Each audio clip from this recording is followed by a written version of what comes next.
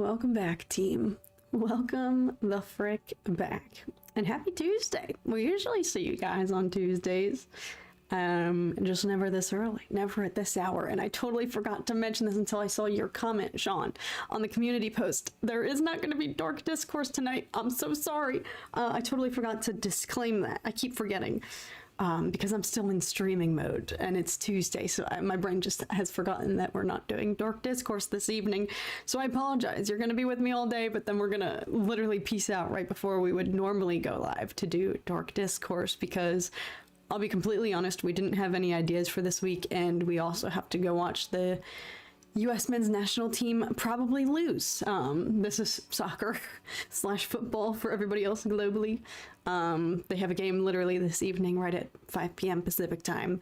And even though they probably will lose, we are still ride or dies. So we're loyal in spite of whatever fate awaits us. Probably in the form of a loss, like I keep saying. But that's why, just to be brutally honest, sorry. Still low-key struggling for Dark Discourse ideas, so we're taking the week off. I'm gonna go represent our team, and we'll get our game plans together going forth, because we're approaching our 100th episode, so lots to look forward to if I can get my head on straight and figure out what to do. But welcome everybody. Thank you all so much for coming back. We got Charlie, we got Sean, who was holding down the fort in the early gang with Patrick, Catching Z's, Totes McGoats, I freaking love that username. Stanley's Oizen, thank you. CB, what's up, friends, and what's up, everybody who might be lurking. Yes. What's up? Sorry, if I am scatterbrained today, forgive me. And many thanks to those of you who, if you're aware of what's going on in Los Angeles right now, many of you guys have already reached out and asked if we're in the clear. And, you know, very similarly to when we had the fires at the beginning of this year, what a freaking historic year it has been here in LA, y'all. Los Angeles is massive. Los Angeles is huge. So while you may see, and while the media may be guilty of portraying as if the entire city is burning to the ground, that's what was happening in January. But even when that, for example, this is what I kept saying in January when many of you guys were asking if we were okay during those fires. Los Angeles is massive, and so something can be going on in one corner of the city and the rest of it is just business as usual. Nick Gundy, what's up? Matthew Tarpley, amen. So we will get into it. This isn't just a disclaimer up front, because there's lots to talk about today, and I kind of wanted to use this as an opportunity because I know several weeks ago in one of these paint streams I was shitting on living in LA. Well, little did I know that everything that has commenced since then would have been happening, and now I'm going to spend the entirety of today backtracking and expressing what is amazing about LA. One of the greatest, most redeeming parts of it. Because LA's been going through the ringer this year, y'all. Before I get into all that, because we're going to be here for the day, this is our game plan for today. So, in case you guys couldn't tell from the starting soon screen, and if you were here for our Persephone portrait that we did a couple streams ago, or that was our last stream that we did, we finished that one up. This is in a much different state than what you guys are used to seeing. I've been afraid to show you guys, like, starting from scratch with still the whites of the paper, just the contour drawing. This is the bare bones, what it looks like, what we are rocking with before we actually get into it. And I've kind of withheld this stage from you guys because, to be completely honest, I've been getting it to a place where it's kind of like finished, not in a finished state, but I've done enough work to it that it looks presentable, in my opinion. And I didn't really have time to get this piece to that point, so I was like, frick it, whatever. I will show you guys. I'll actually get real and not sanitize the process and get it to a state that I think it's fine to start showing people. I'm gonna show you from square one what the full process would look like, which isn't much different than what we've been doing, but I guess I just hesitate to show you guys this stage because there is inevitably an early part of the process where it doesn't look right, nothing looks right, it's all just kind of bare bones. So like right now I like it, but then once we start adding color and color blocking, it starts to look a little bit weird. Until I get it to this kind of finished enough state, as I keep saying, that's when I usually start doing these streams with y'all. So you have something to look at. It's like, ooh, look, she already did some work on it, but that's kind of being a little bit fake. So we're not maybe going to finish this piece today, but I will probably also potentially go live tomorrow again in the hopes of finishing it, because that's the goal for this week. So yes, this is Hades. This is the Hades iteration. Let me grab Persephone. She's right here. Also, Sean, I still have to answer your email. I'm so sorry about that. I literally meant to answer it today before we went live, and I totally forgot. That's on me. So for anyone who forgets, or if you didn't see the finished product, because I haven't posted her yet on social media because I want to wait until I finish her counterpart, her man. This was the Persephone piece. I've really been digging this. The more I look at it during the week, there we go, that's a better angle. Every time I walk past this during the week, I really am happy with this piece. And I was like, shoot, do I even attempt to do a counterpart to it and do a Hades iteration? And admittedly, I've been struggling with the composition for this one. It didn't come to me as easily. It was up here in the noggin, but I was just struggling to get it down on paper. And so what you're seeing here, this final sketch, I finally was able to do this last night. But it took, this is like take 3 of me trying to conceptualize something. It was kind of cursed from the start. I started this on a completely separate piece of paper, tried something, kept erasing, tried again, kept erasing. It just wasn't coming as naturally, this composition, as the Persephone one did. And I was like, this is cursed. Do I even bother to try this? And so I just scrapped that whole piece of paper because it just had bad juju. I started again on this one, and this flowed so much more naturally. I had to go through the trial and error. We had the battle in order to get here. So it's going to mimic hers. Like I said, y'all, I cannibalize my own stuff. So I'm basically just doing similar themes as we did in the Persephone piece. Brain fart, sorry. With, you know, the kind of the chest here. This is a narcissus flower, which I think is a fancy way to say a daffodil, which is representative, I believe, I read, of the underworld. What the frick else? We have a screech owl, which sounds terrifying. But apparently screech owls are symbolic of the underworld. And I also read that deer as well can be, and that's kind of what sparked the theme of this piece, that I gotta give a shout out to Patrick Kelly, because you were riffing with me when we were talking about the Persephone piece and how Hades isn't exactly, he's always depicted being vilified, which, hey, I wasn't there. Hey, this was a millennia ago. This was freaking forever ago. I was not there.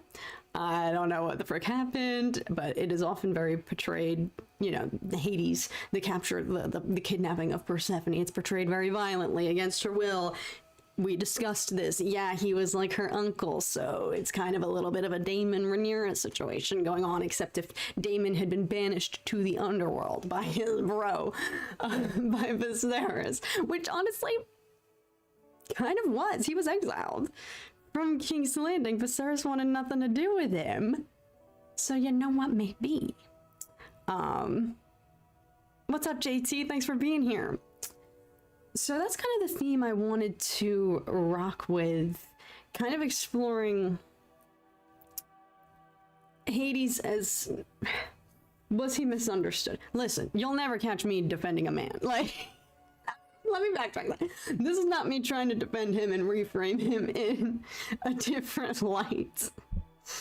I'm not out here trying to defend an actual villain if he is one. Let me put it this way. But in my research for the Persephone piece, you know, I had read that there were perhaps, you know, yes, he's been vilified and is always portrayed very violently, but he might have actually genuinely loved her. And I think she did. That looks like Corky Crease. It kind of is. It's the hair, y'all. It's that curly hair. So I'll continue telling the rest of this now that we've laid out the foundation of what you're looking at. We've gotten over the initial jump scare. Sorry, I'm still rocking with a broken chair. We are down one wheel, so if I accidentally almost freaking wipe out again, that's why. Just rock with me. If my face plant and my teeth chatter and we accidentally impale ourselves on our desk today, team, just walk with me there. So here we are. I'm nervous now because this is I haven't shown the initial stages. So anyway, we're gonna go in with a base layer. I always have to start with something. That was, I think, something else I learned in college. Like, don't start honing in. I need to just have something on the page. So literally, we're not being gracious about this at all. We're just going in and we're just immediately putting, there's no rhyme or reason to this. This is literally just the slapdash, easiest free-flowing part of the process. Just put something, anything down to get over that mental hurdle of I just need to start. Don't pinpoint any specific area, just freaking get something on there. Because then you're no longer working with a bare canvas and it's way less. Oh, frick, that's too green. That's too green. I want it to be blue. Frick, frick, frick. Okay, well, we're already botching this. Okay, so this is the chaotic parts that I've tried to spare y'all. Oh, too dark. Now it's too dark. These are the parts I haven't shown y'all. The stages of this process. The initial. Yes, I think I learned that in college, but ever since then, I've been like, I carry that to my grave. You'll never catch me starting a piece again without putting something down on, like, just a wash of color, or just something to get over it, and to be like, frick it, you did it, you put something there. So that's phase one. And similarly, you guys saw the Persephone piece. It was mostly pink and red and orange themed. We're doing the contrast today. And he's going to be Smurf blue. He's going to be Thrawn. So that's what we're rocking with. So there it is. Hardest part done. You got started. You did something. Yes, Patrick Kelly. Thank you. He was feared back then, but in today's standards, he's a trickster, but he's nice. The only reason he got the underworld was because he drew the shortest straw between him, Zeus, and Poseidon. Exactly. Like, I've come to learn that he maybe wasn't so bad. What's up, Jason Olsen? What's up? This picture looks like a character that you would see in the Witcher games. Let's go, y'all. Let's get it, because I've been in a fantastical mood, you guys know. So I'm happy to hear that. I would low-key like to play the Witcher games, because I'll be honest, I wasn't a big fan of the show, but I felt like I might have appreciated it more if I had played the games. Okay. See, this is why I was scared to show this stage of the process, because these initial stages are, maybe they're not boring. I don't know. We'll find out. But yes, I wanted to do a play on the kind of new discovery that I've come to see through my research for these pieces, looking for different symbols of Hades, Persephone, the underworld. You know, was he truly that bad? Because there are iterations in which Persephone, I think, romanticized iterations, I should say, in which Persephone did come to like him, in spite of the way they got started, you know. So that's what I wanted to explore. Maybe not, again, not in an effort to like defend him or justify his actions, because kidnapping is obviously bad, but to explore, okay, the possibility of what if he's misunderstood and misrepresented historically. And so that's where the antlers might come into play, because I don't know if you guys have ever seen, talk about a jump scare. I didn't know deer did this. They shed their antlers. I will not show you guys a picture because it is scarring. It's actually very disgusting, vile, graphic, gross. And I literally didn't know this until like the past several years. Did you guys know that deer, like, their antlers shed and peel off? And it looks extremely violent and bloody and gross. It's disgusting. But I think I think they just have to shed for them to grow, you know? And so, I don't know. I think it's the same way that we lose hair. Our hair follicles fall out so that new ones can grow in. I don't know. I didn't take too much time to research that, TBH, because those pictures are so scary if you've seen them. But nature is so cool in that way. And so I'm not going to depict the antlers like that violent, gross look. You'll know what I'm talking about if you've seen the photos. I did know that they shed their antlers. Okay, Sean, yeah, I didn't know. This was news to me. This was news to me until literally like within the past few years. I had no clue. And so, what the frick am I trying to say? Yeah, I didn't know that. And so, where am I going with this? That's the symbol. That's why I was like, okay, maybe I'll fixate on the antlers as well a little bit, because I don't know, I'm not going to have them shedding like that, but I might do something. We're gonna play around. I might do a little bit of not melting, but like maybe the antlers are bleeding a little bit. We gotta see, because I want it to represent, like, if you're changing or you're shedding this identity, you know.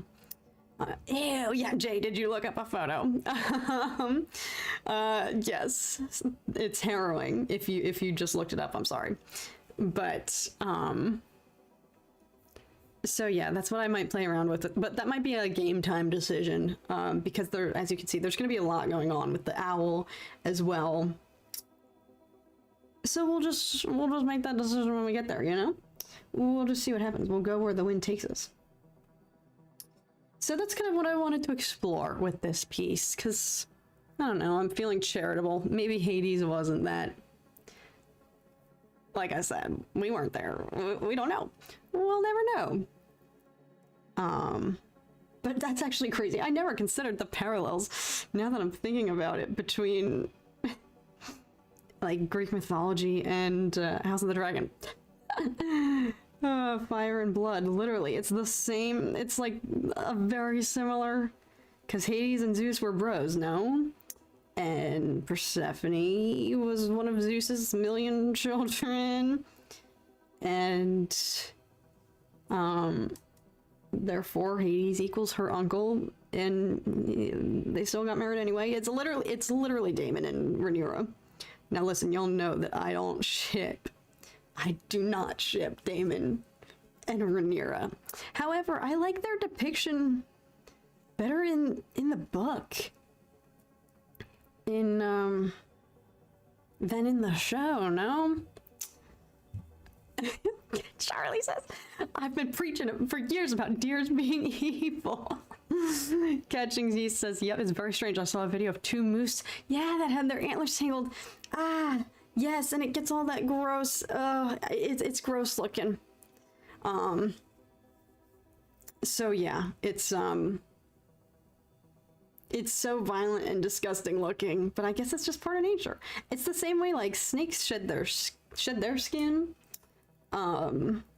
You know, when I was younger, these painting streams, because I don't really have much else to talk about, y'all are just getting my lore, an inner look inside my psyche.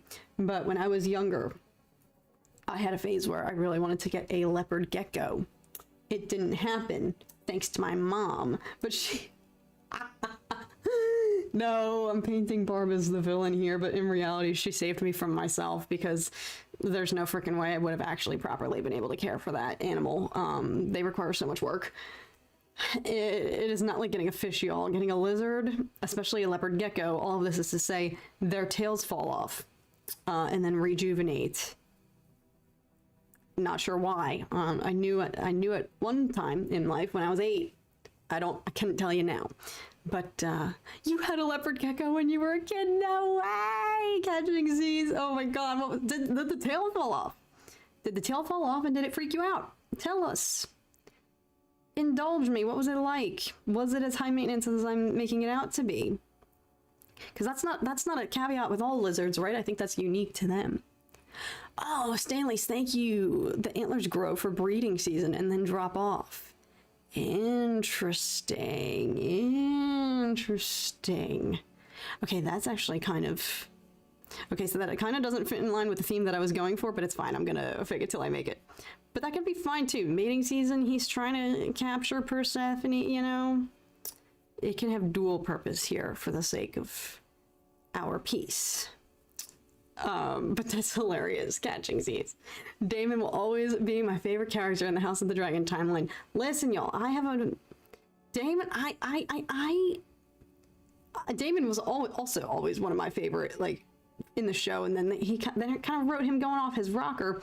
Yeah, in the book, he's a little bit of a loose cannon, but he's none of this violence against Rhaenyra. Like, he is her biggest supporter in the book iteration, the sacred texts. He would never raise a hand. Granted, we don't know. The book is not told from their perspectives. Yes, you know, so things that happen behind closed doors, we would not be privy to. But nowhere does it ever allude to the fact that anyone ever witnessed him abusing her, or lifting a hand against her, or going to Harrenhal and tripping for 7 weeks straight under the threat to usurp her. Like, none of that happened. And so I kind of wish I don't understand why they've deviated so much from book Damon, who was Rhaenyra's ride or die. Now, okay, listen, okay, me backtracking again, not to defend a man, because he also wronged her with the whole, okay, I am gonna backtrack.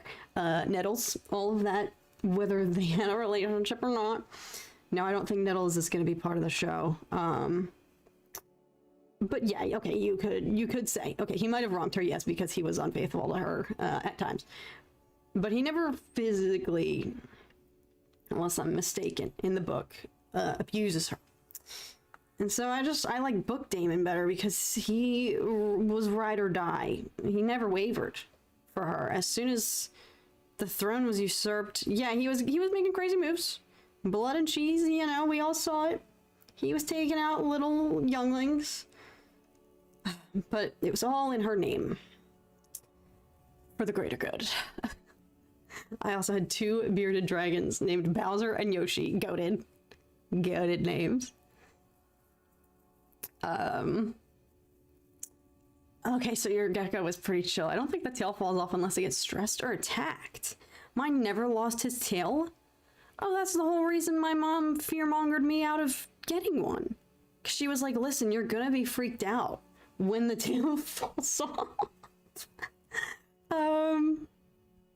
So literally, y'all. I'm sure I've told this story because I feel like I'm having deja vu. I'm sure I've told y'all this story before. That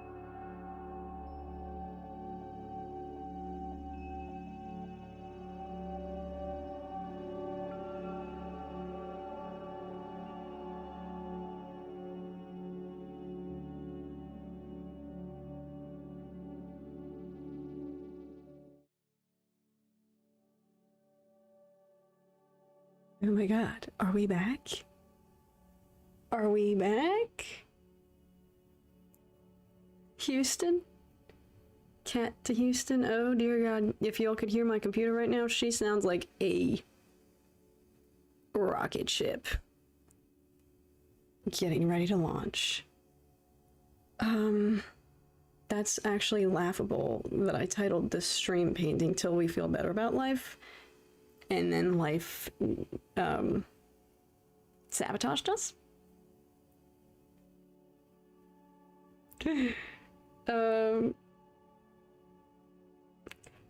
I do not understand. Oh god.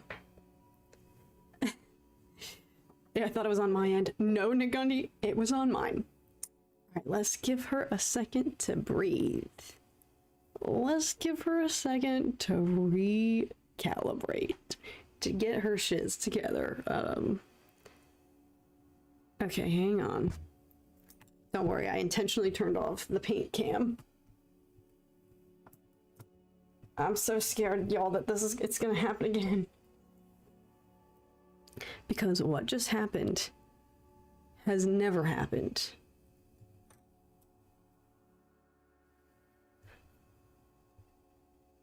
Oops. Okay. Reset. Team? Are you there? Friends? Greetings from Mexico. What's up, Ventry Star? What's up?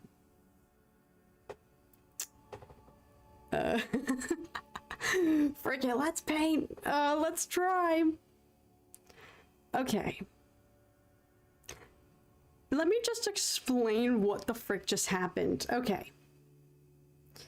The fact that we are still here is a miracle because my computer was shut off. The whole system goes down. That's what... They struck the Death Star. That's what happened. Our central systems, our whole operation was down. What the... How is that possible? The machine running this, my computer, which is not that great, by the way. Maybe there's a sign from the universe. It's like, girl, get your friggin' act together. I guess my computer is a little bit geriatric, but I thought it still had the juice. This has never freaking happened. Okay, so what just happened? What we all just witnessed, experienced, was my computer completely froze and crashed on my end. And so I have a Mac. And for those of you who know, if you have there's a power button that you can just like shut down. Which is what I did, and I thought that was gonna kill the whole stream. The whole system goes down. Exactly, major party. That's what I was going for. Right, we had a major disturbance in the force. We are doing Hades now, Floggy. Welcome, welcome. So what just happened was my computer froze. Yep, I know, I have a Mac. Maybe we're freaking anti-Mac now. I'm gonna switch to frickin' Dell or something. After what the frick we just went through. So how, can somebody explain that to me? How? First off, the irony. The sad irony of me titling the stream. The whole purpose of today's stream was we're gonna just hang out and be chill and try to feel better about the state of the fricking bleak world we're living in. And my computer was like, girl, frick you. The whole system went down. My computer said, really? My computer said, girl, you freaking wish. Instead, freaking, it nerfed me. What just happened? What just happened? How does that? Can anybody explain how that is possible? I'm so discombobulated now. Where's my good brush? I don't know where anything is anymore. How? Okay, thank God. What the frick? How? Can anybody explain that? How? My entire computer went shut off. I shut it off. Because I was like, I don't know what else to do. It was frozen. And that has never happened to my computer. Now, y'all, that's what started happening to my old computer before I got this one. Well, maybe now this one's about to be in the trenches. It's on its last frickin' legs. That has never happened. It completely, totally froze. I couldn't move my mouse. I had no autonomy. Now my chat was still moving though. For a little bit, and then the chat froze, everything froze. So that's when I was like, all right, we are not coming back from this. So then I thought by virtue of shutting down my entire laptop that it would kill the stream. But it was still, can anybody explain that? How was my laptop completely shut down? I mean, I guess I shouldn't be complaining right now, and I'm not complaining. I'm just freaking brain blasted. Dumbstruck, dumbfounded. How? Can someone explain that? Did my computer overheat? Maybe, and it sounds like it's overheating right now. It sounds like a freaking, rocket ship, y'all, as I like to say. How the frick? I don't understand. My computer was off. The whole computer... My mom's here and she doesn't understand what we all just freaking went through. What the frick just happened? I don't know, but I'm glad we're still here. It didn't nerf the whole stream. But how ironic is that in the one stream that I title, Let's Paint Until We Feel Better About Life, and it was like, girl, bye. Girl, frick you. You want to try to feel better? Shame. Shame. That... Oh God, now I can't paint. I'm just so... I am just brain blasted. Whatever, we're still here. I just don't understand how, like, how did it, okay, well, I guess I can unpin my emergency message here. How is this gonna look on the rewatch, y'all? If somebody's watching this later, what's up, Joshua from Long Beach? You're not late to the party. Put a bag of ice at the bottom to cool it off. Is that actually what, is that an actually certified way to save your computer from overheating? I might give it a try. But, I'll just put the whole thing in rice. Do not put ice on a laptop. That will kill it.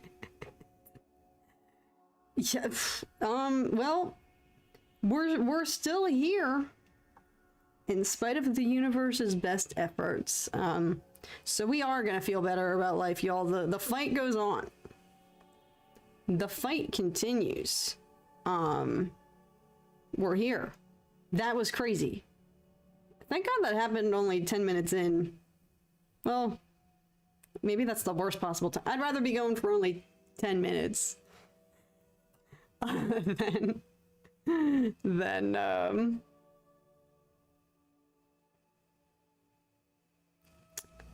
than if we had been going for like 5 hours and then it crashed, and then I'd probably feel really salty. But you would think maybe it's because we've been doing all these like 5-hour long paint streams. My computer's like, come on, I can't take this anymore. I can't take much more of this. I'm tired of this, Grandpa. Let's do damn bad. Me to my failing MacBook that very well may be on its last legs.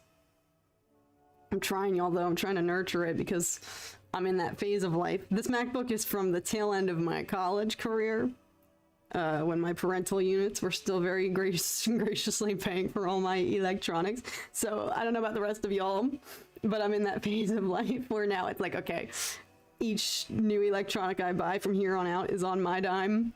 Rightfully so, it should be. I'm a fully grown adult. But all of everything I still have, I'm trying to cling to because it's the last phone that my parents got me while I was still on their phone plan. And it's like funny how in high school, oh, all my phones were dying. Oh, I needed a new phone, you know. Now I've had the same one for years because I'm trying to milk it for all I can. Oh, funny how that works. I'm just cracking up because I know my mom is in the chat right now, probably like, oh yeah. Thank you so much, Danny. Painting looks great already. I'm grateful to hear you say that because I was nervous about showing you guys these initial stages. Oh frick. Where it kind of just doesn't really look like anything. It's tough to discern what's going on. Each of these painting streams I've kind of been cheating a little bit, and I've been working behind the scenes, backstage, the day or two before. Oh frick. See, this is the stage I was nervous to show you guys, like actually getting started, what the process actually looks like. Because this is often where I also mess up the most. Like I said, I've kind of been sanitizing the streams for y'all to only start when I'm at a good spot. And, what am I saying? Because once I've laid down the foundations, it's harder to, you know, I have my game plan, you know, I have the path that I'm following. Whereas in this state, I feel like I make more mistakes. So that's why I've been like, I don't want to show you guys all that, but frick it, we're getting real here.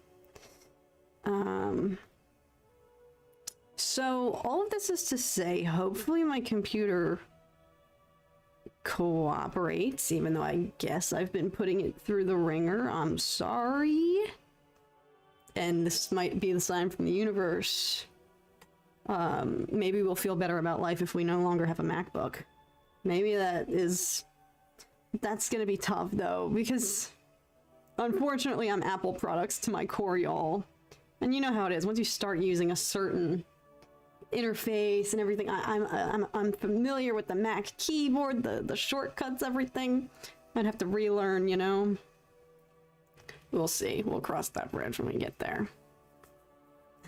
take out a loan for a top of the line gaming computer. I'm considering it.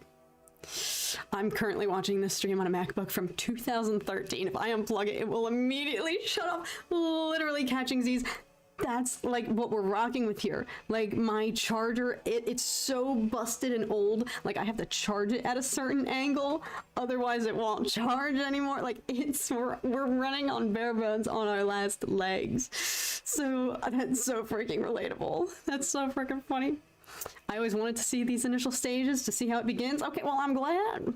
I'm glad that y'all don't mind seeing how it looks when we get started, because I feel like it doesn't look like much. And like I said, computer permitting, the game plan was we're definitely not going to finish this piece today.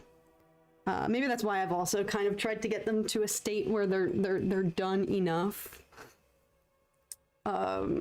so that I can you guys get to see the moment I finish it, you know, the finished product. I feel like that's kind of more exciting than to leave off unfinished, but that's definitely what we're going to be doing today, because we might not even survive the night with this state my computer's in. Who knows? This is news to me, y'all. I know I've been kind of nursing my elderly laptop here, but I didn't think it was that bleak. It looks kind of jokerish with the green hair. It does. It's gonna turn black. I'm not keeping it. Michaela, no freaking way! Oh my god, queen, my freaking queen, y'all, stop! Oh my gosh, I freaking love you. Oh my god, I'm gonna freak the frick out, y'all. My queen is here. I'm gonna cry. I'm glad you saw this now, versus where we were 5 minutes ago when my computer crashed and the stream was freaking dead. That would have been embarrassing. So I'm glad you're tuning in now. Oy, oy, oy. Yeah, everyone just pretend if you were there for that, the great computer crash of 2025. Just pretend that you, just pretend that it was running smoothly this whole time. No, I love you and your amazing talents. Right back at you. Y'all stay tuned. Watch this space. Is that what the youngins say? Cause Michaela, I'm gonna be plugging her art real soon, y'all. Real soon. Michaela's got some exciting stuff in the works that I'm gonna be freaking sharing out the wazoo, to the point that y'all are gonna be sick of me. But it's fine, because I'm gonna enlighten you to her amazingness. So be ready, y'all. Be ready, team. Brace now. Brace for impact. Because it's gonna happen. But yes, you honor me with your presence, Michaela. I love you. Anyways, I wanted to take this stream opportunity to talk about everything that's going on in the world. And then the world was like, frick you, and broke my laptop. But we are gonna persevere nonetheless. We are gonna fight back. So, now that we've gotten the initial computer breaking out of the way, and we've explained what we're painting today, simply, I have beef with AppleCare. I just recently got a MacBook and my cat, of course, spilled water on it. Well, we took it to the Best Buy where we got it, and they said that it was the charger. What the frick? Yeah, they're all, I don't want to spread misinformation here, but isn't it kind of an old wives' tale that Apple products are designed to not really survive? We had to buy another charger after that one breaking. Oh no. But I'm assuming it wasn't just the charger. If it had water spilled all over it, that's a blessing though. If your cat spilled water over your entire computer and the only thing that needed replacing was the charger, that's kind of clutch.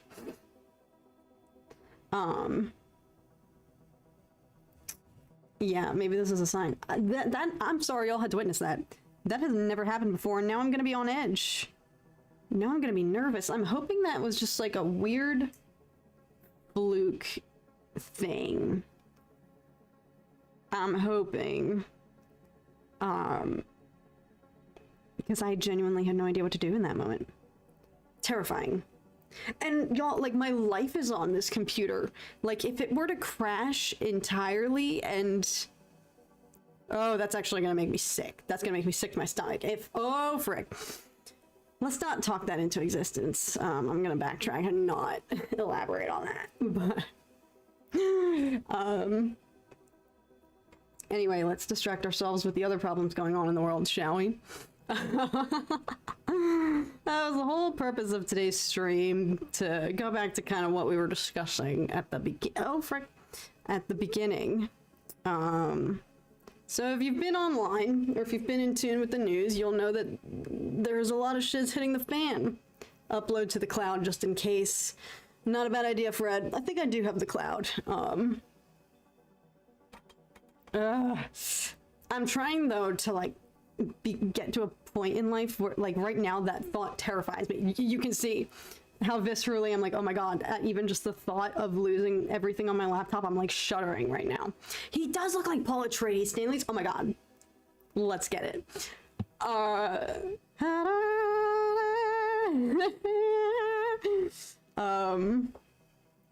Didn't even think about that, but I'm not opposed to it. In fact, I'm gonna lean into it.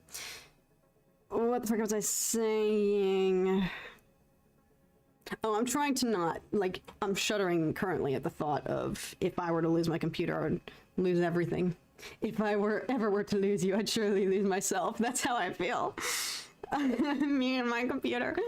But, I'm trying to reach a place where it's like, okay, if I were to lose everything, all my photos, all my videos, everything that's on here, I'd still be alive and the sun would still rise, you know?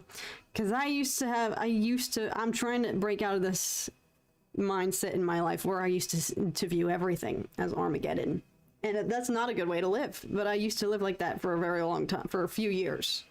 And it's just not healthy. And I made changes in my life to overcome that, and it's so much better when you can look at things with a clear head, clear eyes, full hearts, and accept that if you wake up and you're still breathing the next day, life's gonna go on, and nothing is the end of the world. Now, that is not to diminish everything that's freaking happening in the world right now, so to bring it all back, I wanted to stream today as a little bit of just let zen out, but also, as I said, to take the opportunity to remedy. I got a hard drive and it changed my life. Wait, Michaela, that's actually a genius idea. Get a hard drive, girl. Wait, maybe I should do that. I should do that. Because I know you've got the same, y'all.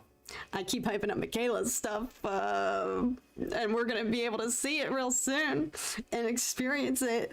But I can imagine, yes, your livelihood is also all on your computer. And if it were to go haywire, that would be tragic. Maybe I will. Today's purchasing to-do list after this stream, y'all. I'm buying a hard drive. I barely even know what a hard drive is, but I'm buying one. We're not gonna have that jump scare again. He kind of does look like Superman, CB. We're gonna work on it. We're gonna work on it. Maybe I should have picked, but like, there's so many different, if you look up, okay, actually, I'm gonna let that dry for a second. If you look up Hades, there are so many different depictions of him. Some where he's tough and scary, some where he's kind of more sneaky looking, like kind of got a devilish little vibe to him. Others where he's smoking hot, for lack of a better term. Because I was doing this for research purposes, y'all. I was looking up, you know, cultural, artistic depictions of him, and there are definitely some fan iterations where he's good looking. So maybe that's why we went the route of him not being menacing looking. Because, like I said, I didn't want to depict the scary version of him. I wanted to depict a perhaps misunderstood, melancholy lonely version of Hades while he's chilling alone in the underworld. What the frick was I saying? I'm gonna let the face dry for a second. We're gonna meander down here. He could also be a young Krennic. Oh my gosh, I didn't even think about that. Back up all your stuff on a hard drive. Do it. I cannot recommend hard drives enough. Oh my god. In that case, y'all, this is my mission for today. My mission, if I choose to accept it, I'm buying one. I will. I'm frankly shocked I don't already have one, but it's fine. We're gonna remedy that. Anyways, I keep going on tangents, avoiding the main topic at hand, which is, yes, if you've turned on the news and are aware, shiz is hitting the fan right now in Los Angeles, California, US of A. And I said this in the beginning, but I just want to give shout out to those of you who reached out and inquired if, gotta go, but I love you, Michaela, so much. Oh my god. Chat, take care of my girl. They always do, Michaela. Y'all, she's my queen. I freaking love her so much. And stay tuned, y'all. Seriously, I'm about to be plugging Michaela's amazingness very, very, very soon. But yes, Los Angeles is quite the hot topic in the news cycle yet again. Living through history as we speak, y'all. And like I said, I spent a few before I knew the shiz that was gonna hit the fan here, mere weeks later. You'll remember in a previous painting stream, I went on a tangent about the things I don't really like about living in Los Angeles. And I'm going to take this opportunity to backtrack on all of that and talk about what I do like. Because like I said at the time, how did I get on that subject? I think I was critiquing the fact that we are supposed to be hosting the Olympics in T-minus like 3 years time, and I was discussing how I just genuinely don't know how that's fathomable with the state that the city is in. And if you turn on the news, you're probably like, yeah, holy frick, how the frick is LA gonna be hosting the Olympics, the World Cup? Because like I said, the news will lead you to believe that the entire city is burning to the ground right now. That's not the case.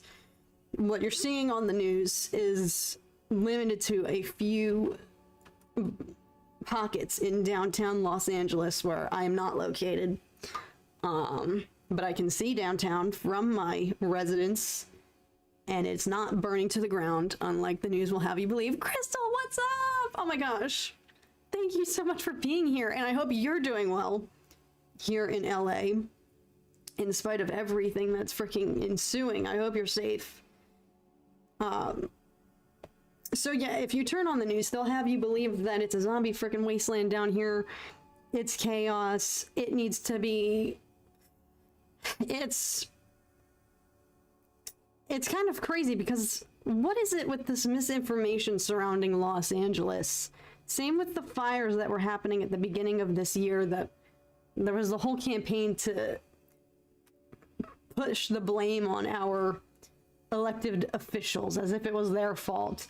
That they can't control nature. And yes, is there, disputes about funding and allocation of resources and the fire department and lack of water and all of that stuff. But at the end of the day, people were still losing their homes, their livelihoods, their lives.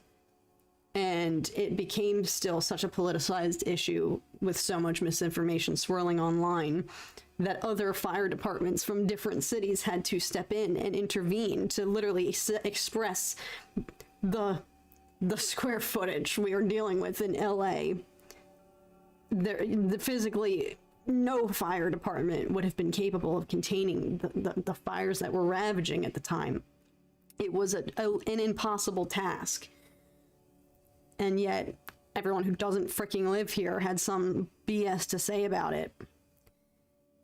And was trying to spin it on our government and find some way to, blame somebody when simply it was just a matter of, it was an uphill battle to begin with, and no city or infrastructure would have had the water to brace for what the flames that were ensuing. So fast forward now, freaking months later, we're back in the news cycle.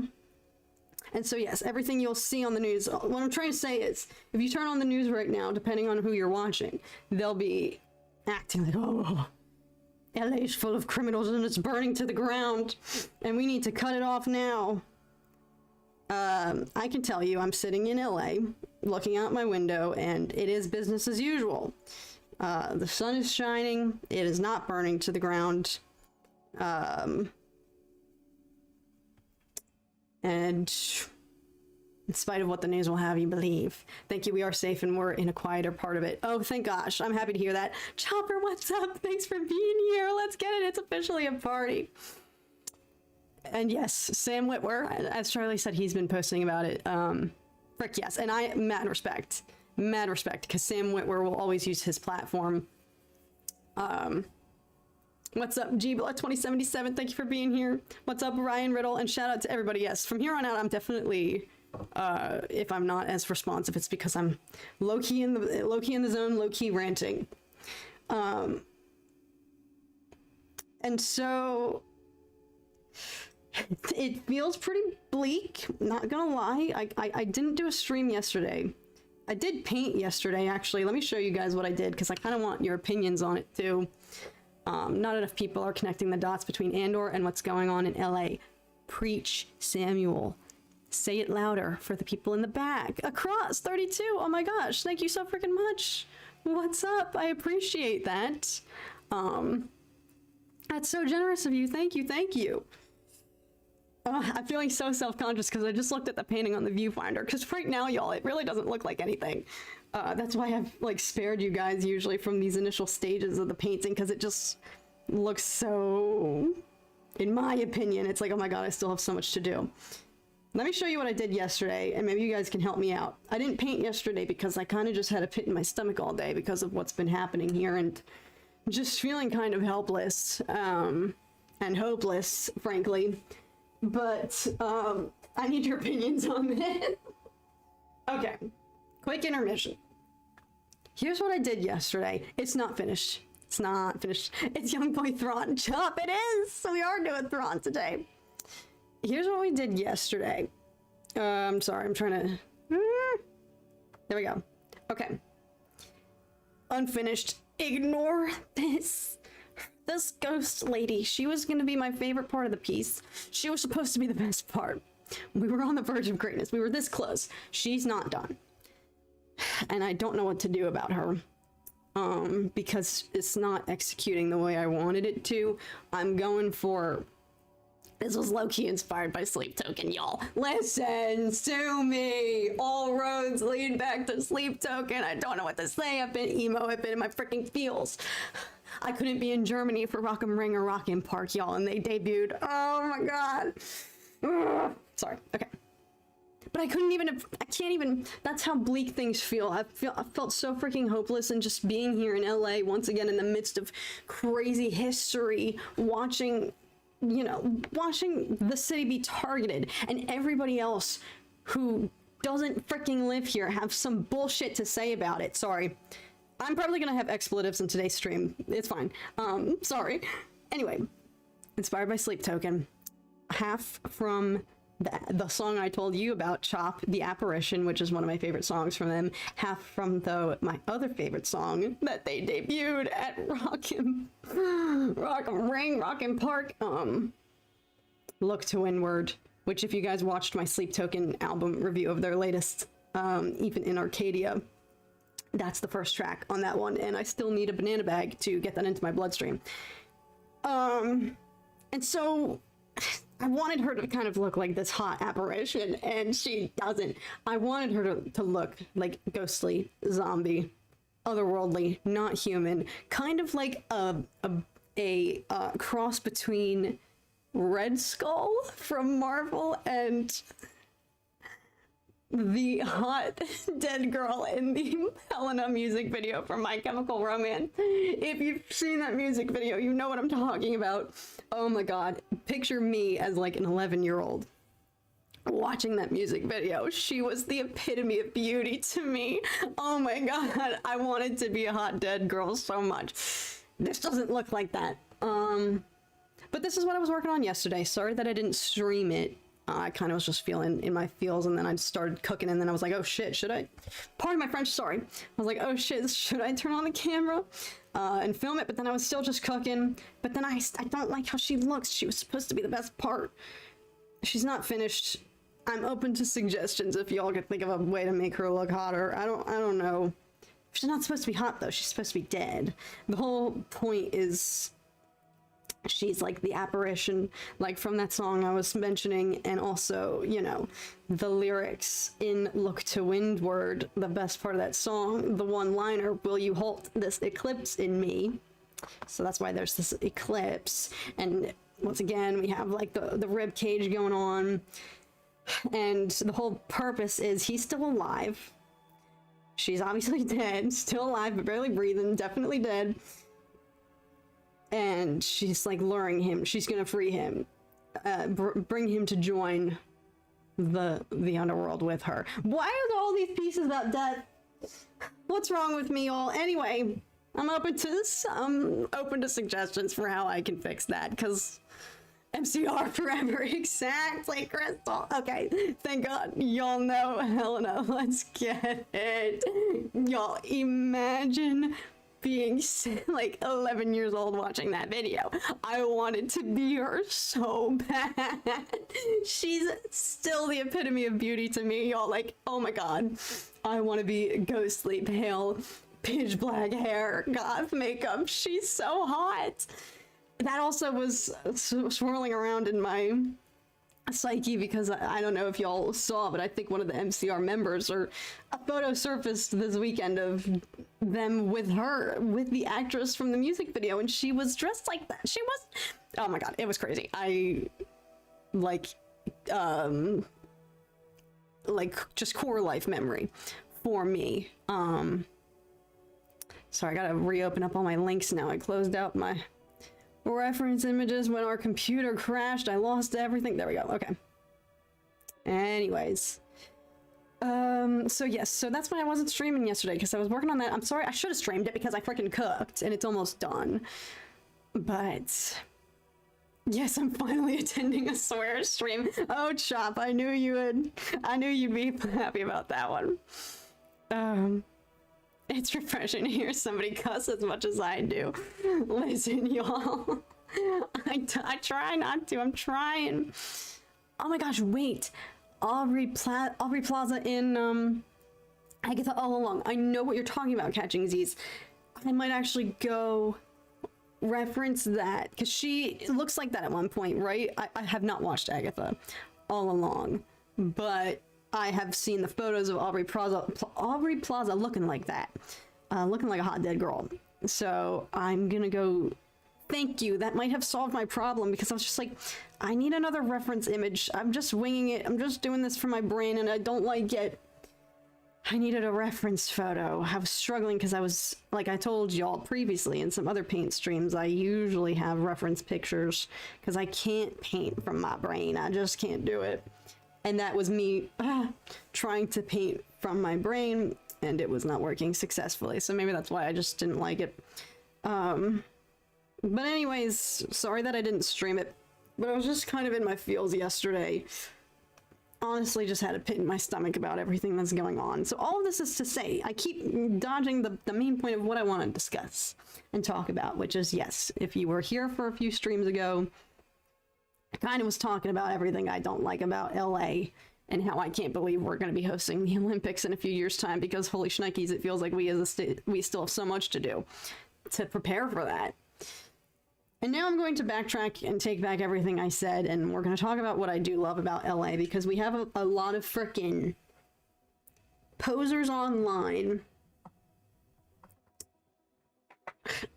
doing nothing but fanning the flames of what's going on here and trying to further perpetuate this image of Los Angeles being this lawless land that we need to take back. And further perpetuating fear towards the immigrant community, which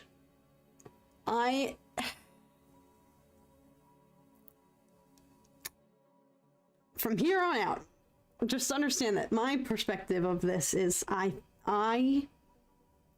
do not subscribe. I am like, how am I trying to say this? It's very hard for me to understand. I fundamentally at my core believe that no one is illegal. Nobody is illegal on stolen land, which is the entirety of freaking like California and the United States in general. We have a deep, dark, awful history. And every one of us here, if you've taken 23andMe ancestry, none of us are freaking from here unless you are native. And so I fundamentally just do not believe in, I just don't subscribe to me, my brain just will never view a human being as illegal, or, you know, I view it as we all are on the same globe together. Why should our presence only be allowed to be dictated based on where we were born? You know, it's all just big chunks of land. Listen, y'all are learning my lore, and maybe this is out there, and maybe this is crazy, but that's just how I view it. It's like we are all on this floating frickin' rock together.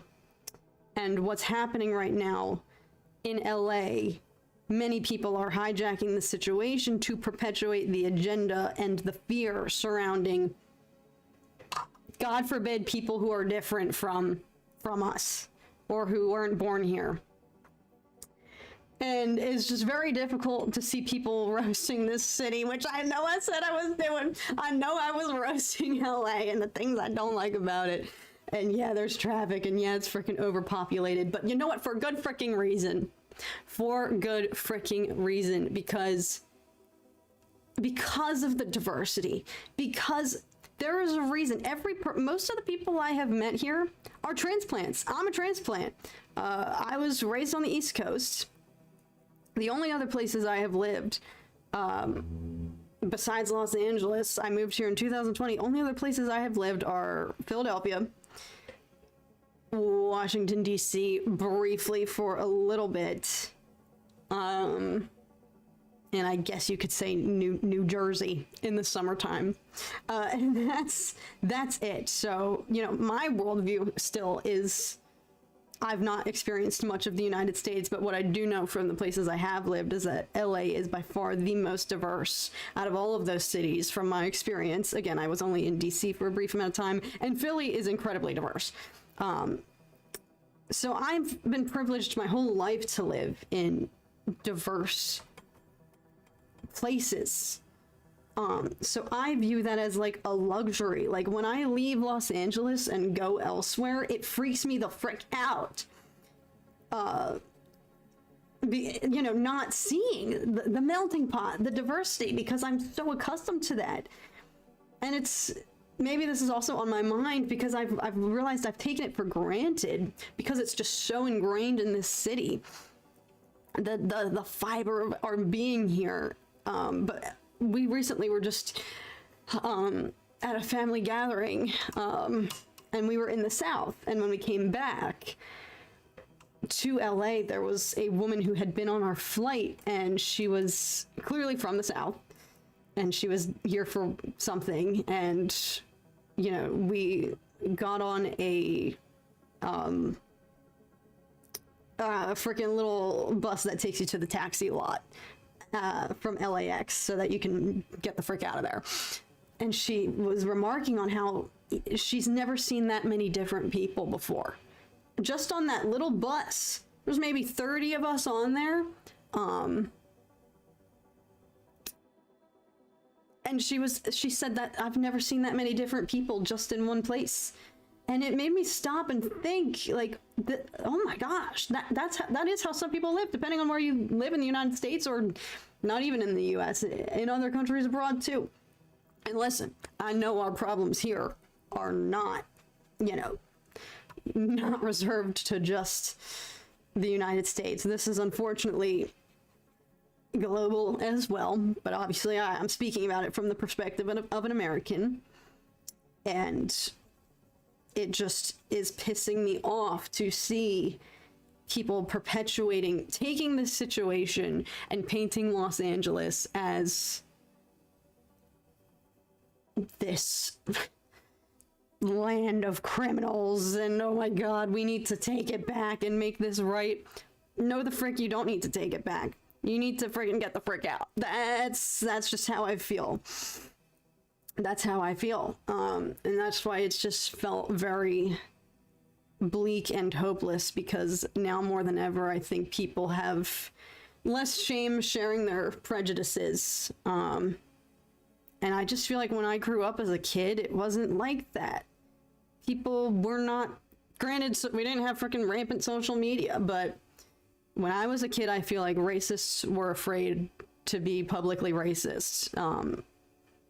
And now they are not, you know, and that's on freaking Twitter, unfortunately. That's on, not Twitter, X.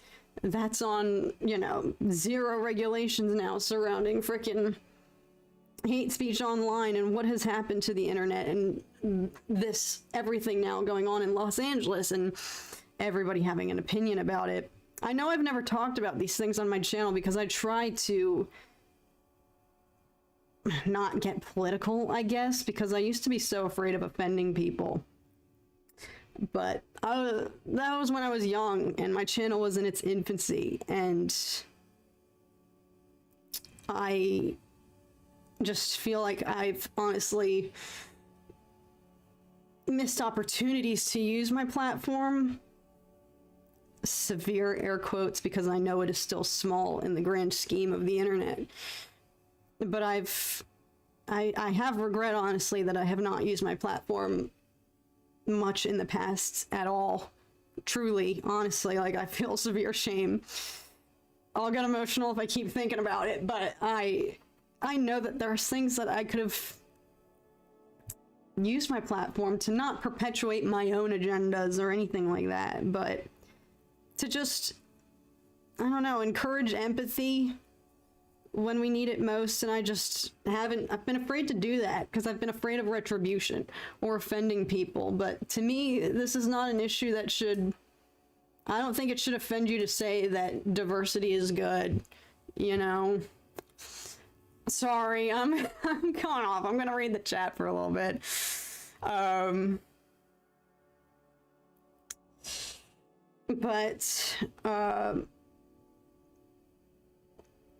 And I used to also, you know, because we also live in a timeline where it's like, oh, freaking nobody wants to hear from influencers or celebrities, blah, blah, blah, blah, blah. But I saw somebody tweeting, and by the way, that's not to equate myself with an influencer or celebrity. Like I said, my reach platform is minuscule, but I still have something's better than nothing, I guess, and I haven't even used that something to advocate much in the past for things that I felt strongly about, and I do have genuine regret, you know, and I just have to live with that. And so I don't want to let this moment go by when I can come on here and say, no, Los Angeles is not some freaking wasteland that needs to be, we don't need to bring back the LA of the 60s before mass immigration or whatever. No, it's the population here, the diversity that makes this one of the best freaking places to live. There are so many reasons that this is one of the best freaking places to live, and I know that this sounds crazy because I did nothing but shit on LA a few weeks ago, and I'm sorry for that. Yes, we have traffic.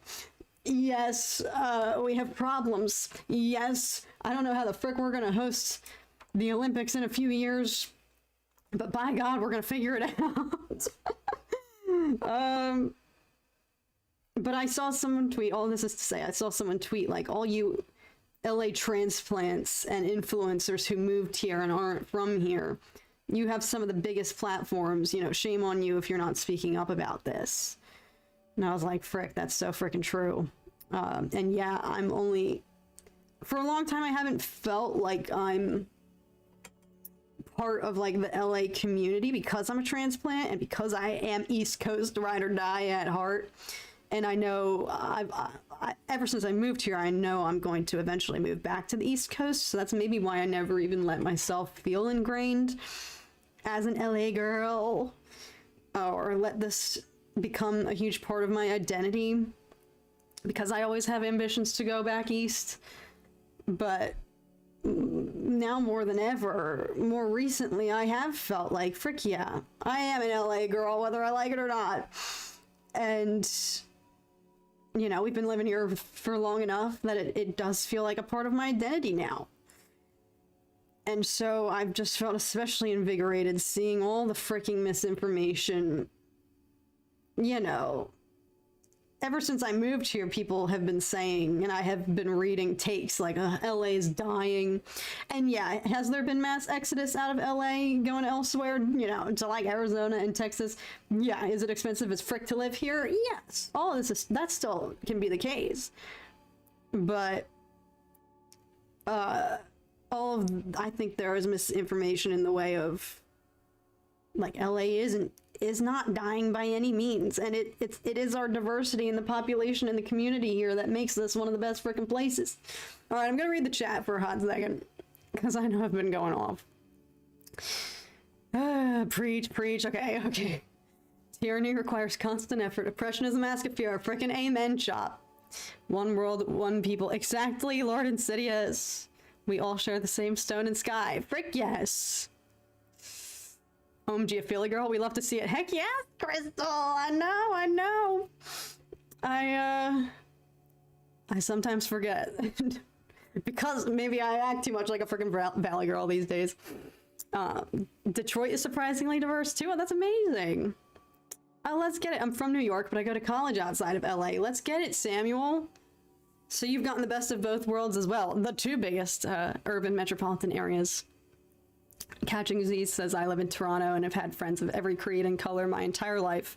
And it's an amazing thing. Sharing our different cultures with one another is beautiful. Let's get it. Fred says, I was going to apply for a visa to go to the World Cup next year, but now I'm not sure. Listen, it is a bleak time in this country, unfortunately. And I am fearful that global events like the World Cup and like the Olympics aren't necessarily going to do enough to help us out, because nobody's gonna want to come here. You know, even after they announced, I'm not oblivious to the fact that people were upset when they announced Los Angeles to host Star Wars Celebration in 2027. I saw quite a lot of pushback about that online from people who live abroad who don't want to come to America right now. So yeah, it's such a, I never thought that I would be living in a timeline, because when you're raised in America, our education here, you are bred to believe that we are the best. There is a very Americentric, like, we are the frickin', we come in and save the day in every world war, we're the heroes, we dominate, blah, blah, blah, blah, blah. Like, and then when I just remember stepping foot in Europe for the first time when I was, you know, in my late teens, maybe early 20s, actually. No, I was early 20s. And it just totally, I was like, oh my God, there's a world outside. We're not in Kansas anymore, Toto. Holy shnikes. There's a world that goes on outside of America. And it's pretty darn great here too. And so this sounds stupid to say, because growing up in the American schooling system, where you're raised to have this Americentric worldview and like, yeah, we're the heroes, blah, blah, blah. Frick no. This is crazy to admit, but I'm going to freaking say it just to give you a picture of how flawed our school system is. And maybe this is on me too, because I wasn't picking up books in my own time. Like, I'm equally perhaps guilty in this, but I was not taught this. I wasn't even taught this. I didn't know about this until I got to my sophomore year of college. Just to paint a picture, I had no freaking clue that we had internment camps, prison camps, Japanese prison camps. I still can't even fully, I'm probably not even describing it properly because I never learned about this frickin' shiz. We had prison camps following all, you know, I think World War II, right? Like, I'm embarrassed that I'm tripping over this. I can't even fully even describe it because I didn't learn. I was a sophomore in college and they were just brushing over this in a lecture and I was like, what the frick are we talking about right now? I didn't learn that shiz. That's what the American school system has failed us because it has raised us to view us as the heroes all the freaking time. And then here I am, embarrassingly late in life as a sophomore in college, learning about horrific shiz that we've done, that we just, oh, water under the bridge, we've just brushed it under the rug. I'm looking around my classroom like, does anybody else know what's going on right now? I feel so ashamed sharing this story, but I'm gonna deflect some of the blame to the fact that I was never taught this shiz, because we only learn about the freaking good parts of America in school, and then I have to go to college and learn about, oh, we had our own freaking prison camps and shiz. Just crazy. Just so that's just to paint a picture of like what we're raised, lacking the knowledge of like. Now, yeah, we learned about slavery and stuff like that, but like when you're in elementary school, you know, you're taught, oh, Thanksgiving was a great way for the colonizers and the natives to mingle and hang out and be friendly with each other. That's what you're learning as a child. Sorry. You know, like that's how I learned. You know, I was taught, oh yeah, we were friendly. They exchanged gifts, and little did I know those gifts were smallpox blankets. Like, you know, that's on, you know, that's what our education is like.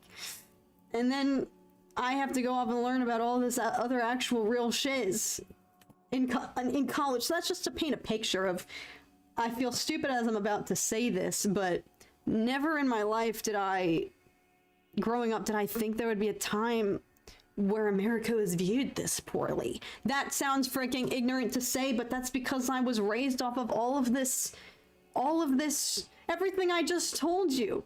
Oh, our colonizers were nice. Oh yeah, they were nice to the Native American. Oh yeah. Yeah, sure. All right. Gonna take a quick little breather because I know I've been going off, and like I said, I've never delved into topics like this on the channel, and for that, you know, I no longer have fear that someone's gonna unfollow me because they're offended by any of what I'm saying. For so long I was just crippled by not wanting to stir the pot or say the wrong thing, or if I have the wrong opinion, or what if people get angry at me and then unsubscribe, then freaking good riddance. And I'm sorry if you sat here and you're listening to this and you hate what I'm saying. My fundamental belief is it shouldn't be controversial to say these things, you know, to say that diversity is good and that we have a flawed history and that we're living in what I think right now we will look back on as one of the darkest eras in our history and question, how did we let this happen? Sorry. Okay, I'm gonna catch up on the chat because I've been ranting. Beautiful art, Catherine, and nice to hear that you are with those of us who want to progress rather than regress. Thank you, Jake Hamilton. Thank you so much. And like, even if like that also makes me shudder a little bit to think that I've been silent for so long about certain things out of fear of retribution, to the point that like you guys wouldn't know that I'm an accepting, empathetic person, that I believe that I don't view any person as, you know, illegal, like that stuff just doesn't vibe, like that I wouldn't be in favor of being progressive, you know, because I stayed silent. And, you know, with the latest election being one of my biggest regrets, that I didn't even just use my platform to advocate and say, hey, just go register to vote. If you're not registered, not even just telling people who to vote for, but just saying, go exercise your right. You know, like, I have fundamental beliefs about voting, even just, you know, that my mom instilled in me, that I will carry with me forever. You know, she always would take me to go vote with her when I was little, Granted, because she was a stay-at-home mom, so I was just going with her wherever anyway. But she would always make a point to go and vote, even in the smallest, like, school board elections. Like, the smallest, seemingly inconsequential things on a local level. And she would always tell me, like, not long ago, in the grand scheme of our fledgling country, our young history, not long ago, women couldn't do that. It's frighteningly close. If you just look at a timeline of the United States, how long we've been an operational country, it's embarrassingly in recent history that someone like me could even be allowed to vote. And that's just white women too, by the way. That is not, that's also, you know, there's problems everywhere. But what am I trying to say? What am I trying to say? Oh, so yeah, just from a young age, my mom instilled in me, like, do not ever underestimate or take for granted that you have this right, because there was a time when you didn't, you know, when again, yes, all women have the right to vote now, and yes, the suffragette acts and all of that was exclusionary to just white women at the time, but and so even just to take what I've learned from my own parents of don't ever waste an opportunity to exercise your vote. You know, I have so much regret that I didn't use any opportunities in the past election to just even encourage people here to, I don't care who, just go exercise your right, you know? All right, I keep going on tangents because I'm trying to remedy for all the times I've frickin' just kept my mouth shut in the past and I've been afraid, but we're not afraid anymore, y'all. This is, I wish more people were like you. We need more people that are as welcoming, kind, supportive, and loving as you are. I believe, Chop, that there are people like that, and they're just not on X. The antithesis of those people are on Twitter right now. All those people are offline, not on social media. That's what I tell myself. Barb is awesome. She is. Oh, hey. No, it wasn't on you, Mom. It was on the freaking public school system. Jesus. Wasn't your job to homeschool me. All right, I'm gonna fly through this. I think you'd only offend racists and bigots, and I think that's fine. Amen, catching C's. Frick yes. Yes, I'm no longer afraid to offend the wrong people anymore. I don't care. I don't care. For the love of everything, Kat, say what's on your mind. Thank you, Charlie. Ooh, Crystal, I don't know, people saying that they didn't want to come to LA for Celebration was so hypocritical. Oh, explain. Okay, yes, you're right. Okay, actually, no, you're so right. Like, LA is so diverse and so accepting. Exactly. I actually feel what you're saying, because I too was like, you know, people were painting it as if LA is this god-awful place. I'm like, no, this is the one of the few remaining places in this country that is still such an amazing melting pot and is the most accepting of whatever your lifestyle or creed or whatever it is, whatever floats your boat. LA is the place to come and do it. And so yeah, to see a lot of people who have clearly never been here before expressing those thoughts and acting like LA was like this death sentence, that it was being hosted here, that was a little bit like, it's like, no, have y'all been here? Have y'all been? This is the one place where you shouldn't be afraid to come and be who you are. And that's why there's so many transplants here. And I think, in my opinion, that's why it's, that's why LA is being so heavily targeted right now, because it is a beacon of so many of those things that our current administration is trying to demolish and silence.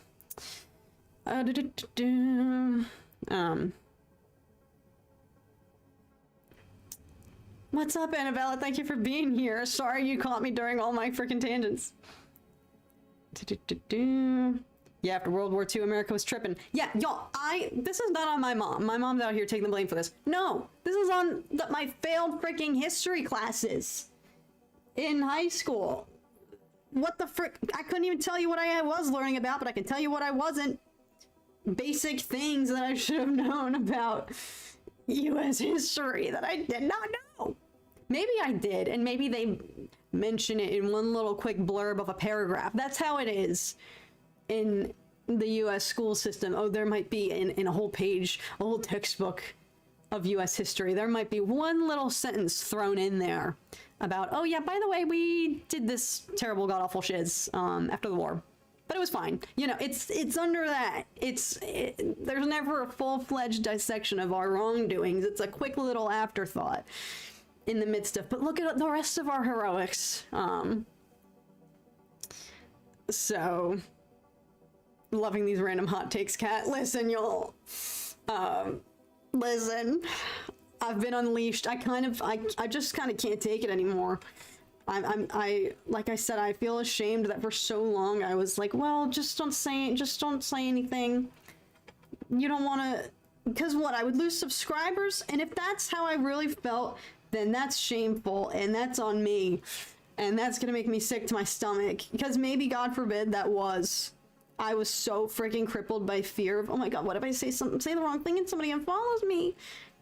Freaking girl, if that's really what the root of it was, which I'm not saying it is, but surely it was a factor in my fledgling YouTube career of feeling like, oh, I don't want to be too bold in my, God forbid, just empathy for other human life, because that's how it is now. Now, granted, when I started my YouTube career, the state of the country was a lot different. Things have changed. Wait, actually, no, it wasn't. We were still in the trenches. But dare I say, they weren't as deep as these. All right, I know I'm behind. I'm going to speed round. Everybody has a point of view, and if someone gets offended, who cares? Just rant. Amen, Francisco. Rant, Cat. Rant. Let your emotions flow through you. Oh, no, thank you so much for joining. Welcome to the apprentice level. I appreciate that. Welcome, welcome. I just watched your reaction to The Exorcist 5 minutes ago. Oh, thank you, Raj. I appreciate that. Simply, I'm glad that you agree.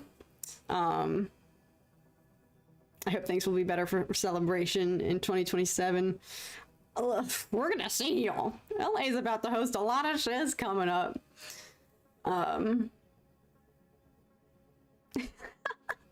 Lord Insidious. Fair, I tried educating the other students in my classes and telling them the true history, and I had a nun tell me that I was going straight to HE double hockey sticks for inciting rebellion. Good times.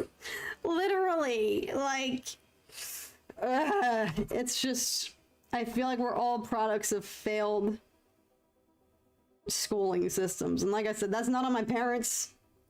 That's on the education system. Because no, my parents did everything in their power. Like I said, my mom did everything in her power to raise me to appreciate my right to vote. And when I got to college, my freshman year, I had just started college, literally. And I had also just turned 18, so it was my first time voting. The 2016 election, you can imagine how crazy that was. And I remember all of my friends at the time, all my girlfriends, I was the only one of them. There were maybe 2 of us in a group of like 6 who was going out to vote. And I know I have told you guys this because in hindsight, was this voter suppression? I've told you guys, I waited that night 3 hours in line. 3 hours to go cast my vote. And yeah, if I were any lazier, yeah, it was freshman year. I was in the throes of my, fall semester of college. I had shiz to do. I had an exam. I had an art history exam the next day. Oh, the timing was god awful. I literally had an exam to be studying for, and I went out and waited for 3 hours in line to go cast my vote. And none of my other friends did. And I just remember being so disappointed in them. And because my mom raised me to be like, never let this go to waste. Women starved and died and fought freaking tooth and nail for me to be able to go and do that. I can't imagine being one of them and dying for that cause just to learn that decades in the future, oh, they just don't, women have the right to vote and they just don't feel like doing it. Could you imagine? I'd be rolling in my damn grave. And so that's what my mom instilled in me, and I just remember being so disappointed in all of my friends. And then after the results came out, I was like, y'all can't even talk. I don't want to hear shit coming from you guys. I'm sorry, I'm cursing today. I'm so freaking sorry. I literally straight up told them, I was like, I don't want to hear anything from you. You gave up your right to vote, therefore you have no right to criticize these results. Now, like I said, was I a victim of voter suppression? Because we waited 3 hours that night, y'all, to vote. I waited in line 3 hours that night, and I never considered it. It was awful. That was, God, in hindsight, oh, it was just crazy. And yeah, I had an art history exam the next day. And did we all fail it? Probably. And shout out to that professor, because she let us retake it open note. God bless. I remember we went in, you know, it felt like the world was ending, and somebody literally raised their hand and asked. He was like, it's clear we all don't want to be here right now. Do we have to take this test? I could tell she was in pain. She was like, yes, I'm sorry. And then we all got the results back, and she was like, okay, you can retake it, open book. Oh, that was so freaking funny in hindsight, but yeah. So that's on my parents for teaching me all that. And also just for teaching me basic human decency and to accept and appreciate that in your life, you will encounter people who are different from you. And that's not something to be feared. So that's kind of the bulk of what I wanted to talk about today. It's really been disheartening seeing, I think, and I have the privilege, because here I am, I was going to say, I shouldn't be going online. How privileged is that for me to say, oh, I have to not go online. No, that's me coming from my freaking privileged place. Like how lucky I am to just be able to turn that off at a moment's notice and be like, I'll just feel better. I just don't have to look at it and I'll feel better. Yeah, I'm unaffected, and I'm lucky to be able to say that. But how the heck am I supposed to have a clean conscience and even just sitting here right now and painting? I'm like, what the frick am I doing? I feel helpless. I feel useless while people are being torn away from their families, fearing for their future. Like, what the frick are we doing, team? What is going on? It's just so, it feels so bleak, and that's how I've been feeling. I've been feeling just like, what is the point? Hopeless. But my goal today, my challenge to myself as I was getting ready for the stream, I was like, try to come in with a message of hope. So we'll see if I can put a spin on it. All hail Barb. Agreed. Exactly. Let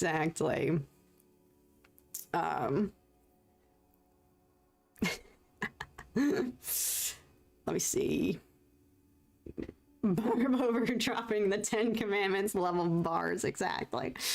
Shout out Matthew saying that your mother raised you to be a good man and that you have no regrets about any of it. Frick yes. If you like paintings, you should visit Amsterdam one day. I want to go so bad, y'all. I have my bucket list dream. I want to map out for myself like my Cat's Art World tour, and I want to locate all of my favorite paintings, every painting that I want to go see in the flesh with my own eyes. And do I have the money for this? Frick no. Do I have the resources for this? Absolutely the frick not. This is me when I'm rich in the future. This is for rich cat to do. But I want to go do this like art history world tour. And go, what the frick am I? I'm locating what I have to do next in this piece. And I want to do that and like go map out, okay, well, which paintings, which museums, and go take like 3 weeks or whatever, go on my little eat, pray, love journey and go see all the art that I want to go see. And so Amsterdam is definitely on the list.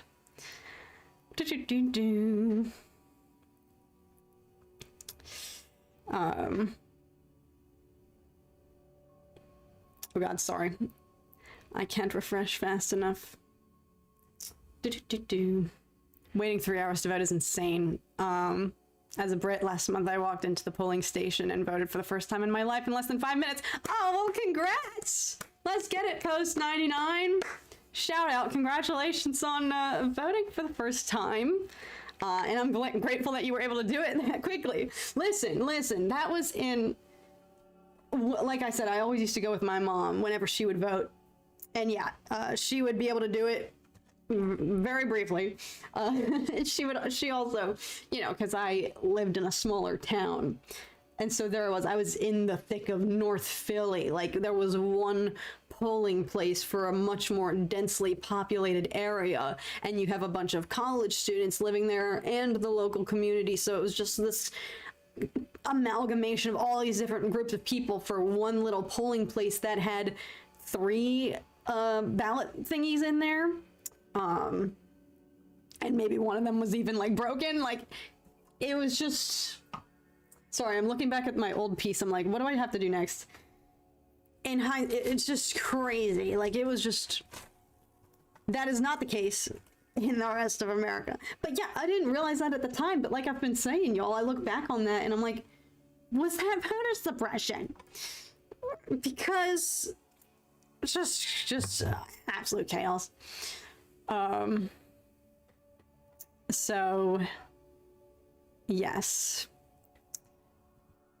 Also, I forgot, Chop, if you're still here, I swear that I saw... I've chosen a Sleep Token song for my next edit. Well, you better drop that soon, Chopper. Edit! Edit at the speed of light. I'm begging you. I'll retweet it into oblivion. Oh my god, I can't wait. So yeah, well, maybe not end rant, who knows? We're just out here discussing whatever we want today. But maybe I'll try to have a more hopeful take for the rest of this stream. Oh, I want something brighter than this. Maybe. We'll keep this. I know this looks bold, y'all, but it's just going on in the background. Just isolating the backdrop. I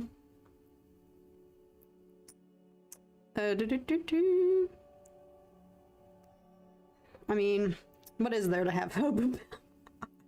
Rebellions are built on hope and black pudding, as somebody said. I still gotta do that video. I still gotta do my little black pudding taste tests.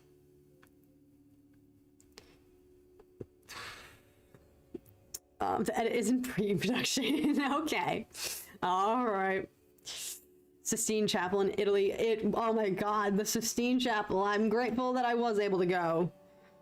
Freaking right, Annabella. Anything. To see anything in Italy. Oh my god, y'all. I mean this so seriously when I say this. But when I lived there, because you guys know I never freaking shut up about it. I lived there for a solid 7 weeks or something. Because I was doing a summer study abroad session.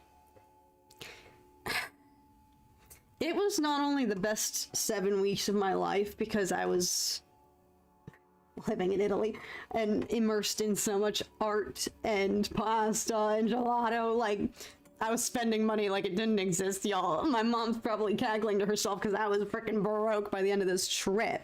She literally had to phone me and be like, stop spending your money. But after class every day, I would just go get myself a little cannoli. I was just treating myself. But I mean this so seriously. There was something about living in Italy. Have you guys ever experienced this? If you've experienced this, maybe this won't sound so crazy. I've never felt more like myself. Does that make any sense? Like, I have never felt more like, oh my god, this is where I'm supposed to be. This is where I feel most connected to my core, which you guys know is art. Italy, like Annabella was saying, go to freaking any art museum in Italy and it'll rock your freaking world. And it did that. It did just that. It freaking changed my life. And so to be surrounded by all of that art, I was just like, can I do this forever? Like, I want this to be my life. Granted, alas, here we are, but there was something about being there. I've just never felt that, like, this is my purpose, you know? And I remember I had a professor who was an expat. She was American and had been living there for decades and you know, never looked back. And I was like, dang, you're straight up living my freaking dream. And I remember low-key having a conversation with her because I had gotten to class like early one day, and she was an art professor. It was a sketchbook class, and I remember telling her all this. I was like, I never want to leave here. This is like the best I've ever felt in life. So yes, I endorse Italy. Oh God. Yeah, I freaking love that place. See, this is the phase of the painting I didn't want y'all to see when it looks messy. It's fine. It's fine. We're gonna get it together. Okay, I have to get this background down. But yeah, all that is to say, I still fantasize about, like, is there a scenario in life where I could live in Italy one day? Maybe in the future. Y'all know my brother lives in the Czech Republic, and he just gets the frickin'... they just get to go to Italy and ski in the Alps and live their best life, and I'm like, you... Jealous. Whenever I track his location, he's always at some different corner of the globe on his map whenever I go to stalk him. And I'm like, that's the life. Now, granted, I say this while living in Los Angeles, which is one of the best freaking cities ever, so I can't complain too much. Italy was amazing when I went. I wish I did more there. I still want to do more there. I'm from Italy. That makes 100% sense. Oh, literally. It's just a beautiful place. Okay, Chop says, Chop, you're teasing me. I want to hint what the edit is about, but I want it to be a surprise. But I would love to see a live reaction to it from you. Oh my God. I should do that, Chop.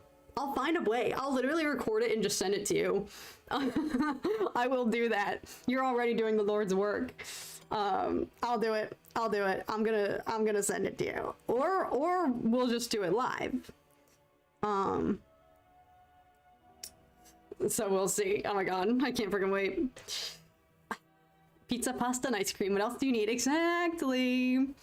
Oh, peace out, Annabella. Thank you for being here. Hopefully you're still streaming. I probably will be. I probably will be. Italy is an amazing place, but it ruined pasta for me. Every pasta dish I have ever had since has not been as good. Oh yeah. Once you go full-fledged, you never go back. Post 99, sorry if you've been over this, but what is this art about? Good call, because I usually have been doing, I've usually been, what the frick am I trying to say? I'm all yapped out. In these past art streams, I've been trying to repeatedly throughout the stream remind folks if they're just joining or whatnot, so they're not just jump scared. So this is the counterpart to the Persephone piece that we did in our latest stream. So this is the Hades iteration. So that's why, oh, that's really freaking dark. Oh, frick. Sorry. Oh.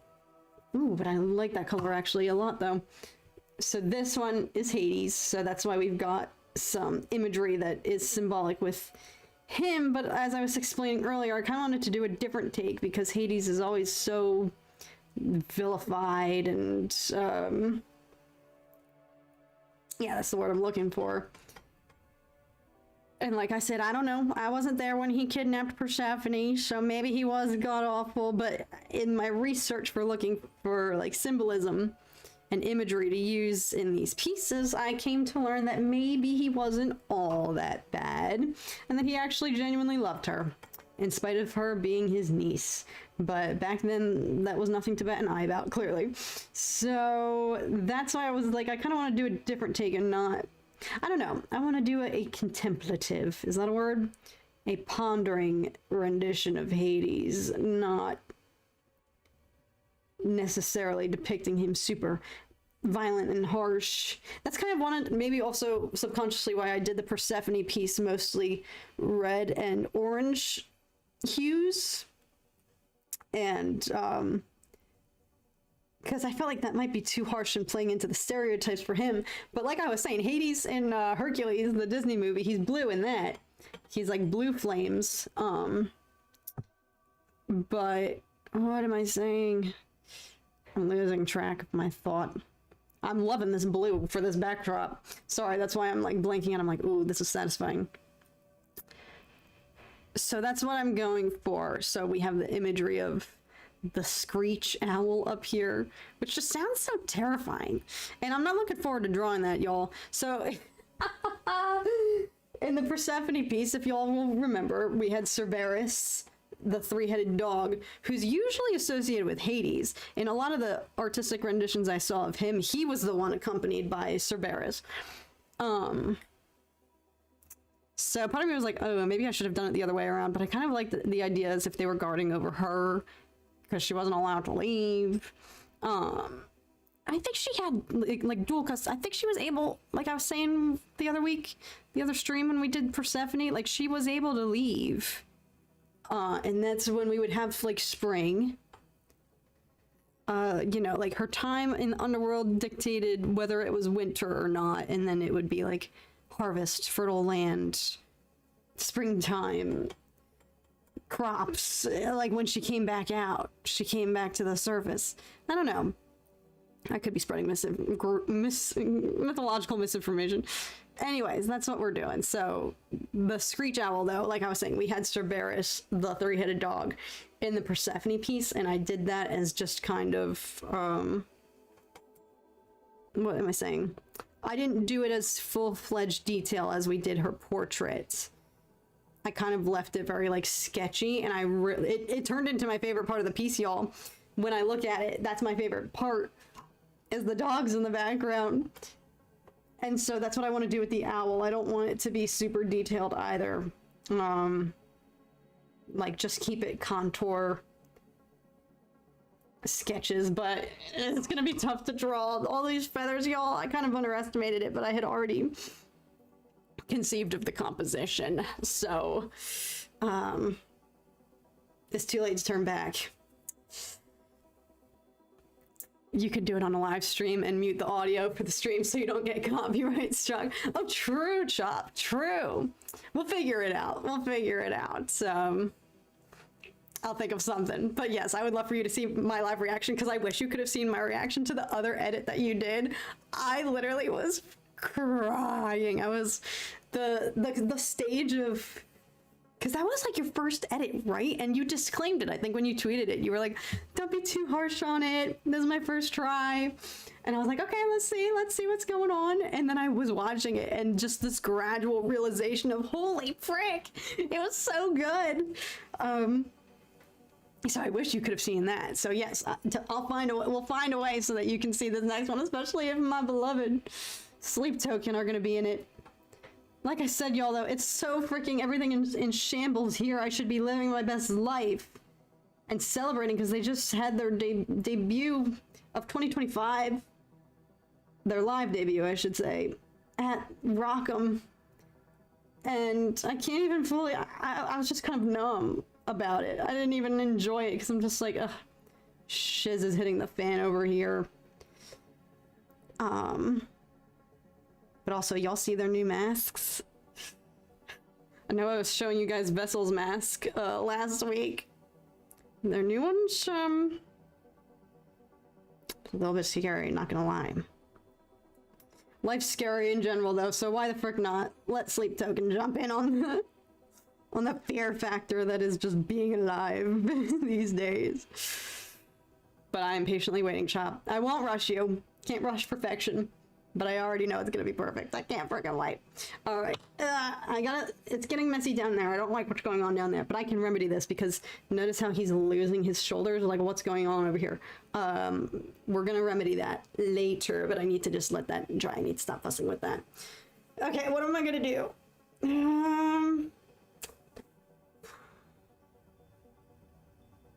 Dang, I still have so much to do. What's up, Sal? Thank you for being here. Whoops, sorry. Okay, yes, her mother, Demeter, was Persephone's mom, right? She was in charge of the crops. Oh, that's right. And so she was depressed and didn't do anything when Persephone was gone. Right, exactly. Okay, I am not spreading misinformation up in here. I have edited before, but I haven't made a Star Wars edit before. Oh, okay, Chop. Well, it went so hard. I was so freaking excited. It was just so freaking good. I wish you could have seen it. I watched it, I'm not even kidding, on a loop like 1,000 times. Oh, it was amazing. Yeah, I feel like I'm so self-conscious right now, y'all, because this is usually the... Also, sorry, I just like growled. These stages, this is what I've been kind of not sharing with y'all.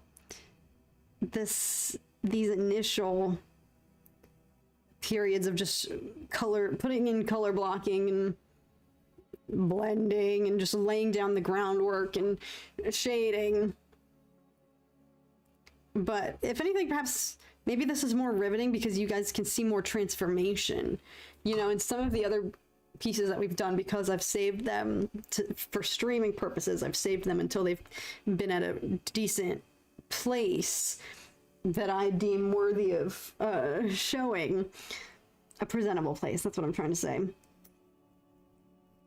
Admittedly, in hindsight, going back and watching the progress in some of those streams, it doesn't really look like we cover much ground over the span of a few hours. And I've been watching some of them, I'm like, did I even paint? It's like, what did I even get done in all that span of time? So perhaps this is more enjoyable, I don't know. Correct me if I'm wrong, because there's more. I mean, you can actually see the process of going from nothing to something, which I guess is perhaps maybe a little more riveting, I hope. Ugh, sorry, I keep looking back at the Persephone piece. I really came to love that piece, y'all. I'm like, dang, she looks so good. I'm like pitting him against her. It's like, duh. Hers is better because she's finished. She's done. Okay, I gotta be careful, actually. Hang on, don't go too ham. Be careful. Oh god, okay. I'm just gonna outline this so that I don't destroy it. There we go, there we go.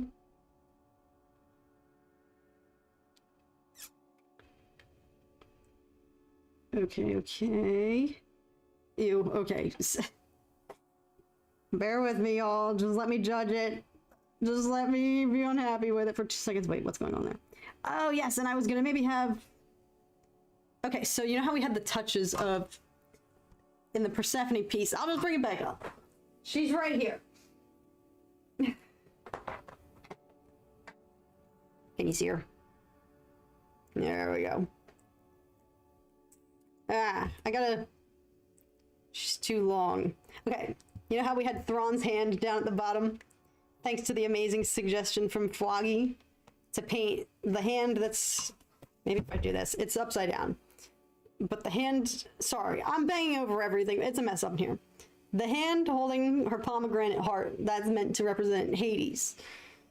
And so you can see in the scheme of her composition, it's primarily the reds, oranges, yellows, but there was that defining blue bit.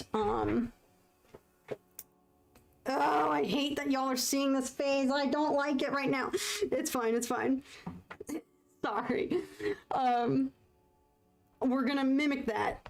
I wanted to have something that was pink slash red to infuse into this color scheme as well. To mimic that, to have like a little bit, what's up, Daddy Josh, what's up? This one's cooking. Well, thank you, because there I was just about to have a breakdown saying I don't like this because it's not done. That's it. That's its only crime. It's not finished, or anywhere near being finished. But I want to do something similar and have a nod to the color scheme in there, because this is meant to be like a little diptych.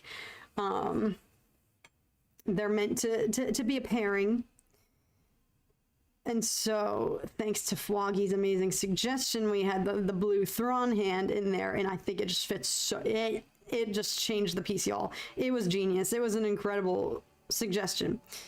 And so I wanted to do something similar and have something either pink or red to infuse into this. This piece... what am I saying?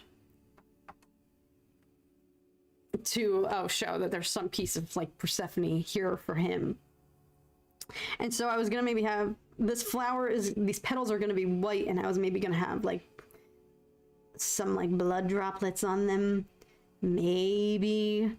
Now that doesn't necessarily fit into the non-violent image of him that I'm trying to paint, but what was my justification for that? Because this is also what I'm trying to get better at too, y'all. Half the reason I want to go to grad school. And also they would ask you this in undergrad too. This is not, I imagine, exclusive to grad school. But learning like why you make the decisions that you do make, and not just being able to take artistic liberty and say, well, I added that because I felt like it. Sure, you can do that. There's nobody stopping you. Your artistic license.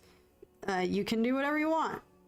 And you don't have to necessarily justify it to anybody, but I think there's more cohesion, and if you can defend your decisions and say like, okay, why would I put blood droplets on this flower petal if I'm trying to depict a version of him that's not violent? If I'm trying to maybe pose the question, was Hades all bad? Could he have actually loved Persephone? And so my reasoning for that would be, well, his heart bleeds only for her.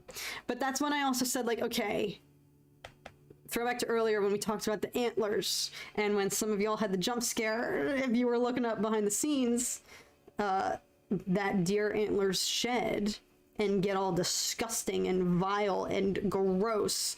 Ew, it looks so scary. If you've never seen this and you know what I'm talking about, spare yourself and don't look it up, because it's actually mortifying.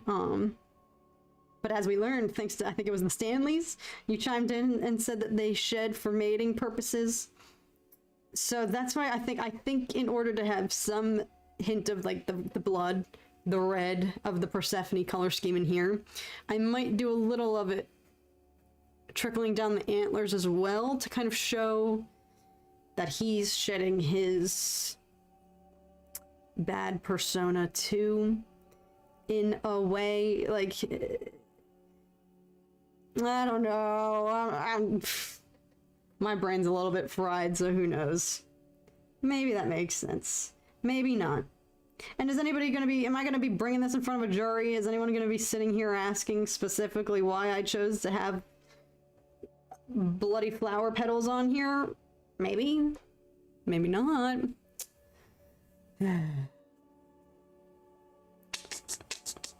Looks good, it does. Well, thank you, Matthew. I said earlier that this guy looks like young Thrawn, but also really looks like Tom Holland. Interesting. Interesting, because the photo I'm using does not look like either of them.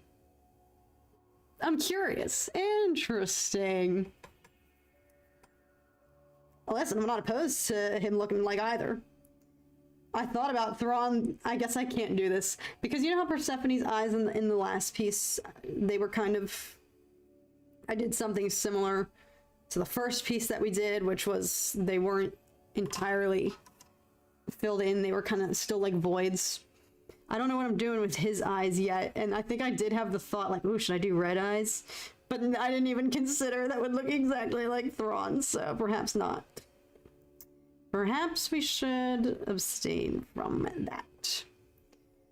Alright, well that was fun. I guess I can keep working on the face. The face, just, it's gonna be a bunch of layers. The face, the hair.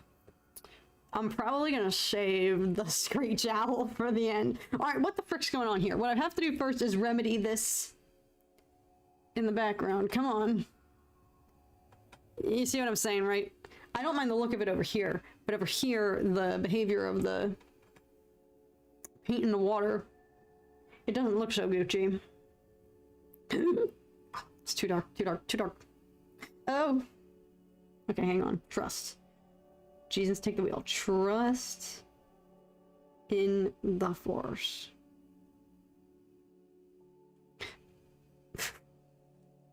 Sorry, I'm holding my breath.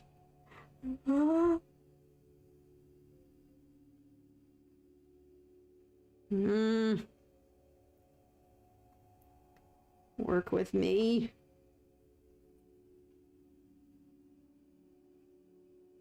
Oh. Okay. Alright. Mayday, mayday, mayday. I don't... No, no, no, no. Okay. No, I just gotta go ham. Break it. Take that paint. Get it on there. Stop being so precious about it. Ooh, that's gonna be real nice and crisp. When we pull this tape off later, definitely not today, but potentially tomorrow. That's gonna be real nice. That black edge. Oh, I'm already dreaming of it. Pulling the tape off is just like my favorite stage.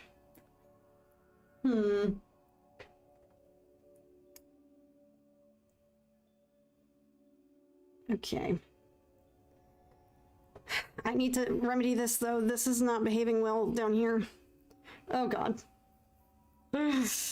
See, this is the self-conscious stage of the piece that I was trying to hide from y'all, but frick it, whatever. I was like, I can't hide it from them forever. So might as well. Oh god. Alright, something just did not go well on this. Okay, come on. Work with me. We can fix this, we can fix this, we can fix this, we can fix this.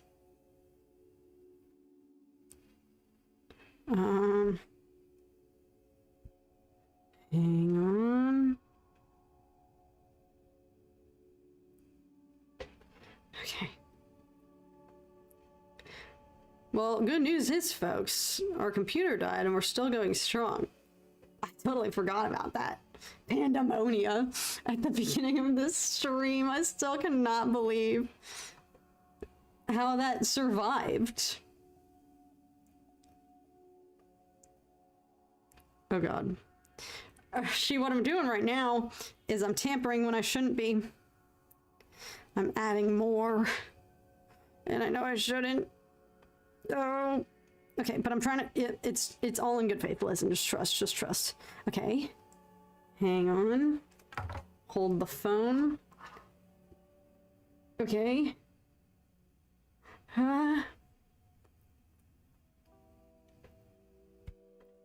Okay. Oh! Alright, that's done. Hard part's over. Hi. Yes, his love, his heart bleeds for his flower. You get me, Lord Insidious. You get me. Brian AR says wholesome content. Thank you. That was my goal. That was my goal with these streams. I just got home from the art museum too. This day's perfect. Let's get it, Lord Insidious. This is the beginning of your tweaking stage. Matthew, yes, those of y'all who know. Cat, painting's supposed to be relaxing. Also, cat, multiple sounds of stress and flirting random Star Wars quotes out of stress. Exactly, exactly. Oh, I did some art today too with a pen and colored pencils. Let's get it, Sean. Art is so therapeutic. I will say, y'all, I've been feeling so good since I started making art regularly again. Like, it brings me so much joy to actually walk into my studio and see my desk in use. I love these dark paintings. Well, thank you, Patrick.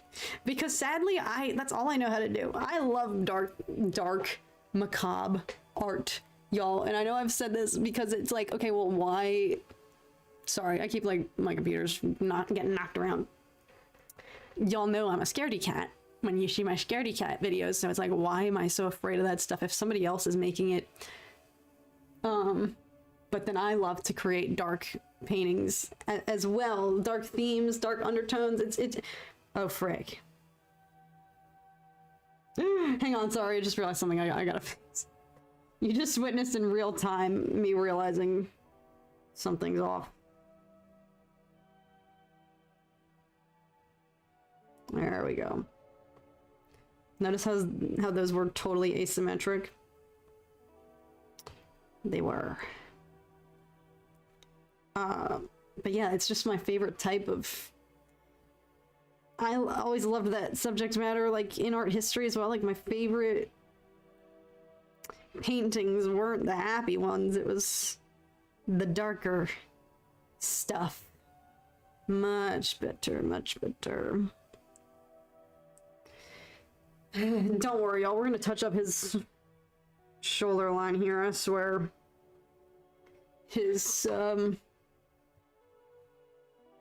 what are those called? I'm not athletic. Traps? No. Yeah. Trapezius. Right? This? Is this your trap? Pretend I'm big and muscly. You'll really have to pretend. Yeah, he's lost like all his shoulders here, but I swear we're gonna do what we did. Actually, maybe I can keep doing some of that too.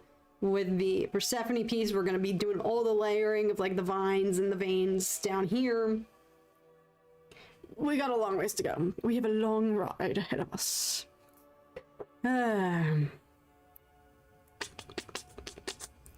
They are the funnest to make, whether it's painting or drawing or filming. Exactly. Adrian, what's up? Just joined and so excited to see where this goes. Kind of looks spooky right now. I'm glad. Traps. Okay, y'all. Thank you. Thank you. Do some shrugs. Yeah. We all know Cat is secretly shredded. Listen, I just hide it so I don't make anybody feel bad. Wouldn't want y'all to be jealous. I'm joking, I'm joking, I'm joking. I am the least physically fit human. Unfortunately. But it's fine. To the point where I don't even know anatomy. There I am like, what are these muscles called? But yeah, he had his shoulder, like something anatomically, it's all gonna be fixed. Don't worry, just don't look at it, is what I'm trying to say.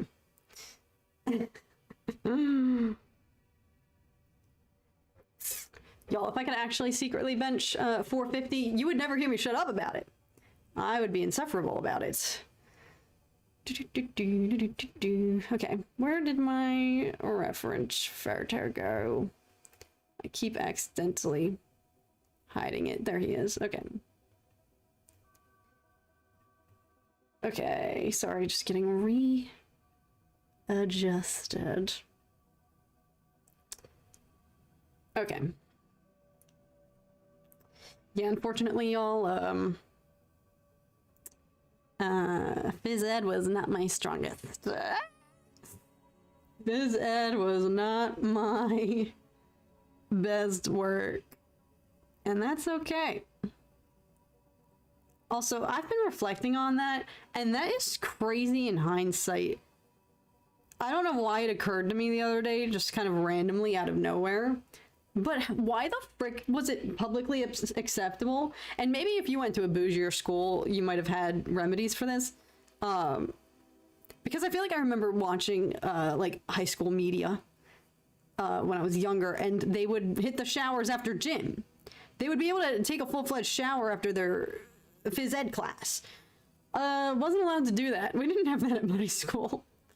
And it just hit me out of the blue recently. Like, do you ever just get random flashbacks to things that were so normalized in your youth, but as an adult you realize, why was that allowed? And it just hit me. I literally was just out walking on the street one day, and out of nowhere it hit me. Why was it acceptable for me to have gym? God forbid you had gym first period, and then you had to just go on with the rest of your day. Do y'all know what I'm talking about? Did anybody else have this plight? Now, like I said, if you went to a bougier school than me, you might have actually been taking a proper shower. You might have had a real locker room. We weren't doing that, sadly. And then you had to just go on the rest of your day. It just occurred to me, I was like, thank God for adulthood. You know, thank God for not being in high school anymore. If you are currently in high school, I'm sorry.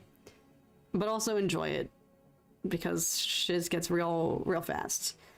But like, why was that allowed? That all day stank. Yes, Dr. Professor. Or I'm sure you guys also know this. The locker rooms in my middle school converged on a hallway, so you would have the girls' locker room and the guys' locker room, and then you would meet to go. There were two long hallways that would intersect and converge at the main hallway to get back to the rest of your classes. And I just remember we would always call it the axe wave. And and you would just be hit. We would all like breathe and hold your breath, because when we would converge, you would just get, you would be choked by the axe, the wall of axe, the body spray that would just like hit you. Your senses would be, you would just get knocked out.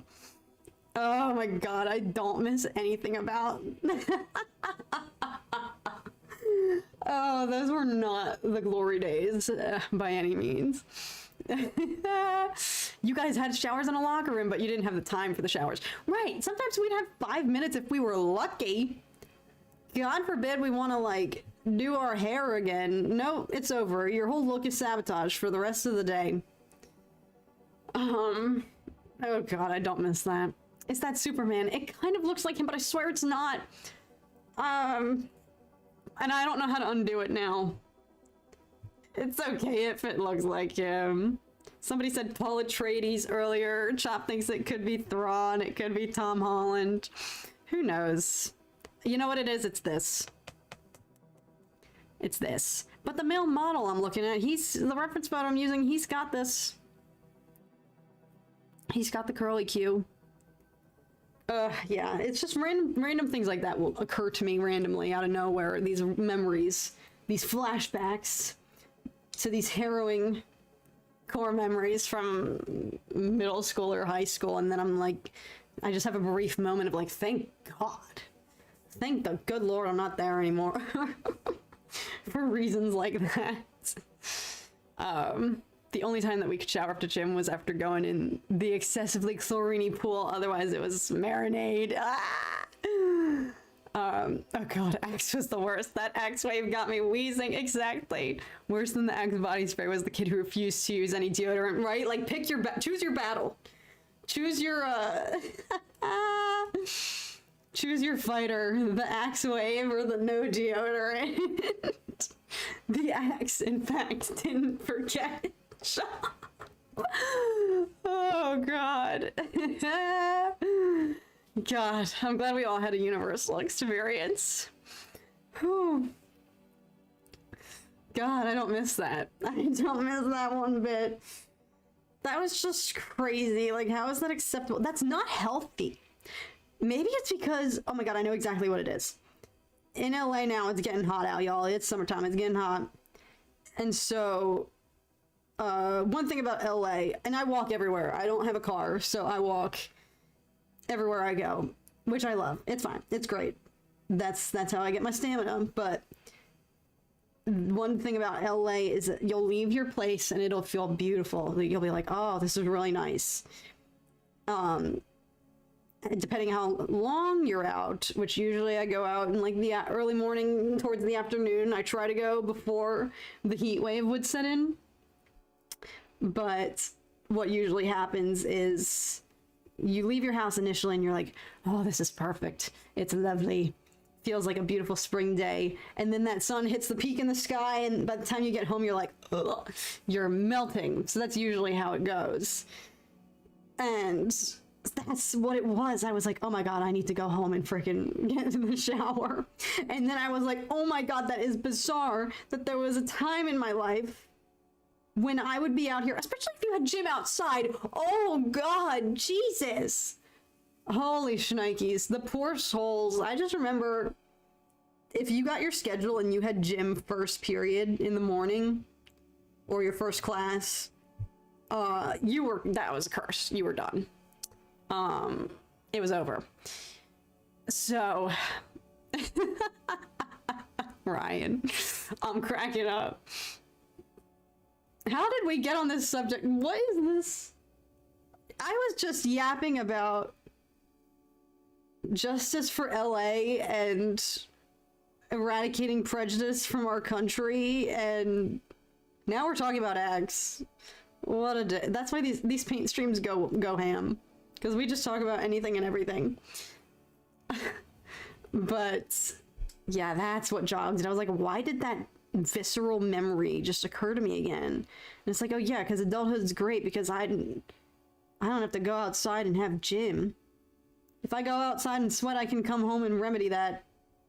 Didn't have that luxury when we were younger. That's insane. That is freaking wild in hindsight. Like, how is that allowed? Because that cannot be hygienic or healthy. That just can't be healthy straight up. To have that, oh God. I don't miss it. I do not. The only thing I miss about high school is having no responsibilities. And thinking that my drama at the time was like the worst thing that would ever happen to me in life. And my mom having to nod her head and go along with it whenever I'm like spewing the latest gossip to her. And being like, this, acting like it's like world-ending stuff. And her just having to be like, yup, when she knows darn well what actually awaits the cold harsh reality of adulthood. Oh. That's the only thing I miss. Other than that.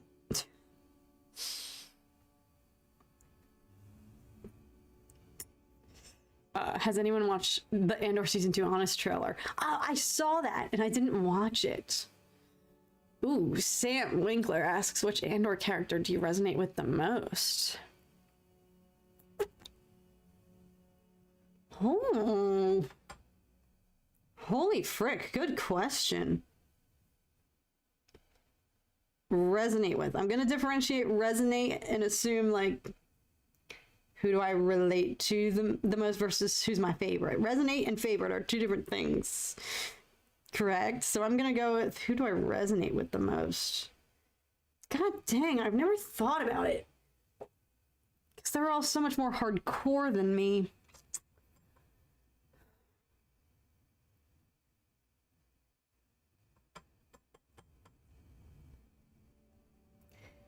Frick. I never thought about this. Now you've got me thinking.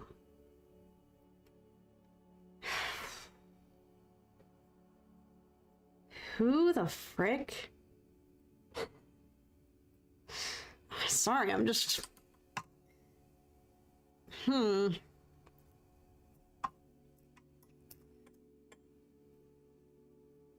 I'm embarrassed that I've never thought about this.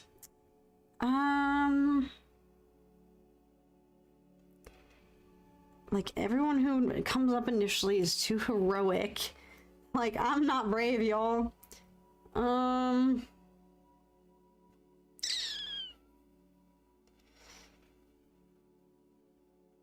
Gosh. This is embarrassing that I'm, like, stumped right now. Because Because honestly,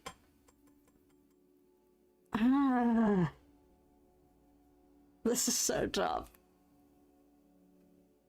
Well, let's name the character. Let's do process of elimination. Cassian's too cool for me, so he's just an immediate no. Luthen, immediate no, too cool for me. Clea, immediately no, she's too cool for me. Like, I guess Mon, because she's not a physical fighter. She's not like a warrior like everybody else. Like, she fights with her words. And maybe Mon as well, because there's this beautiful moment. It's beautiful and tragic, and it kind of got lost on me in my first viewing of episode 9, immediately following the bombshell name drop of Palpatine. And it's right as she's... This is my interpretation of it, so maybe I was projecting, so maybe that's why I, like, resonated with her. But it's right after her speech, and she's retreating back to her pod is moving back to her station, and she's gonna bail. And it's just she's slowly retreating away, and the camera's just on her, and she just like closes her eyes and takes a breath. And I feel like my interpretation was there is a part of her that's mourning this whole phase of her life. Like, wasn't she freaking also, like, wasn't she similar to Padme? She was like young, she was a teenager when she was getting into politics. That was all she knew, and spent her whole life there.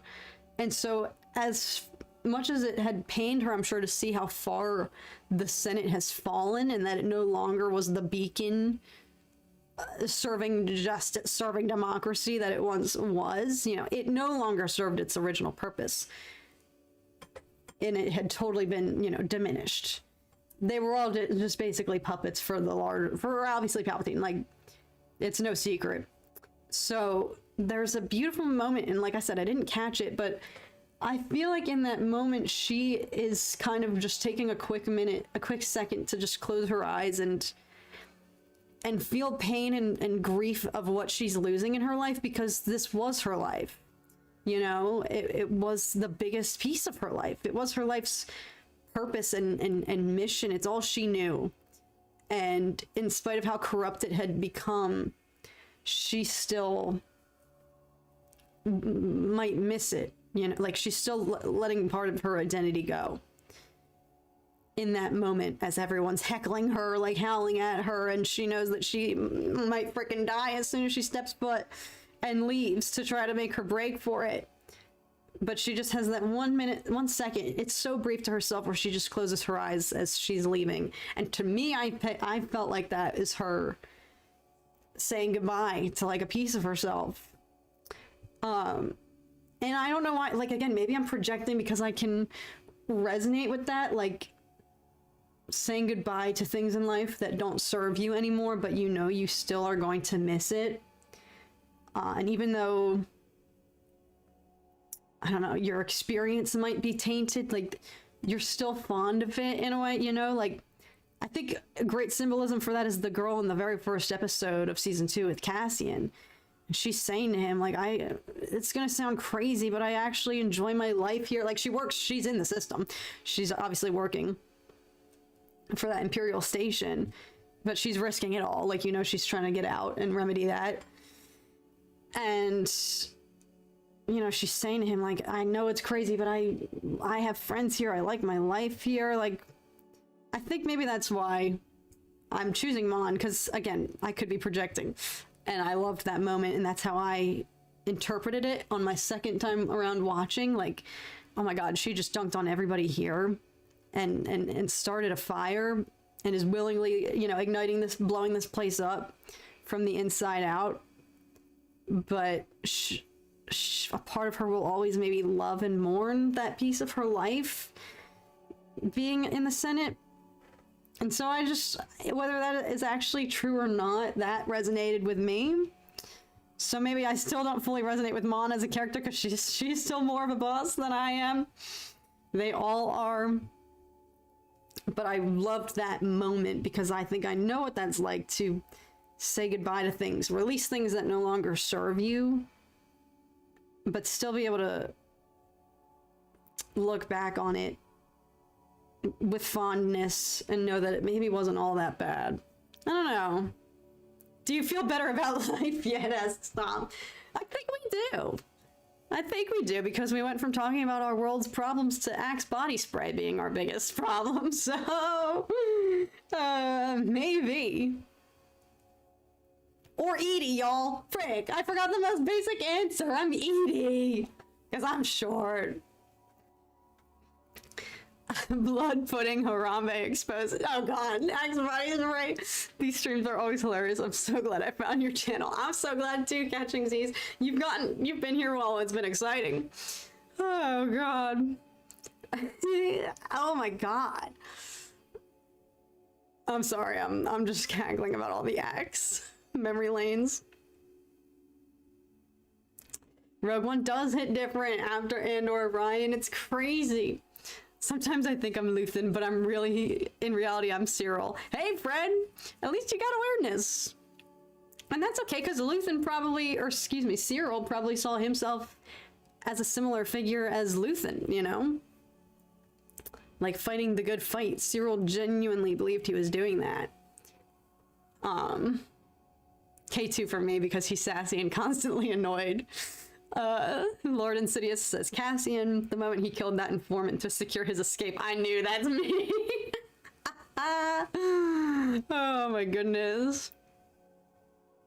I visually look like Bix, but I'm an actress, so I could be Luthen, says Stanley. Listen. Oh, that's a good point, because he has double identity. Actually, you're not wrong, because he's living a double life. So maybe I could be like Luthen in those regards. Fooling everybody. And realistically, if I'm gonna be anyone, I'd want to be a socialite on Coruscant. That's who I'd really want to be. I don't want to be like Cassian and oh my god, Vel and all them on Aldani living off of rocks and birds and... What did she say? We've been eating rocks? Oh my god, I'm trying to get... There we go. We've been living off rocks and sticks. Is that what she said? Whatever their diet was. I couldn't be in the trenches like that. Put me in the parties as a socialite on Coruscant. Realistically, I'd want to be frickin' Perrin. Trophy husband, what the frick does he do? Mon's the breadwinner. He's not doing... He's just chilling. I wouldn't want to be as annoying as him, but I want his lifestyle. It looks like he didn't really do much other than gamble. That's not what I want to do, but like, he seems to have no responsibilities, so that's what I want.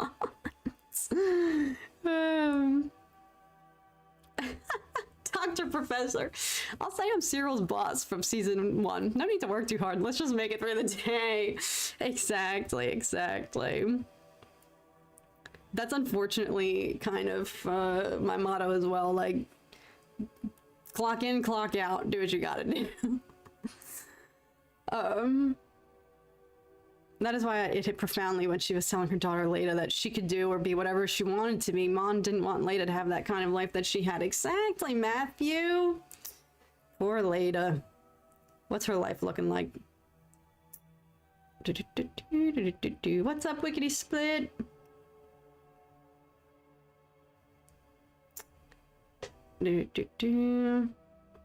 Oh! Sorry. She's got that Edie in her. Exactly, Chopper. Exactly.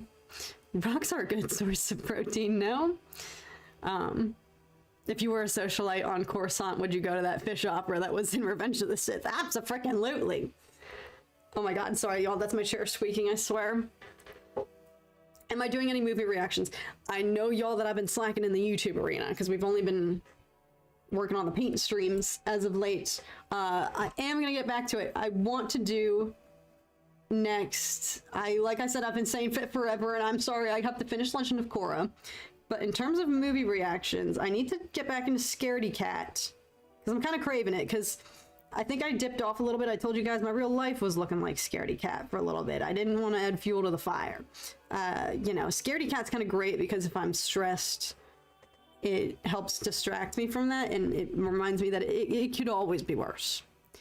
You could always escalate the situation. God forbid there was a man with a chainsaw here. So that's what's great about, I loved that stuff about Scaredy Cat because it was just kind of a catharsis and a good distraction from my real life.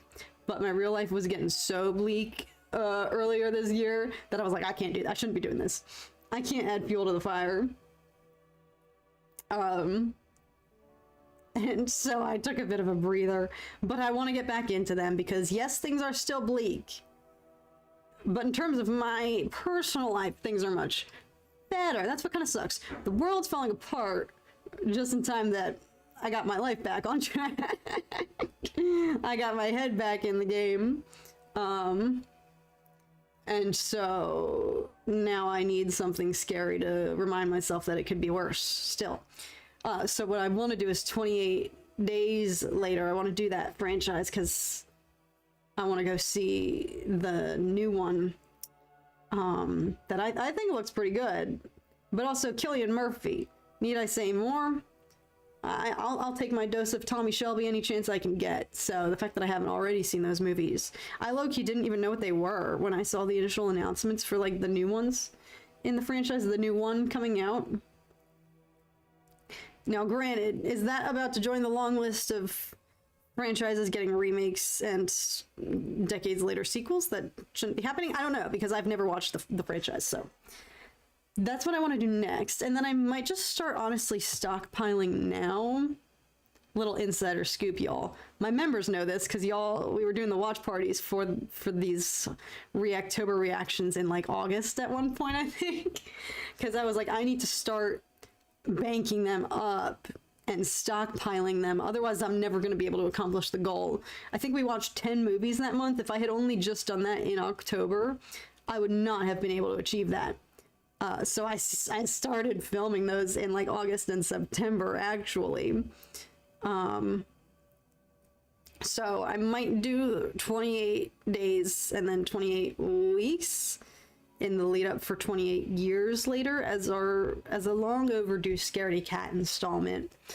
But then I may start just stockpiling again because it's already freaking June, y'all. I know that sounds crazy, but The Village, Danny, is such a good movie. Oh, okay, hang on. I'm gonna go off. I'll go off. I know that sounds crazy to start stockpiling this early, but takes a while to edit. Like I don't know. I want this Reactober this year to be even bigger than last year because it was so much fun. And so I'm like, I gotta get started now and spread it out because that was my biggest issue with last Reactober. I think I permanently scarred my brain for a little bit. And I was just mentally unwell because we were watching so many scary movies. So I was like, this cannot be good for one's psyche. And so I was like, all right, I can't keep doing that. So that's why I'm like, if I start now, I can spread it out so I don't spend the entirety of this year's October in agony, dying. Like, genuinely, my brain was blasted. I had never experienced that much horror content. But it permanently altered me because now I kind of like the scare. I see it. I see the vision. I get why people like it.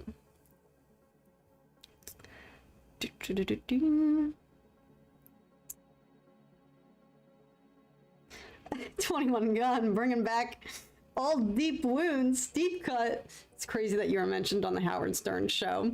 It shows that you're a passionate fan. Throwback, y'all. That's some crazy freaking lore on this channel. Oh, I forget that happens. That happened.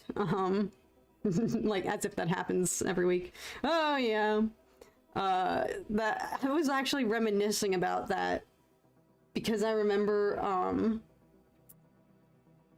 I just had a visceral flashback to that for some reason as well. Probably because I was thinking about I need to get a haircut.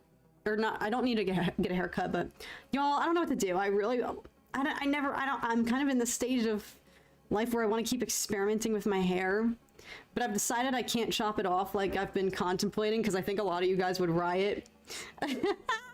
So many of you guys are like, don't cut your hair, please. So I gotta listen to the people. I'm like, okay, maybe I'm just thinking crazy. I need you guys to talk me off the ledge. Because I'm so serious. I was dead set on the next time I'm gonna go get a haircut, I was gonna chop it off and do this like James Bond villain bob, as Tom would call it. But I think you guys would riot. That would start an uprising. So I've decided I can't do that. So I'm like, oh, maybe I want to just dye it another color. I don't know. Do I go darker? Do I get highlights again? So I was thinking of my hairdresser, who is the one that alerted me to that, because nobody in my family listens to Howard Stern, and it was my hairdresser and her husband who had been listening to it, and they heard him name drop me, and they were like, what the frick? And so they were the ones messaging, like they messaged me, they messaged my mom. That's how my mom then called in on the show. Like, but I was just reflecting on, that's freaking crazy that I woke up that morning and saw her message, and I thought she was hacked. Like, I was like, dang, another one bites the dust, you know? Like, I thought it was like some weird hack, scam message, you know? I keep my head on a swivel. I just assume everything's a scam anymore. And like, that being my first thought is just so crazy in hindsight. So that's why I was thinking about it, because I was thinking of my hairdresser. Shout out to them. Otherwise, we never would have known. Well, no, I would have figured it out, because so many people were coming to the channel afterwards and mentioning Howard Stern. So even if my hairdresser hadn't alerted us, I probably would have figured it out, because a lot of people were like, oh, Howard Stern was talking about you in my comments, or saying like, oh, the Howard Stern show brought me here.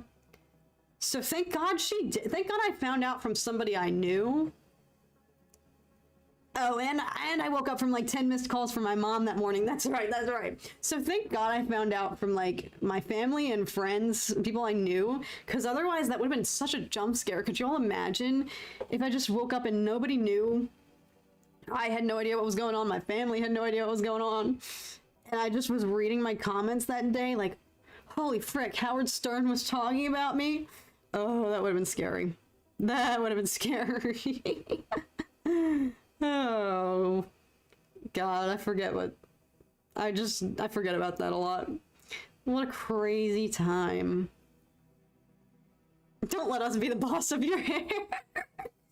Listen, I'm a woman of my people. What are we doing? Okay, yeah, The Village. Holy frick, I was gonna talk about that. That movie is so goated, y'all. And it scared the crap out of me the first time I saw it. Oh, those creature things are so scary. But it's also like a stellar performance from freaking everybody. Bryce Dallas Howard, oh my God. I remember I watched that movie in 8th grade. Crazy, by the way. I had to get a permission slip for it because we watched it in class for some reason. Now, why were we watching it?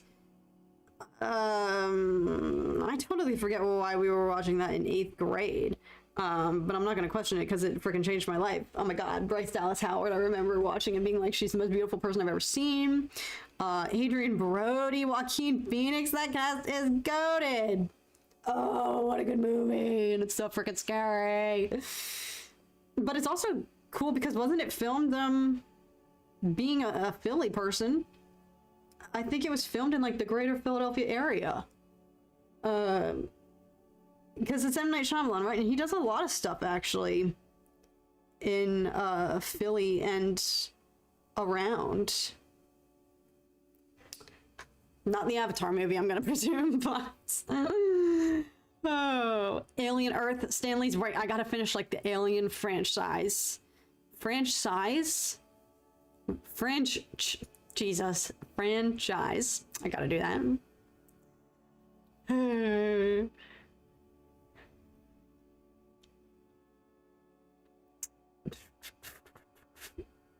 What's wrong with your hair? It looks amazing every day. I'm glad you guys think it does. I'm just... chop it off, do the bob. I don't know. I'm bored with it. Because here's the thing. Here's my predicament.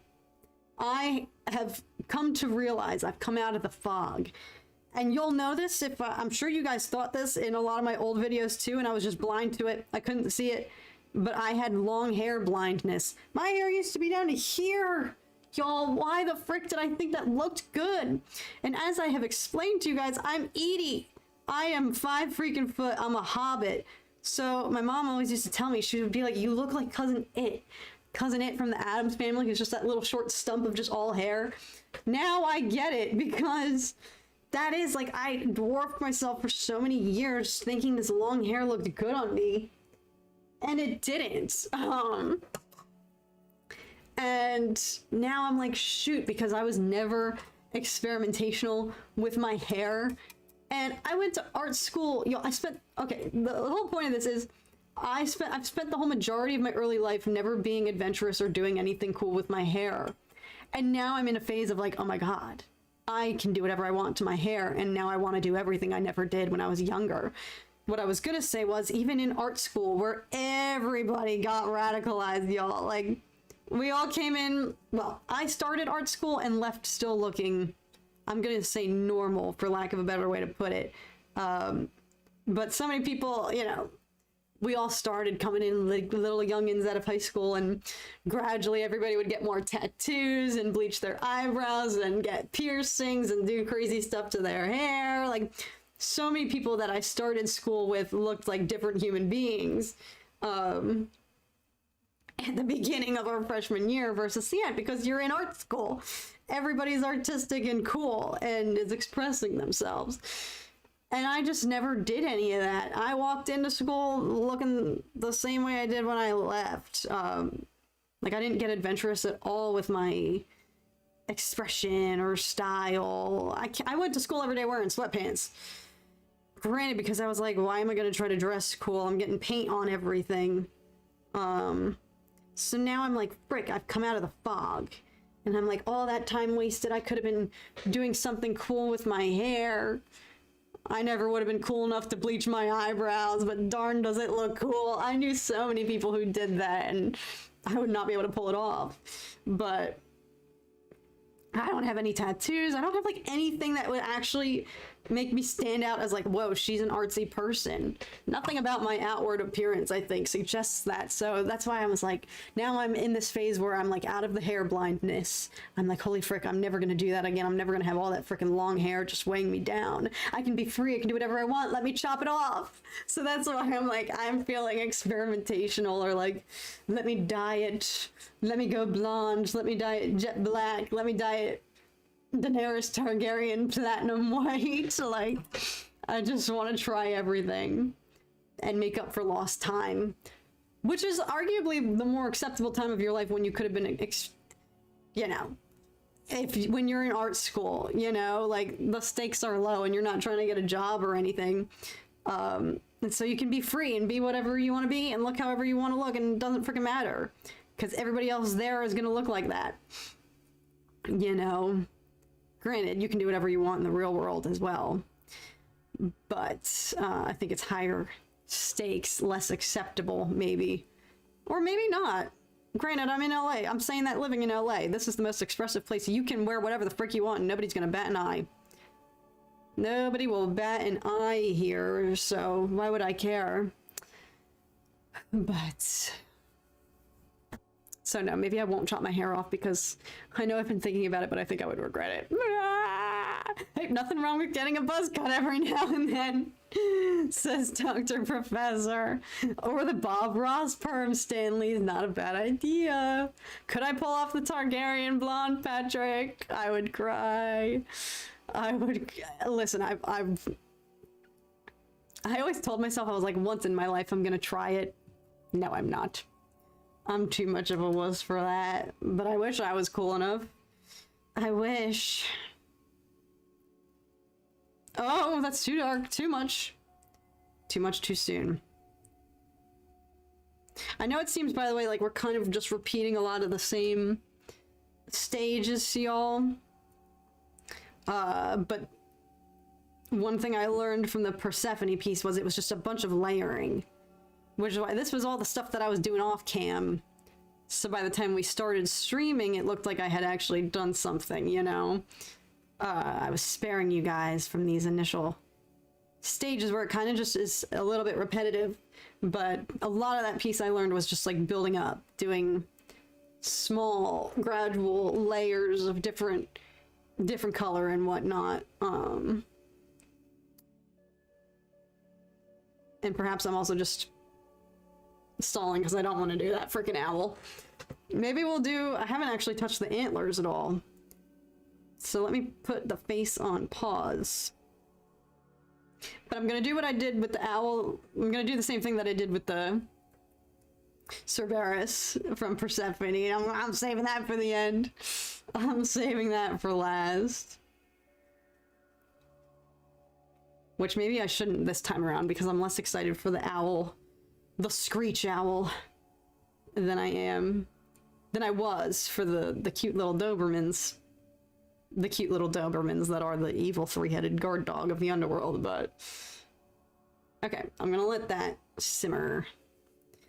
And maybe we'll do the antlers because I low-key forgot about them. The bob would look good on you, I don't know. I'd be scared. What was the context of Howard Stern name-dropping me? Oh, catching Z's. That deep cut. Basically, long story short, back when the Kenobi show was premiering, the initial trailer dropped in which they played Duel of the Fates. And I screamed, I cried, I threw up. I had basically a conniption on camera. And I didn't really think anything of it because I was just like, everybody's about to be lit over this, no? And I think Howard Stern was talking about Kenobi, the upcoming Kenobi show. He was talking about, I guess, like, gamer adults or, like, reactor adults who get too excited. Yeah, like us YouTubers who live in our basements and do nothing but fangirl about, like, nerdy shiz, you know?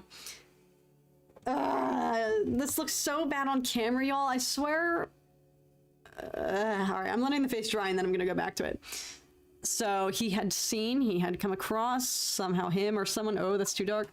Him or somebody on his team had come across my reaction to that initial Kenobi trailer where I freaked the frick out and lost my marbles. Which, granted, he was not the only one to come at me for that. So many people disliked that video because they thought I was being over the top, which whatever, that's fine. And so that's what he was talking about. Just like how, if this is how this girl's acting now, she's gonna be hospitalized when the actual show comes out. And I was like, yes, Howard, exactly. No, it was fine. It was fun. But then what happened, the reason it turned into this whole big thing is because, like I said, my family members and friends were listening. And my mother, actually, this is why she has cemented herself as a goat in the history of this channel forever. She called in on the show, told the producers who she was, and they put her through, and she talked to Howard for like a solid 10 minutes defending my good name and explaining to him, like, yeah, she's just passionate about Star Wars. I swear she doesn't live in our basement and just make YouTube videos.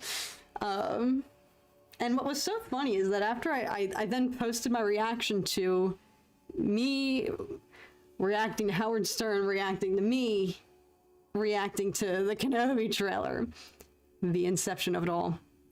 And after I posted my reaction of me listening to the radio segment where my mother had called in, so many people in the comments were like, your mother must be Italian. The fact that she's fighting for you like this. And I was like, y'all are right. How did you know? So I guess that's like a running thing. Italian moms are passionate. I don't know. But yeah, that was crazy time. So yeah, that's the lore. I guess I forget a lot of folks have been here since then and maybe might not know about that.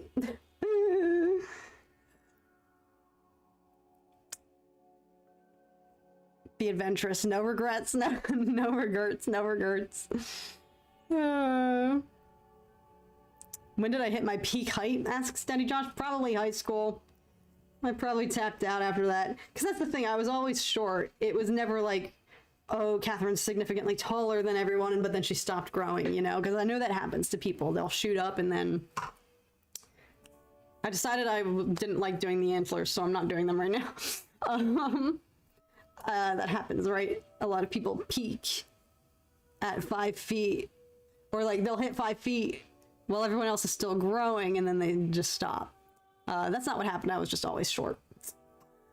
Unfortunately, I was never tall. Good point across. If everybody else was different and I was just normal, then perhaps I was the different one. I was an outsider. Oh god, I gotta catch up on the chat. I'm behind.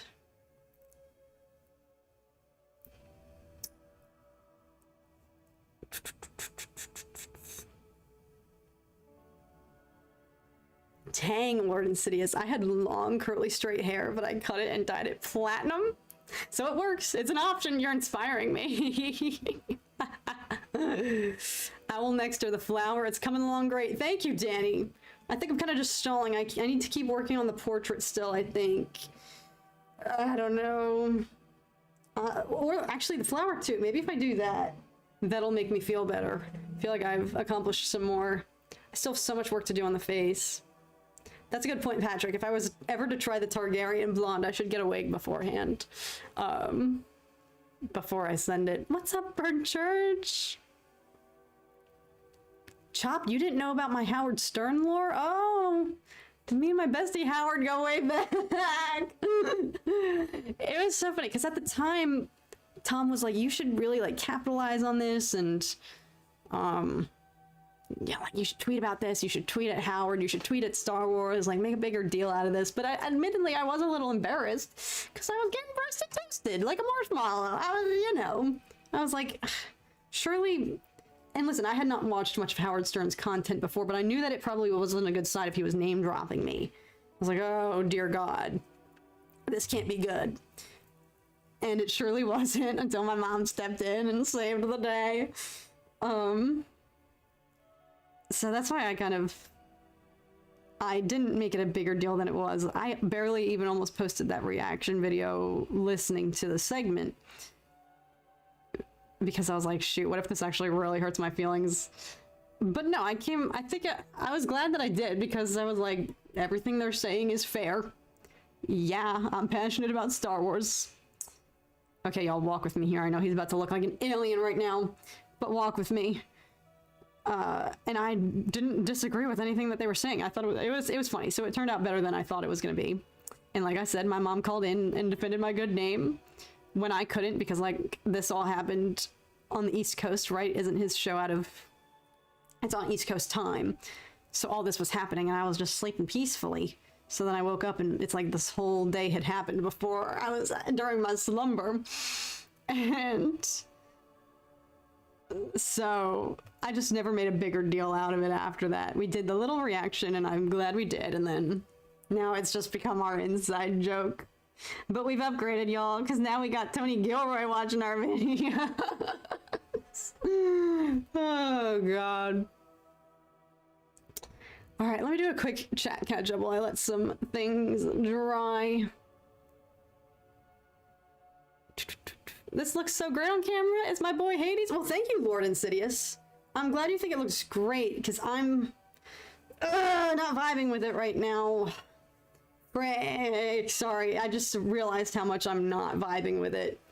It stinks too because I'm comparing it to Persephone and she's so good. I cooked with that piece. And now I can't recreate. I'm not trying to recreate it. Listen, let me have this. Let me spiral for a second. Just let me crash out. He's gonna be fine. He's just not finished. And I just have to accept that it's just gonna be a different piece. In general, I need to fix, I know what is bothering me right now. The face is obviously not done. The shoulders I completely shrunk when I was going in doing the backdrop here because I just accidentally, I need to make his shoulders bulkier because right now his head is bigger than his freaking like chest is, and Hades would not have that anatomy. So I gotta tweak that.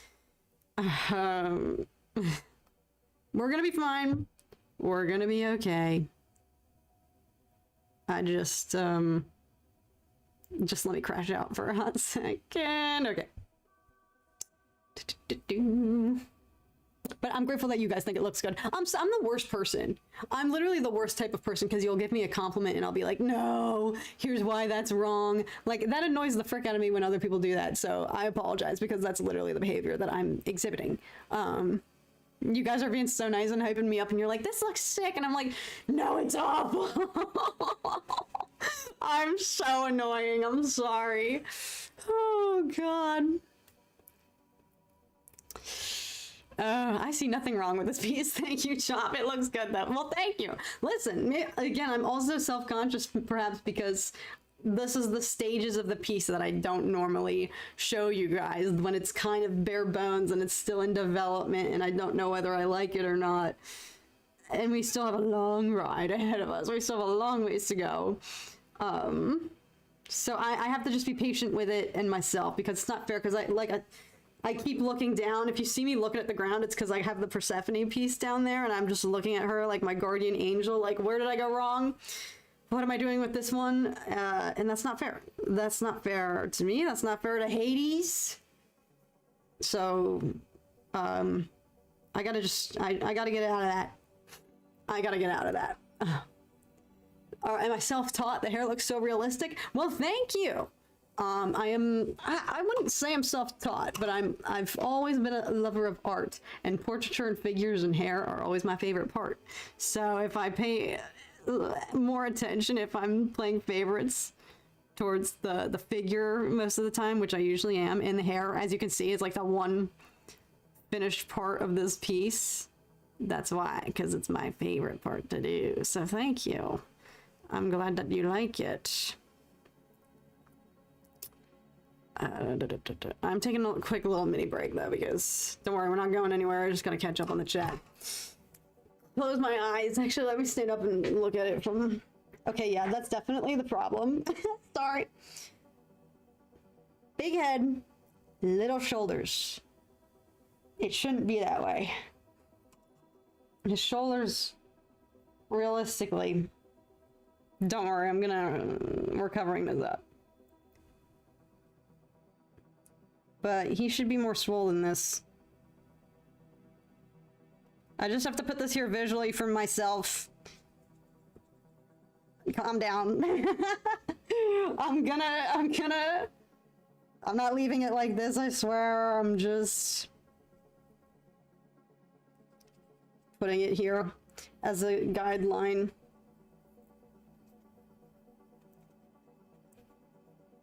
Like, that is what his proportions should be.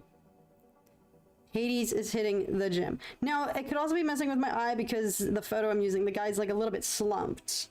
Like he's slumped posture, looking upwards, contemplating. That's what I was going for. That's why I picked this photo. But that's really, like, he's losing muscle mass. We gotta bring it back. So that might balance the eye a little bit more too. Maybe that's what's freaking me out. Like, he has a pretty long face shape and the body is not T. The body ain't matching it. There we go. Like, it should really come off the page, I think. Or is he too swole now? All right, walk away for a sec. Walk away. Walk away. Walk away. Don't trip. Don't face plant.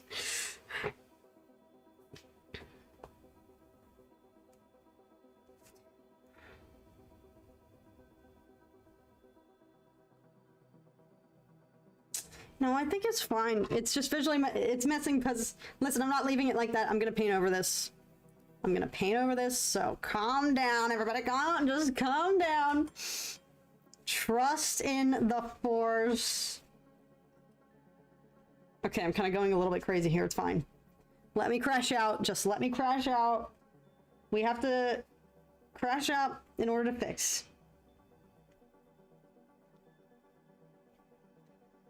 Here's what's gonna happen. I'm gonna go get some flavored water. If you know, you know. We're gonna hydrate. And then we're gonna get back to it. He looks better wider. Okay, shout out. Listen, my parents, y'all, they've been through the trenches with me. They witnessed many of my art crash outs, so they know. My parents are good enough critics at this point that they know how I can improve my work. Right, I think that was what was messing me up. He does look better wider. He does. We nerfed him. We nerfed those Hades traps. We needed to bring it back. Okay, ignore the color scheme. It's gonna be fine. Me telling you guys to like hold on, walk with me, stay with me when you guys have been my biggest supporters, when I've been the one who's out here like roasting my own piece like it sucks, it's awful, and you guys are the ones like it's fine, cat, and now I'm the one yelling at you guys like just calm down, just bear with me. Oh god. Okay, all right, okay. What I have to do is let that dry. Because what we're gonna do, I'm gonna do what I did with the Persephone piece, and come in with like white, like a skin tone, a flesh tone color, to make all of this kind of look like it's happening underneath. It's all right. He just got a crazy arm pump. Yeah, he wasn't roided up earlier. He wasn't on. He needed to take his supplements. He needed his creatine. Is the cape gonna be yellow now? No, this is just the underpainting to give it an underglow, and to go in with a lower stakes color than pure like white, which is what I'm gonna go in. I'm gonna do. I'll pull her up again. Now, Persephone. Notice her shoulders. We went in with a more opaque layer of like a lighter kind of peachy flesh tone color, but similar. This is the yellow ochre, same color that we're using now, and I like this glow that it created. I'm like not showing you properly, so that's what we're gonna do. So I need to just I have a lot to do. But that's what we're gonna do. So this is going to get painted over, and it's just serving as an undertone right now to kind of remedy. Oh, like that's so much better. Okay, that was bothering me. He wasn't swole Hades. That's what we needed to do. Oh god. What's up, Alice? Sorry that you joined while I was having a crash out. All right, let me catch up quickly on the chat. Was Tom popping in? He was somewhere. Maybe. Okay, I've had some crazy celebrity interactions. We have, y'all. Perhaps not done. Paint the shoulders higher. Exactly, Matthew. I think that's what we needed to do. You're your own worst critic. Exactly, Ryan. Exactly. Listen to us armchair experts, Cat. I should. You guys helped talk me off the ledge. And you guys have honestly been offering some really good like feedback. Like in the very first piece we did, the girl with the little eagles in her chest, something wasn't right with her face, and you guys were able to help me point out, like, this is why it's great to have other secondary opinions, because you stare at your own piece for too long and you guys can probably see it. Like, you develop a pattern of, you gravitate towards certain areas more than others, like you fixate on certain things, and then your eye wanders from maybe actual glaring things that you don't see, or your eye has just gone blind to because you've been looking at it for too long. So it's good to have, I don't care if you're an artist or not, because everybody has a sense for proportions and anatomy. Like, we all look at anatomy every day, technically. That sounds weird. That sounded really freaking weird. You know what I'm saying? It doesn't take a full-fledged professional artist or figure painter to be able to look at that and be like, hey, the shoulders were too small, girl. So that's why it's good to have a secondary eye, or just anybody, another opinion, to point out things that you might not notice that you've kind of become blind to. Like, you can have tunnel vision, you know? Ugh. So shout out. That's what you guys are for.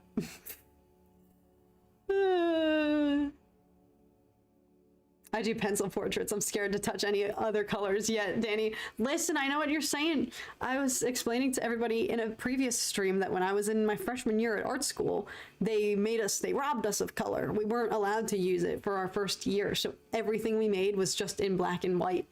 And then when they finally were like, okay, you guys can start using color again, we were like, we don't know how anymore. We were playing it safe with black and white. We got so familiarized with that, so accustomed to that, that then when we had the full palette at our disposal again, we all kind of were collectively freaking out. Like, we don't want to use color anymore.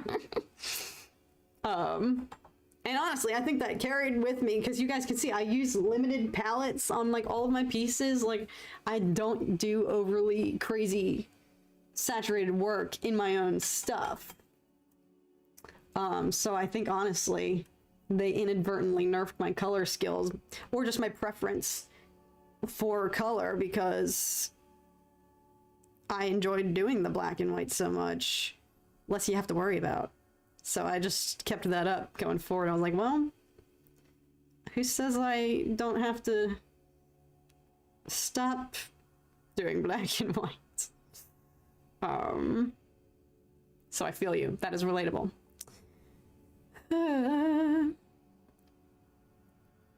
Okay, I see it now that you fixed it. Yeah, we had to remedy it. We had to do some surgery there, plastic surgery on his trapezius.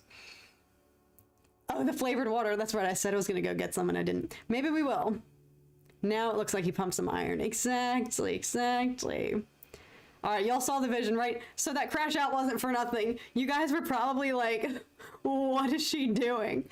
I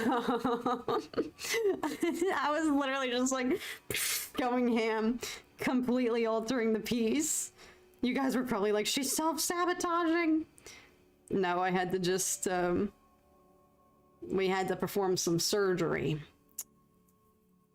So I'm glad that y'all saw the vision.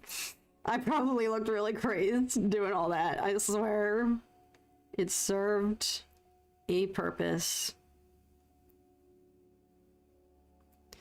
I will go get that flavored water because it's not a full stream until we do it, y'all, and I haven't drank any water today.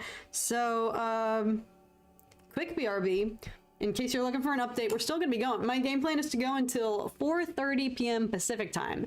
That still leaves us 3 hours in the chamber, y'all. Holy shnikes. And we've already been at it for a solid 3 hours, minus the little forced intermission when my computer decided to totally crash. So, stay tuned.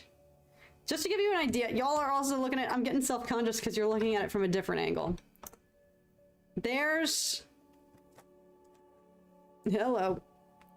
more of what the actual angle is, right? In terms of his anatomy and proportions, you guys are looking at it from above and like tilted.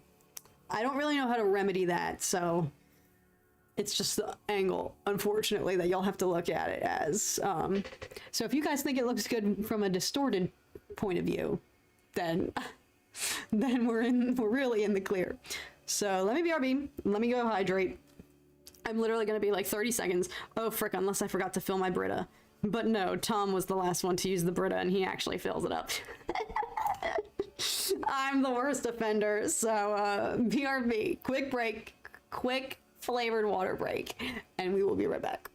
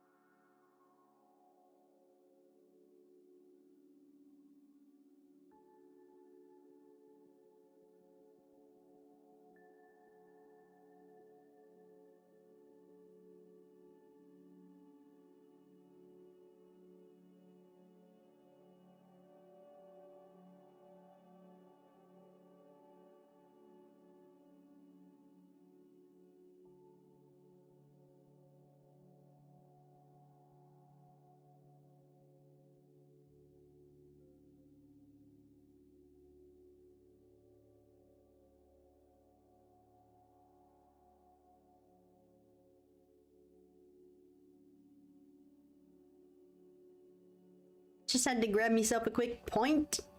JK, obviously, just kidding. Cat is definitely thirsty. I am, and I needed my quick little surcharge of caffeine, y'all. You know that this is the caffeinated flavored water. Oh my gosh, Sean, what's up? Welcome. So glad that we could catch you here. Welcome, welcome. Welcome to the party. Welcome to the chaos.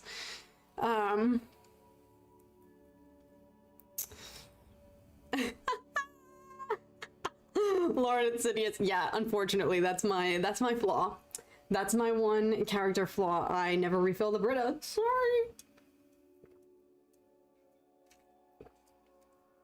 I don't know what it is. Maybe it's because I didn't grow up with Britas. So I just don't have that muscle memory, you know? That's what I'll blame it on. I'll blame it on that. I just thought of Peaky Blinders hearing you say it like that. That's what I was going for. I was going for that Birmingham, the Peaky Blinders accent. That show is so good. I need to rewatch that, especially because they're filming the movie, right? It's going to culminate in a feature film, a theatric experience. I hope it gets a theatric release and doesn't just get released on Netflix. All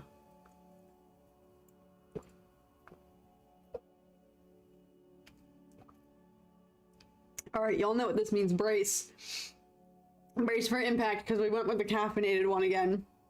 And that hit my bloodstream like crazy last time. I can already feel it. Oh god.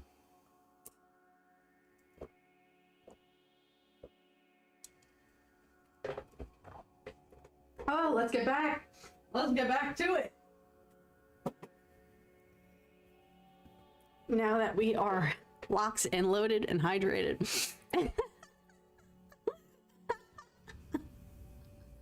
Lord Insidious.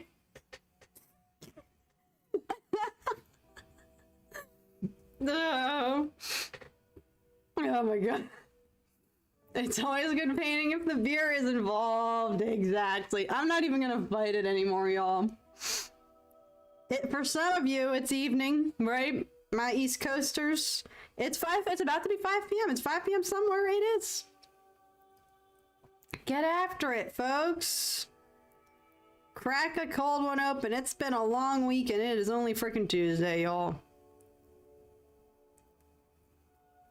It's only Tuesday. Oh, frick. No. When you can actively pinpoint the exact moments that the caffeine is hitting your bloodstream. This is not going to be good. No, this is going to be good. That caffeine hit so great last week, y'all. If you were here, you'll know. It hit so nice. It gave us our second wind, and like I said, we're definitely not going to finish this piece today, but I wanted to accomplish as much as I could. And what was I saying? Don't know. Lost my train of thought. Oh, yeah. We're not going to finish this piece, but I could still use a second wind. And that caffeine hit so great last week. It revived us. And so that's what we're trying to recapture this time around. I still cannot believe, how the heck did this stream... How are we still... My computer was off, y'all. My whole operating system. Oh, you know what it was? I think I figured it out. The stream was still connected to my streaming software. My streaming software crashed, but YouTube didn't. So the stream, YouTube was like, oh, we've just lost the feed. They cut the feed. And so that's why I think it probably just blacked out on your guys' end, right? Did it just, was it totally frozen, or did it eventually go to a black screen? Because it said it was still streaming. It didn't kill the stream because YouTube didn't think there was any reason to. It just had no footage. It just had no feed. So the stream is still going, but y'all were just getting no footage. And so that's what that's why it was able to survive, because I had to restart the stream on my streaming software. I had to re-plug in the footage. That's not the proper terminology, but I had to reset it that way. But this stream on YouTube was still going because nothing on YouTube's end was busted. That explains it. Oh, thank God I figured that out, because that was gonna freak me the frick out. Like, how the heck was this sustained if my whole operational system was crapped out? Like, what? Oh, that was crazy. That was only 3 hours ago, y'all. And we've been surviving. So what the frick was that, Mac? What was that? What was that little temper tantrum on our part? Sponsors, you know I'm never gonna have after all these paint streams. SeaWorld, Apple, Mac, definitely. We're racking them in. Yep, it's 4:43 here. Just made another coffee. Okay, catching Z's. Are you trying to self-sabotage? Also, sorry y'all, I forgot my ear was hanging out there. I'm just gonna share it with you all. I hate when my hair is like this. But more often than not, it'll do this. I'll have the one out and it'll go like this. I do not like that, because you know who I think I look like? Smeagol before he turned into Gollum. When he has hair in. When he had, I'm serious, look at that. We're gonna do it as a team. No, we're not, because I don't need y'all comparing me to Smeagol. I just compared myself. Go look at that, or go rewatch that footage when he's strangling his friend by the river and he has hair. That's what I look like whenever you can see my ear, because I do have elf ears, y'all. Y'all, put me in the rings of power. I have elf ears. You wouldn't even have to do anything to them. Just give it a little stitch. If I was cast in the freaking Rings of Power, or any iteration of Lord of the Rings, or anything where you need an elf, I would surgically, I'd be like, listen, I'm gonna lock in, and I would surgically go and get my ears. All you gotta do is just give it a little stitch. I'm tempted to do that now. Oh my God. Here's me talking about like body modifications that I saw all of my peers doing in college. Like, everybody was getting tattoos, everybody was getting bleaching their eyebrows, getting piercings, getting nose rings. Catherine's going and getting her ears permanently modified to look like an elf. Put me in Elden Ring, y'all. Aren't there elves in that? I don't play it. I don't know anything about Elden Ring. I'll do it. Put me in, coach.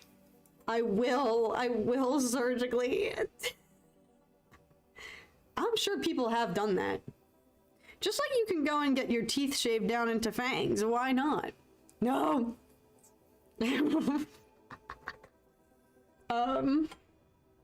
Surely somebody has converted their ears to look elven. I could do it. I could survive in space. I could survive as an elf. What am I saying? Beautiful painting. Thank you, Ahmed. Thank you. Danny, thank you so much. W stream. I'm so glad you think so, because we have been so off the freaking rails today. It's been crazy. Thank you. I absolutely love your art. Awesome style. Thank you so much, Sean. I appreciate that.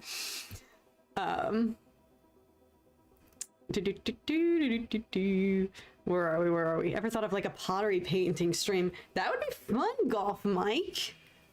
And I used to do pottery, actually. I used to like do hardcore pottery. Because I have told y'all I'm not self-taught as an artist, but I always had a knack for it. And so my parents, when I was young, put me into like private art classes. And one of my private art teachers from who I had for a very long time, she was a ceramicist, and she had this whole big studio with, she had like 6 pottery wheels, and I used to actually be really adept at throwing clay on the wheel and making pots and vases and teacups and whatnot. Now that I would not be able to do now. And it's a shame because she actually gave us a wheel, or we bought one from her that she was just trying to get rid of or something. And then I never really used it. And I think my dad probably actually like just got rid of it recently. Because it is tough. It's very tough. But if I had room for it, that's the thing. It takes up space. If I had room for a wheel, maybe.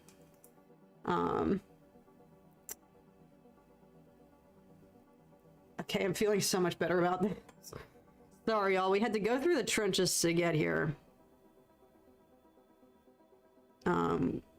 We've been through quite a lot today. This is perhaps one of our most chaotic freaking streams. And the whole intent of it, I was like, this one I just want to be peaceful and really think about life and feel better about the state of the world.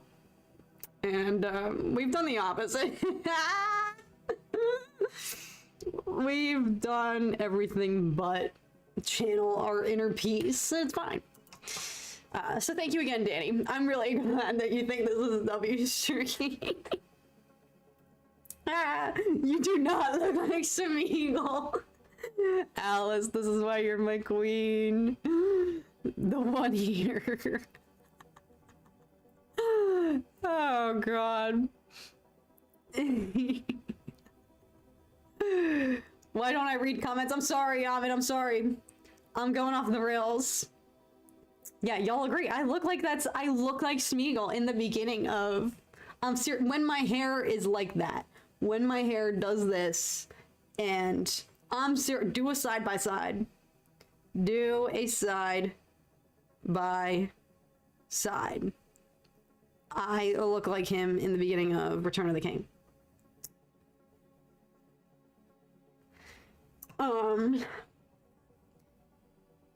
So here I am trying to manifest into the ether. Put me in Rings of Power.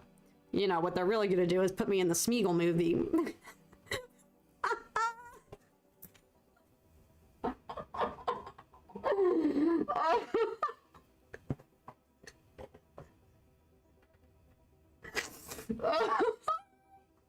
Oh my god. I should not have chugged that caffeine. I'm so freaking sorry, y'all. It's over. Oh my god. Oh. Oh. Okay. Get the frick together. Oh. No, not the ear. No. Guys, I'm so sorry. I drank that caffeine way too fast. I'll do it. I'll be in the Smeagol movie. I'll do it. Someone's gonna take one for the team. I'll do it.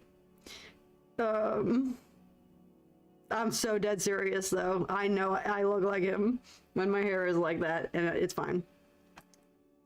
Aren't they making a Smeagol movie? They are. Because I remember there being a big debate about aren't they gonna de-age? Isn't like Viggo Mortensen gonna be at any circus? Aren't they? Wasn't there like kind of a big hullabaloo about whether they were gonna de-age?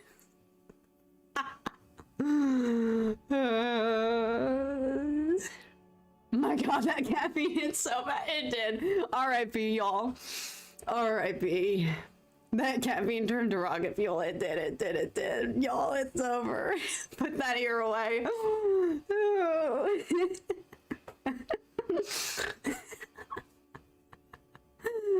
Oh, I'm sorry. I just thought that was so freaking funny. It's my dream. What if, like, it's your dream to be in a Lord of the Rings movie and they cast you as Smeagol?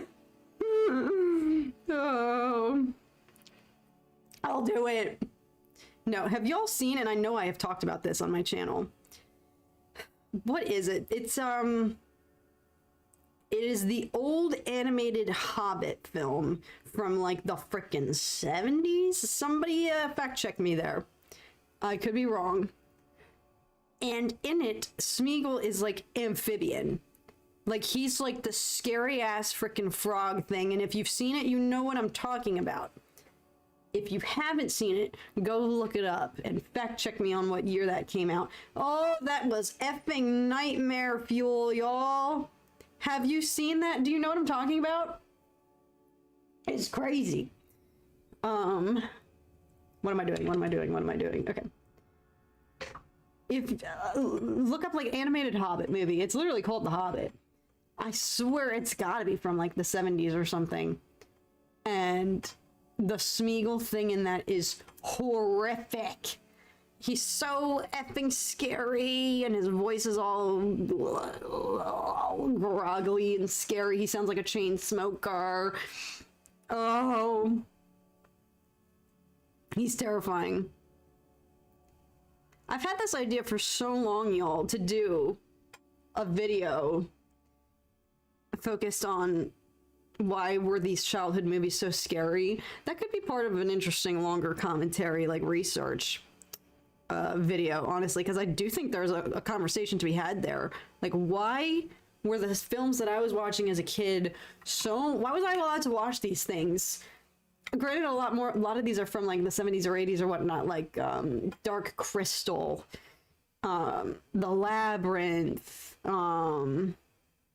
Has anyone seen that Brothers Grimm movie with I think Matt Damon and Heath Ledger, R.I.P. That movie's terrifying as well. Even just Willow. I rewatched Willow again after Val Kilmer passed away, because low-key, oh my god, Mad Mardigan was like my childhood crush in that movie, and I was rewatching it, and I'm like, why was I allowed to watch this as a kid? There are some harrowing, scary-ass things in that movie. Again, same with like the Dark Crystal, but it's like the never-ending story. Oh my god. The animated version of The Hobbit with that scary-ass Smeagol. It's like, why wasn't I allowed to watch these? Or furthermore, like, why was this being made for kids? Because again, if you look at, I think it's no secret that movies nowadays, I think, are way more sanitized and are nowhere near as harrowing and scary as some of the things are in these movies. Like, it's its own category of The Labyrinth, the Dark Crystal, Willow, like scary, fantastical children's movies that you don't see anymore. Nobody's really making it like those anymore. Y'all know what I mean? 1977. That's exactly it, Catching Z's. Thank y'all for doing the research. You know what I'm talking about, right? I saw that too many times. Yeah, it's scary. I found that film and it gave me nightmares as a kid. Yep, probably not a good idea to watch it as a 7-year-old. Exactly. Return to Oz. Good point, Sean. Labyrinth was nuts. Like, that's... Why were we allowed to watch these things? We found the replacement for Andy Serkis. Look no further, y'all. I will do my duty. Whoops. Just put me in, coach. Whenever y'all need, I'll do it. See, and Smeagol has pointed ears though too, because he started out. Oh no, the hobbits have normal-ish ears, right? Wait. I'm just getting everything mixed up now. But Smeagol also had some kind of pointy ears, right? So I could still accomplish my goal and achieve my final form and method act and get my surgically pinned elf ears. It could all work out. But yeah, why were movies back then. Why is there sun in my room? Well, it's only 2 p.m. here. Also, it's 12:08 a.m. for you. Holy shnikes. Are you in Europe? Right? Would that be the math? Because Europe's like a solid 10 hours ahead of us. I can't really do math.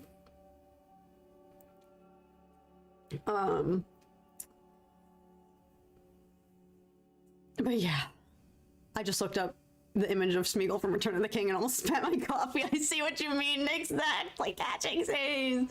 Exactly. We're planning cats next 5 years. Right, guys? I'm gonna go pitch myself to the Smeagol movie. If they don't want to do deep fakes on anyone, just put me in. I'm small. I've got the proportions. I can crouch down. But do you guys know what I'm saying? All these movies, I can't name. I am on the other side of the planet. I know, that's what's crazy. That is so just crazy that we're all rocking. Y'all are in the future. Most of you are in the future compared to me. So let me know if it gets any better. We're streaming until life gets better. We're still here.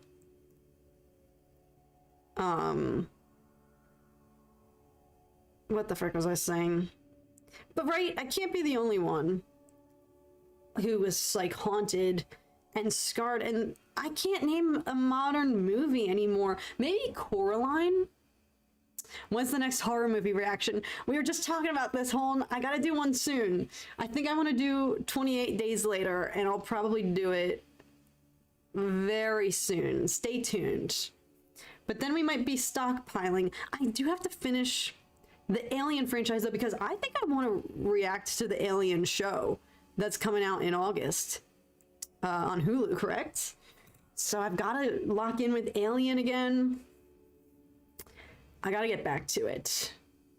But here's the thing, I might react to some of those off camera, meaning just watch it.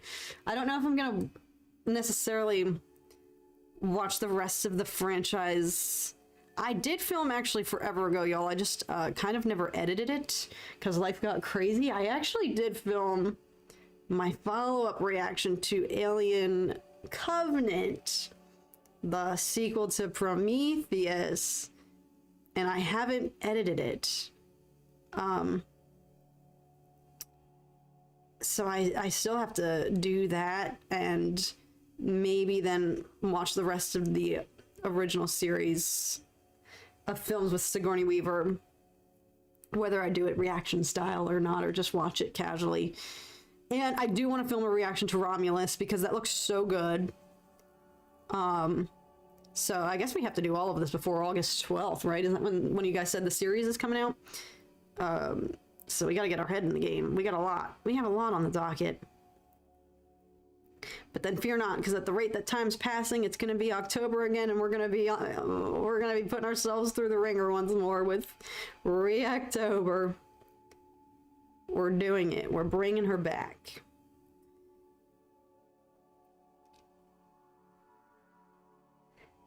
All right, I'm gonna let that a little more up here, and then we're gonna let this side simmer. We've been neglecting this other side. What's funny is if you were here for the Persephone painting, this was my least favorite part of her painting. This is where I started to spiral with her because I didn't like how her veiny things were looking, but I figured out the system for how we approached that piece and remedied it for her. And now I've been having much more fun with him because I now knew the style of layering and everything we were going to do here. It's been much better this time around because we got our trial and error out of our system with her. We just had to trust the process and recreate it.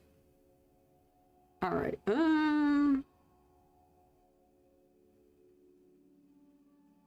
Okay, let that sit. Stop neglecting this side. We gotta do this. Alien Romulus was very good. Yeah, I need to. I've heard it. I saw it was scary too, so I feel like it would be great. Oh, it's set 2 years before the first film. I didn't know actually that timing. Bird Church, interesting. Okay, so it's not like I have to catch up on the rest of the franchise in order to appreciate it, but I think I still will. I've been wanting to do Alien Isolation, Sean, for the longest time.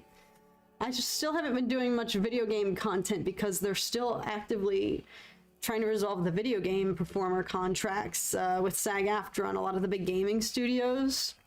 So I just haven't really been doing much video game content because of that as well. But when... I gotta check, because if the studio that produced Alien Isolation isn't among the list of companies that they're negotiating with, then I guess I could technically do it, which that could actually be fun to do either in conjunction when the show comes out in August as a pre-October little festivity, or to just save that as well for Halloween time to be scared, because I've heard that game is scary as frick. But I've been craving another horror. I've been craving the horror experiences again, y'all. I was thinking about when we played Outlast, like, it's exhilarating. It's scary, but exhilarating.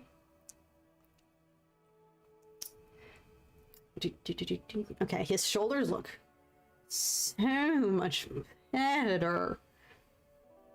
That was certainly the solution. He just needed a pump. Hades just needed his creatine. He hadn't been going to the gym. He just needed to get back at it.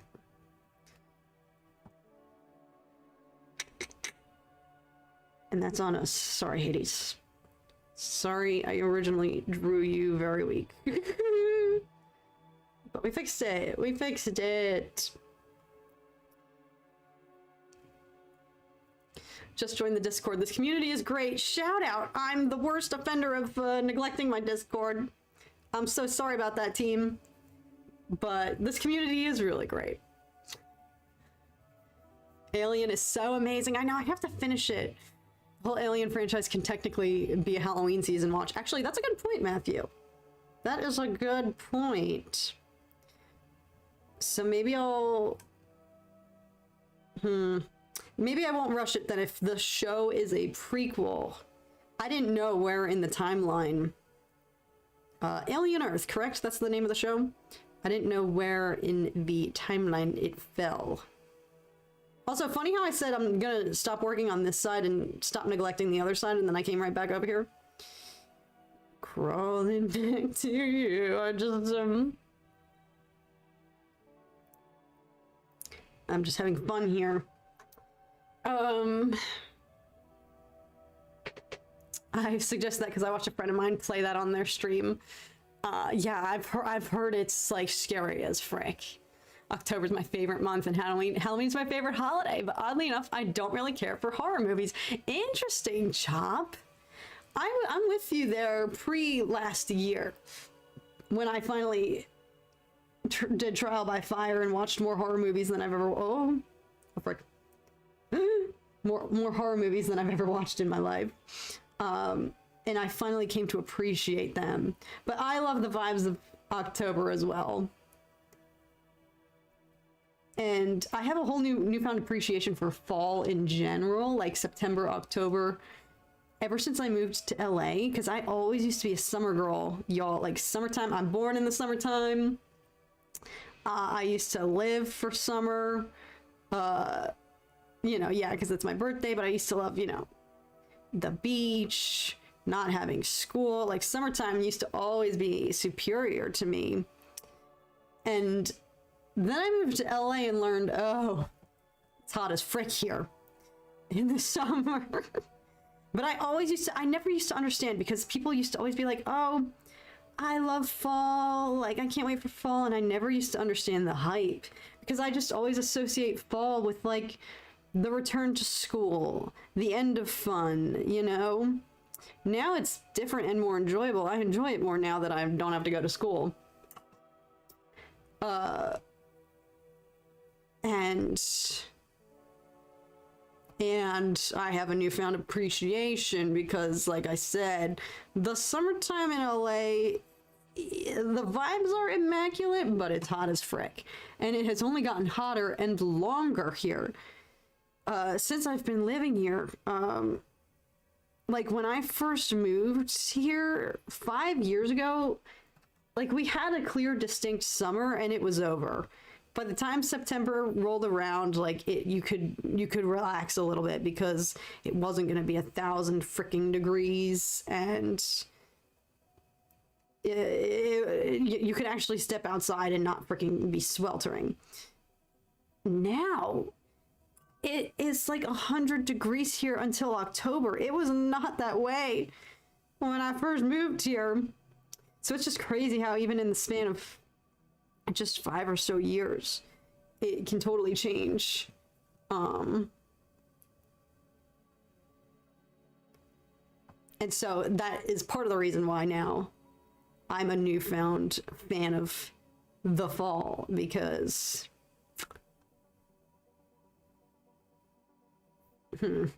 sorry, I keep referencing the Persephone piece still. But I believe in fall supremacy now because I am begging for it by the time it rolls around here. But we don't really even have a fall anymore. Like I was saying, like when it's supposed to be fall, September, October, it's still so freaking hot.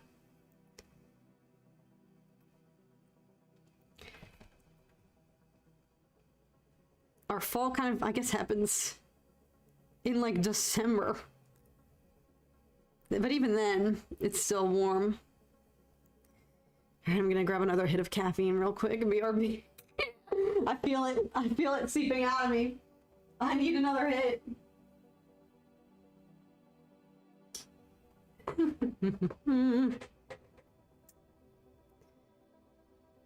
Spring is my fave time of the year. It's a good time for a church. It's like the perfect middle ground. I remember the days when September and October used to be actually the temperatures that they were supposed to be exactly. What's up, Annabella? Oh my gosh, I knew we would still be going. I knew we'd still be here by the time you returned. Okay, my mom's out here acting like I'm blaming her for... Also, oh god, I didn't realize that was still in shot, that y'all can see my sweatpants. Sorry. This is how I look. Aww.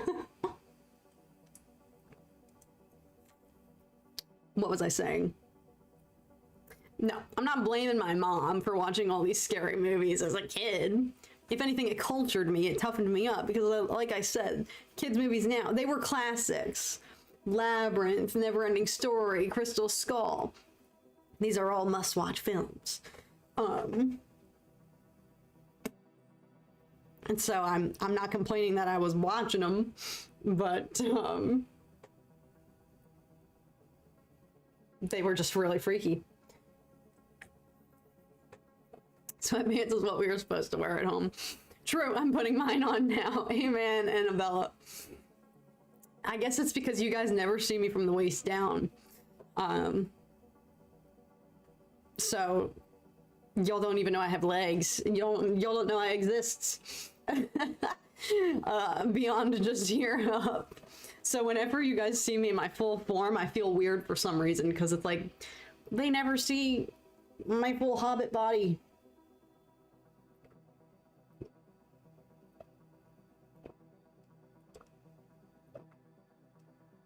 All right, that should do it. As we chug. Dark Crystal, yes. What did I say? The Dark Crystal is such a good movie. I never actually watched the entirety of that Netflix show, though. I think Mark Hamill's in it. It had a huge cast of, like, voiceover actors, and I just never watched it.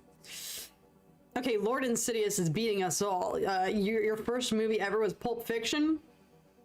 Shnikes.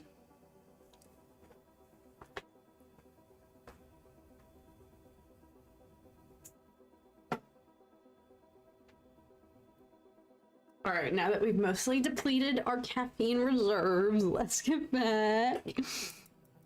Also, I know I'm dehydrated. I know we talked about this last week, that you're not supposed to be able to chug water like that. I didn't know that was a thing, y'all. I didn't know that that's like not a good sign. Like if you're properly hydrated, you're not supposed to be able to chug water. I didn't know that. So clearly I'm not properly hydrated. Are we positive Kat's birthday is July 3rd? It's July 6th, y'all. I'm gonna be old. I'm going to be old. I kind of... It's a shame. I've reached that age now where it's like, ugh, I don't want a birthday. But I'm actually so excited because my birthday this year is actually probably going to be... I'm actually going to be able to spend it with family this year, which will be my first time since moving to LA. So that should be really nice. Okay, I have to stop fixating on this side. I'm getting carried away. And I gotta start doing this side.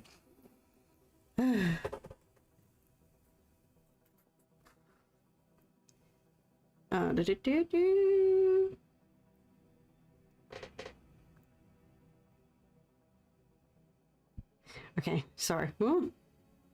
I've realized that we've just been working on this part like the entire time.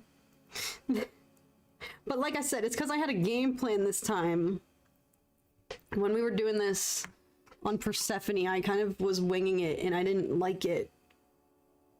But now that I know what I'm doing, I'm just applying the same. I'm more excited about this part of it and the intricacy of all the vines slash veins, because I have a handle on what I'm actually doing this time around. Versus the Persephone piece was a lot of trial and error.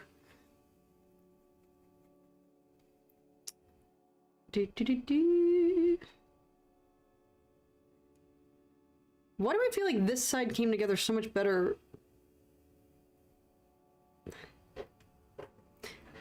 This side is still fighting me. I'm just talking to myself now. To go back to when I told you guys that there comes a point when the piece reaches a mind of its own and it just starts to do whatever it wants. I feel like that's what's happening. Okay, no, finish the viney veins. Viney veins. Before we move on, because I still gotta do a lot on the face, like a lot. Like I have been neglecting the portrait in favor of the viney veins. But now I'm realizing I still have so much to do in that department.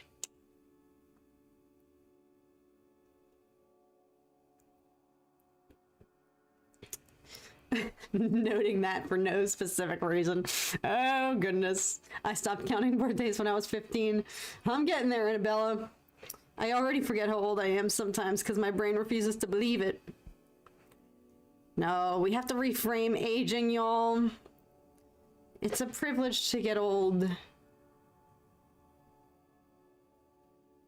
Just think about it this way. If I was in the medieval times, I would be on my way out by now, y'all. I'd be at maximum lifespan. So thank God for that. Thank God we're not there. And so that is something to be celebrated. That we are not in the Middle Ages.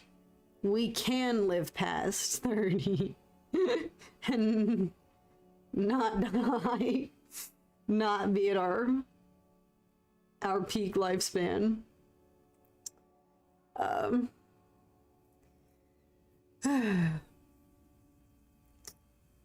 Now when people ask me how old I am, I have to be like, wait, let me calculate that. Yes, literally.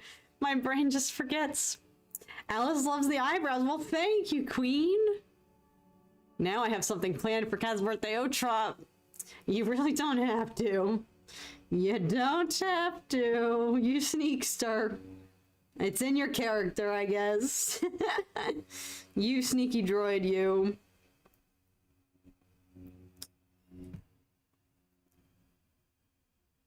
I'm vibing with this. All right, we're almost done down here. I know we've spent like the bulk of today, but this was good. I'm forgetting about that owl. But yes, in case you joined after I disclaimed, we probably still are going to stream this tomorrow because we're definitely not finishing today. And like I said, we have a hard deadline at like 4:30-ish because we got to go watch the U.S. men's soccer team freaking probably lose.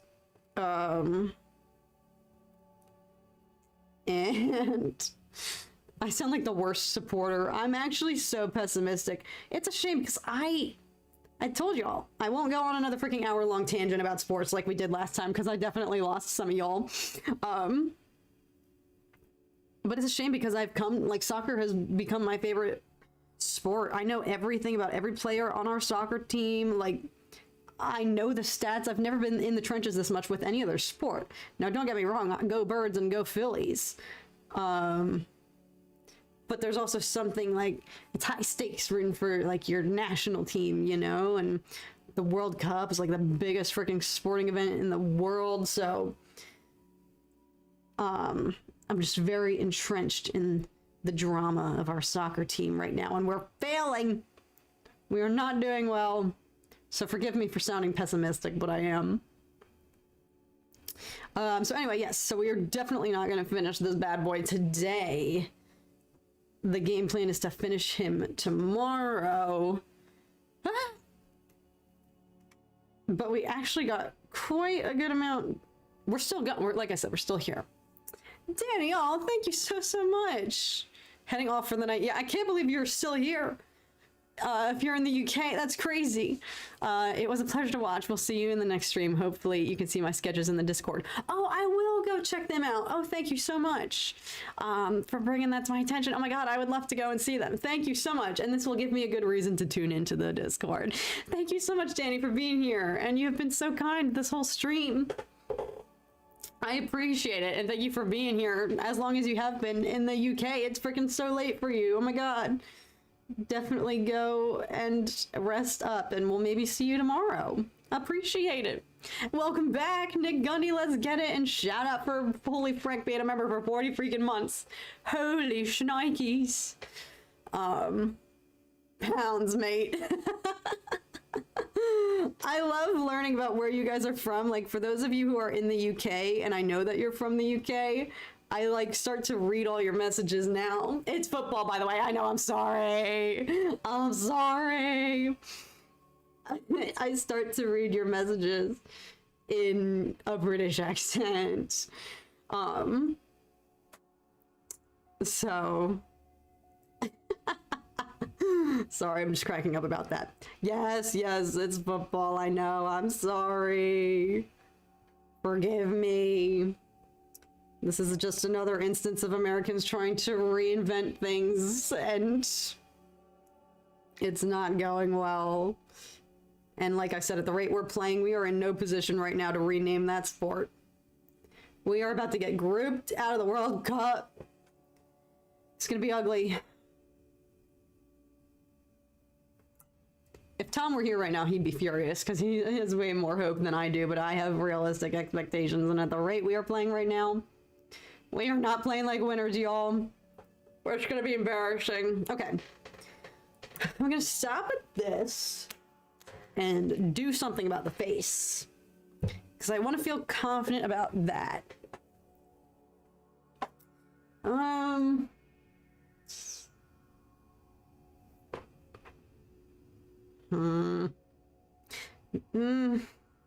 Yeah, okay, let's keep working on the portrait because we still have a long ride ahead of us there.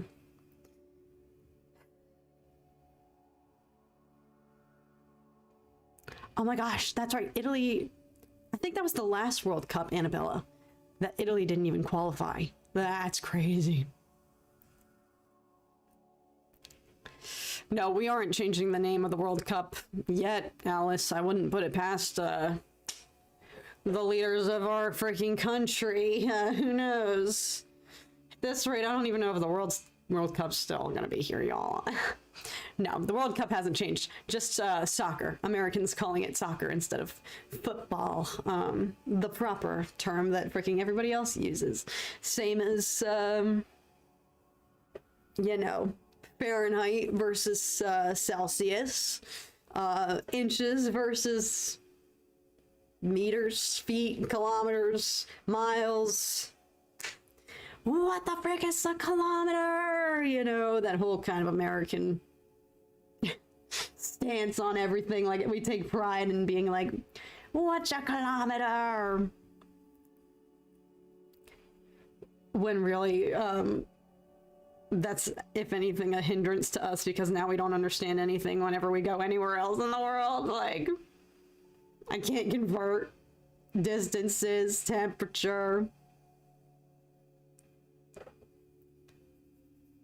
I did see a really good comedian skit, though. This comedian from the UK, I should be able to remember his name, I just don't, I'm sorry. He's from the UK and he lives in America now, and he's like, his whole shtick is, he's like embraced the American lifestyle. And he was saying how he thinks Fahrenheit system actually makes sense, because if it's like, okay, if it's 100 degrees outside, you know it's like 100% max heat. You can gauge it on a scale of like percentage, like, okay, 50%, it's 50% hot.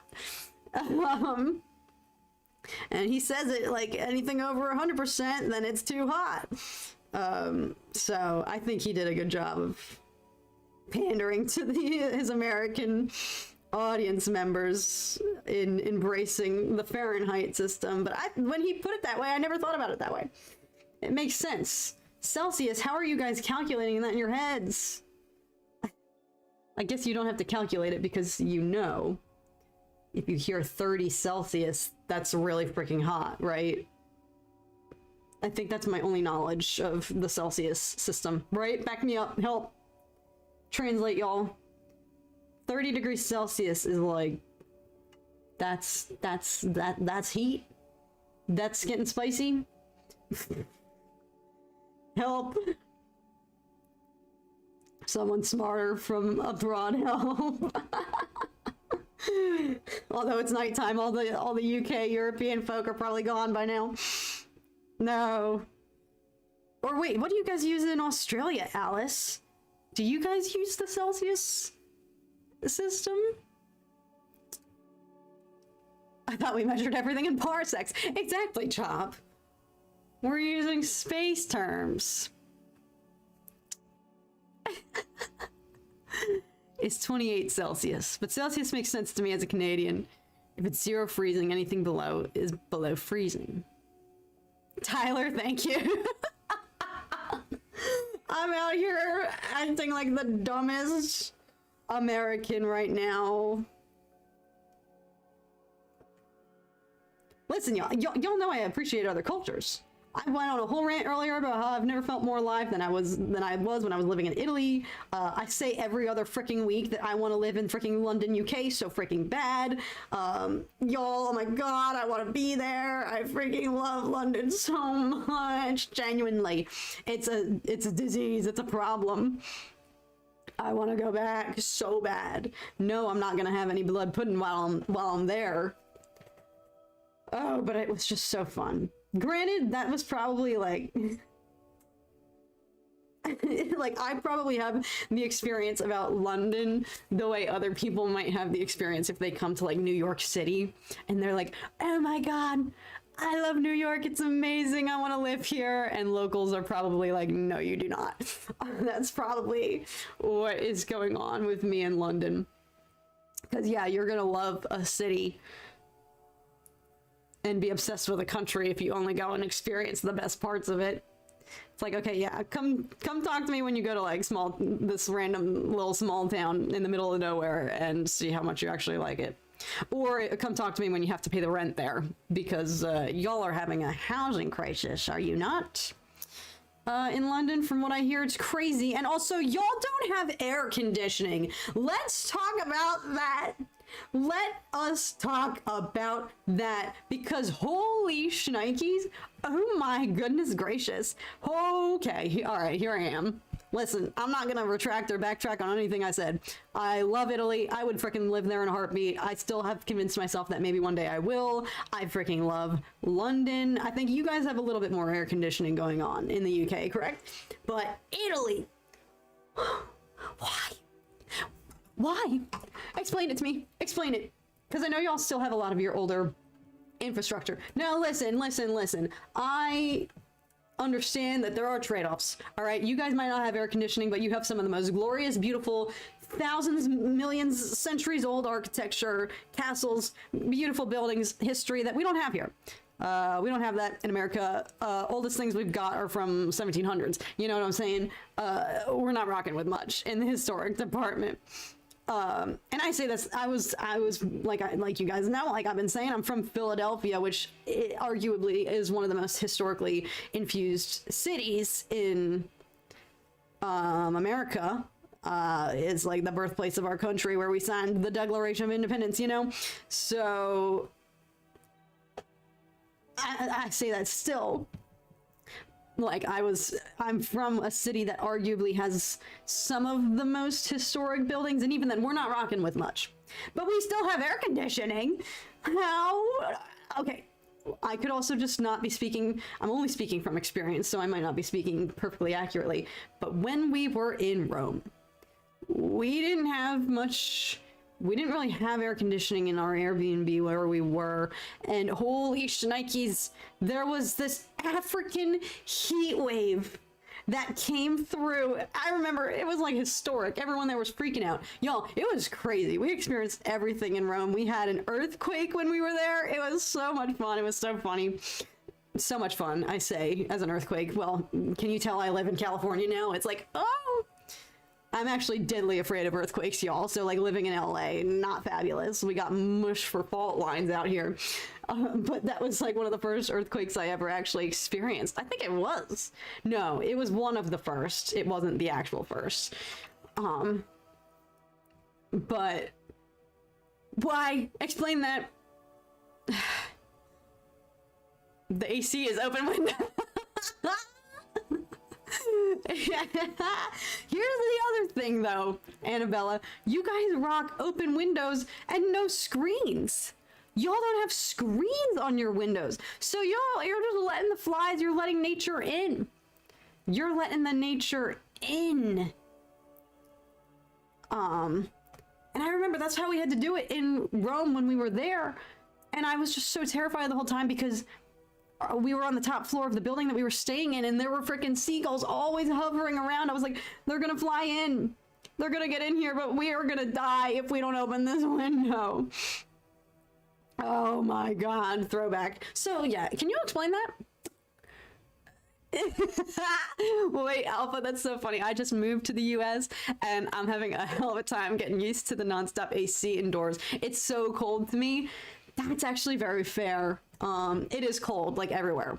And I run cold. I am perpetually cold, y'all. So trust me when I say that there is a time and place and a proper dosage of the AC. Sometimes I'm not rocking with it because, yeah, we pump it like there's no tomorrow. And yeah, is that not great for the environment? 1,000%. So I understand that I'm out here begging the rest of the globe to get air conditioning when in reality you guys are doing your part in saving the planet and not blasting that everywhere.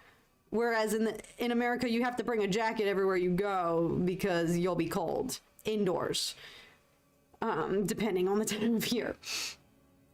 If it's summertime and they're blasting the AC. So, listen, I understand how crazy this all sounds because you guys are probably doing your part, saving the country, or saving the globe, and correct. Like that's a perfect example. Like if you're from elsewhere, if you're not from the States and you come here, it probably is freaking freezing everywhere. There are some AC homes in the UK, but most won't have it, right? Because wasn't that a big deal? Because you guys had a really bad heat wave a couple summers ago, right? And weren't people, I mean, I don't want to spread misinformation or diminish the how horrific it was, but weren't some people passing away because it was so hot and the infrastructure was like, you guys don't have AC, right? Wasn't it kind of like fatal heat a few summers ago? Am I crazy? Am I making that up? Because I just remember that being a big thing, and it was like, why don't y'all have... Here's the biggest question. I guess it's because so many of the homes there are so old, and you would have to just rip apart the entire place to actually install AC. Because my question is, why hasn't some American gone over and like monetized all this and introduced AC to Europe and opened like an air conditioning store? But I guess I forget about that aspect of it. Like you're like I said, yeah, you guys have much older just buildings and everything in general. You preserve your architecture, unlike here, freaking everything, if it's too old, gets knocked down to make way for something brand new and shiny that isn't gonna last for nearly as long.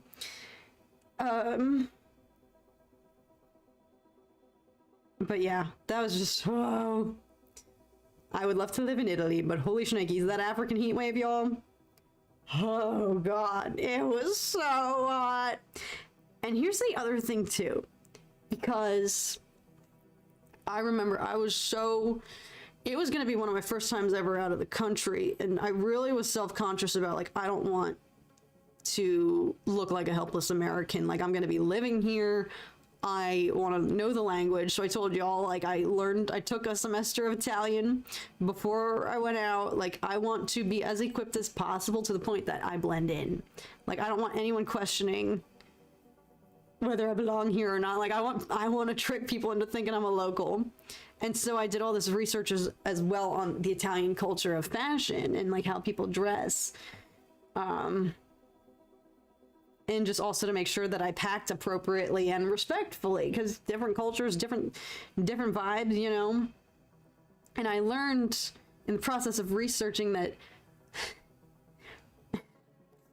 Italians don't show a lot of skin, you know. They're much more chic and polished and fashionable. They're in favor of like fashion than dressing for the season like we are here. So, you know, even if it's hot outside, they'll still wear... Annabella, call me out on this if I'm wrong.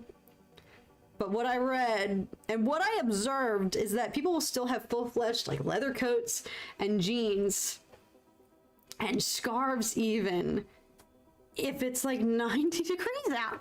So we're having this African heat wave and they're all still dressing to the nines, dressing chic, because it's just more polished and reserved there. I was my understanding in my research. Like I said, I could be completely wrong and misrepresenting this. But I was like, well, that's not going to help. I'm going in the thick of the summertime, y'all. I'm going to die. And so I caved and I wore shorts because that was one thing that I read. I was going more for fashion of like what to avoid so that I don't give away that I'm an American. And they were like, telltale sign is if you're wearing like sandals and shorts, because shorts just aren't as common in Italy. In Rome specifically, I think that's where I was doing the bulk of my research. And so I was dying, and there were days when I caved and I was like, I can't do this anymore. I don't care if they know I'm an American. I need to wear shorts. It's 90 bajillion degrees outside. I'm gonna die. That African heat wave, that was crazy. Throwback. God, I forgot about that. But yeah, that and no AC. I'd spontaneously combust and die if I had no AC. Amen, chops. That's how we are.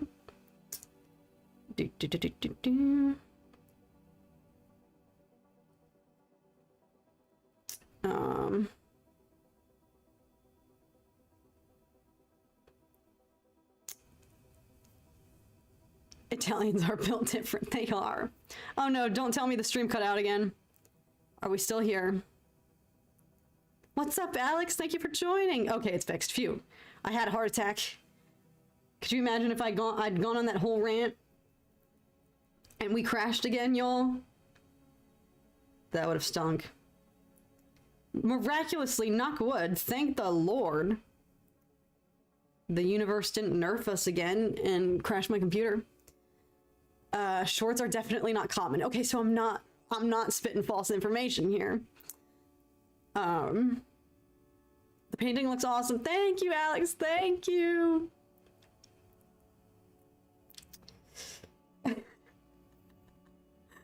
I've been watching a lot of these crime shows from the United States, and I'm like, oh my god, I need to protect you all. How do you live there when it's so crazy? What have you been watching, Alice? What true crime have you been watching? Don't worry, if it takes place, so much of that true crime stuff, because I know I've told you guys that I don't watch it so much anymore, but there was a big phase where Tom and I were in deep. We would watch a lot of Forensic Files, a lot of Cold Case Files, if you know that one, on Netflix. And I like Cold Case Files because I don't think they do so much to...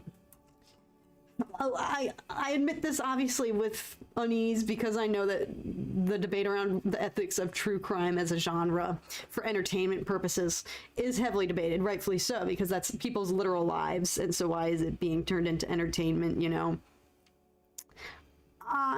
Trust me, I'm aware. I am very aware of like the voyeurism of it all, but I still like it for some reason. I don't watch, but I think it's because we don't watch the ones that are super exploitative about the crime itself, or like the serial killer. Like I never watched any of that Jeffrey Dahmer stuff on Netflix. I will say I did watch the Charles Manson one that just came out, but I had a hyper fixation with what the frick was going on with him and the Manson family because I did a research project on them in high school. So I watched that for the sake of that. So I guess I'm a hypocrite, but I like Cold Case Files because all of this is to say what the track I was going on. If you watch Cold Case Files or any of those crime shows that take place in the US, it's always like some small town. And then when they do like the pan out of like the village where it happens, the village, the town, the neighborhood, like it's always some small town and it's raining. Although actually no, LA has its fair share of a lot of serial killer stuff, so who am I to say? But don't worry, Alice, there's a big country over here. We'll be all right. We'll be okay.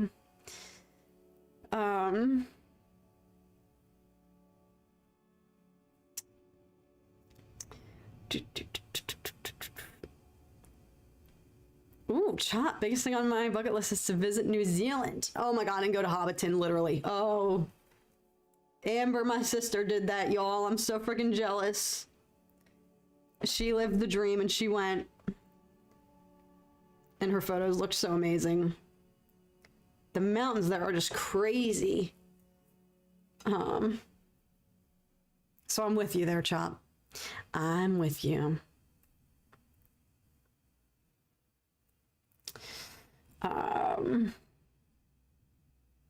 That's what we've been watching while we eat dinner. Oh gosh, I'm in the same boat as you, Alice. Like I said, I stopped watching it. We haven't watched it recently. We used to watch frickin' Cold Case Files like every night. And maybe that's why that's... Oh, because I told you this. I told y'all this. Okay. Y'all might not know this part of the lore. Of my lore. Y'all obviously know Tom. What you don't know is that one of Tom's parents was a teacher at our high school. And they taught physics. And, I'm not scientifically gifted.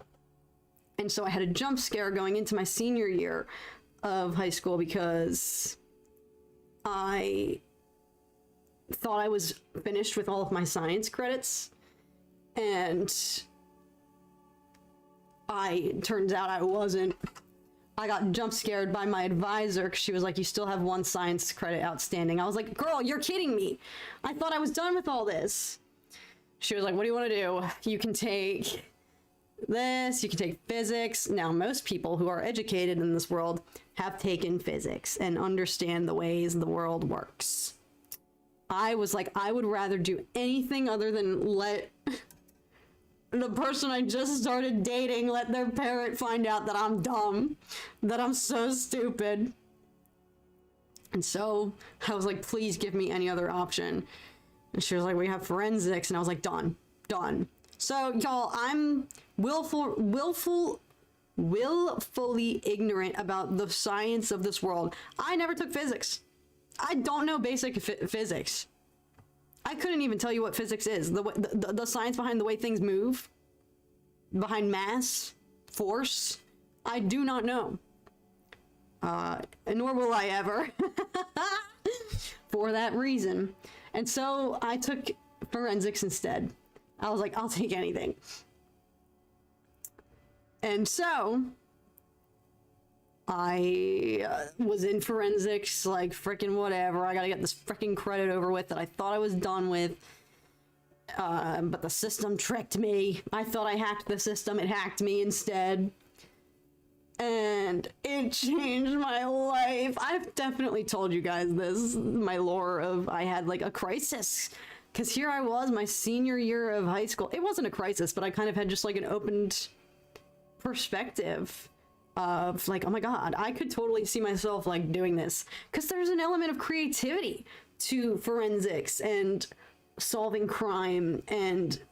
No, not my ear. Seeing a crime scene and being able to dissect, like, okay, you got to figure out and honestly retrace steps and like paint the picture of what happened there. It totally takes an element of, oh frick, creativity. I feel like just having an open mind and yes, there's a lot of science to it, but there's also like you have to take what you have and put the pieces together, and so you got to think.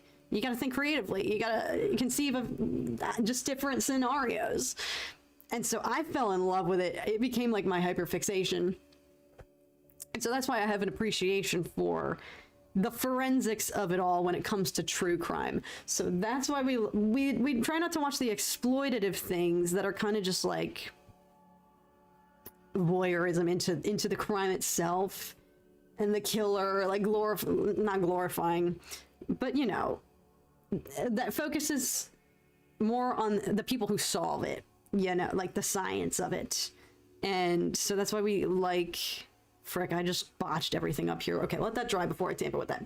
That's why we like forensic files. That's why I love cold case files, especially because the fact that they're able to take the minimal evidence that they might have salvaged from things that happened decades ago, and they're able to just dissect what happened and figure it out thanks to modern technology. That's why I like it, because so much of those shows is dissecting the scene and working with the bare bones evidence that they have and trying to piece together at the end. And then at the end, you know, it all makes sense after they have their answers, of course.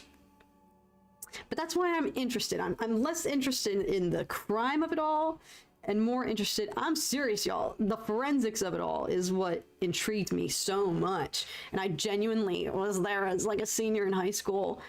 Like, do I want to go to I'm so serious. I had a brief little phase when I was like, I might want to pursue this genuinely, because I was obviously always going to go for art, which I did.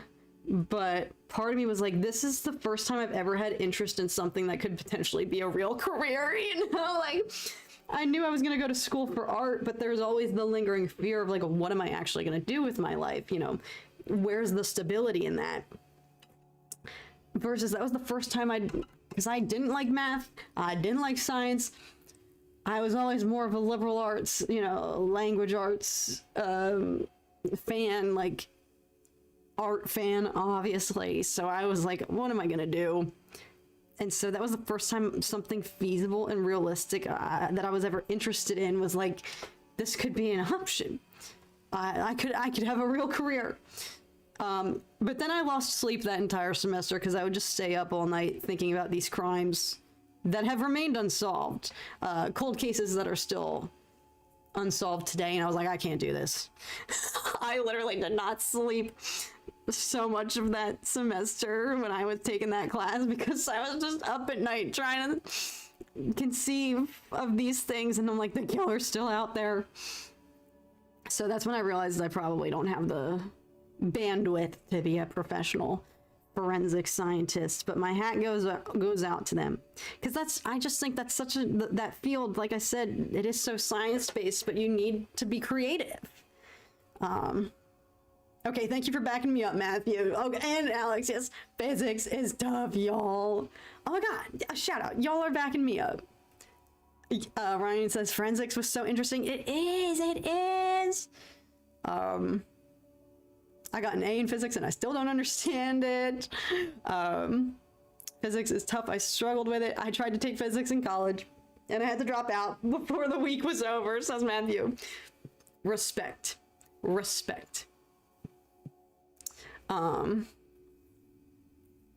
I did criminology. Oh, that's sick, Bird Church, but forensics was only a small bit of it. Was cool though. And or agreed, incapable cookie. Agreed. Then again, I grew up on Sherlock. Hey, true, Lord Insidious. True, that's a good point. What's up, Charlie? Yes, you got home just in time for some more Batcat lore. Y'all are just getting all the answers of the inner workings of my mind.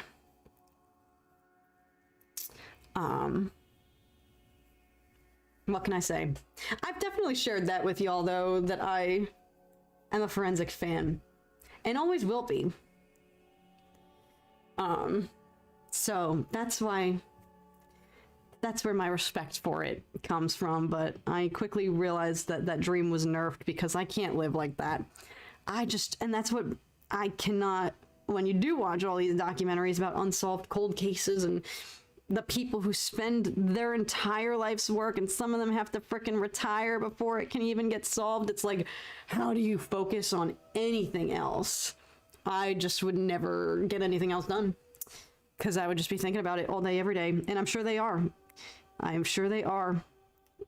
That's one of the more harrowing parts, obviously, of all that cold case, true crime world is learning, like, yeah, many of them, it does bleed into their real life, and they just can't, a piece of them will never be able to go on with their life until it's been solved, if ever. So that's kind of harrowing. So yeah, shout out to forensic scientists and criminologists, anyone in that field, shout out. I respect it.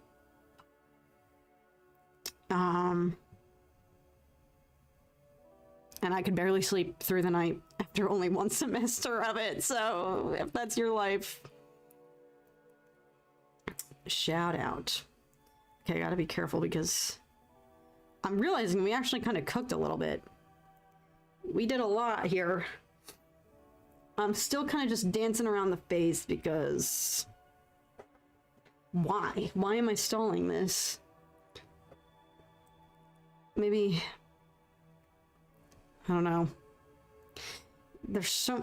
he's very chiseled, if you can't tell, the reference photo that I'm using. So maybe I'm just being trepidatious because I don't want to overdo it. I don't want him to look too...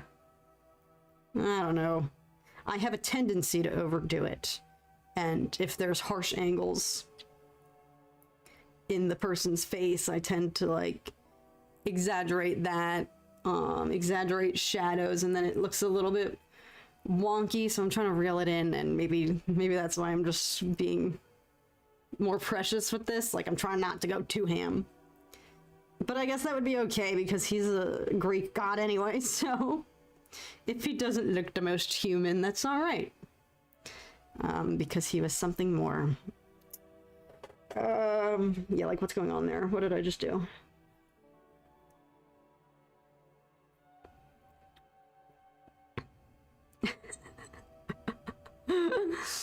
A cat has an interest in forensics. You are, Batcat. It is you. Oh my god, Stanley's.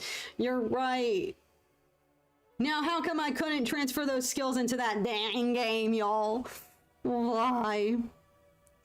Why could the Batcat not snap in, lock in when lives were on the line and Gotham City was under siege from me? I was the true villain of Gotham. I cannot believe I quit that game on sight so hard. I'll never get over that.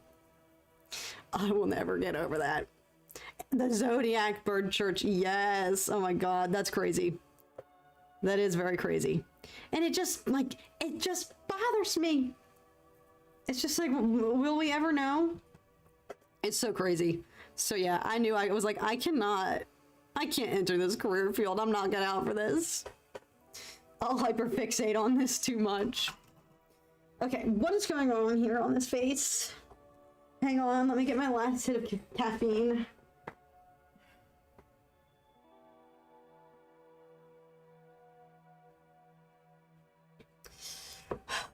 It's the Rido boy.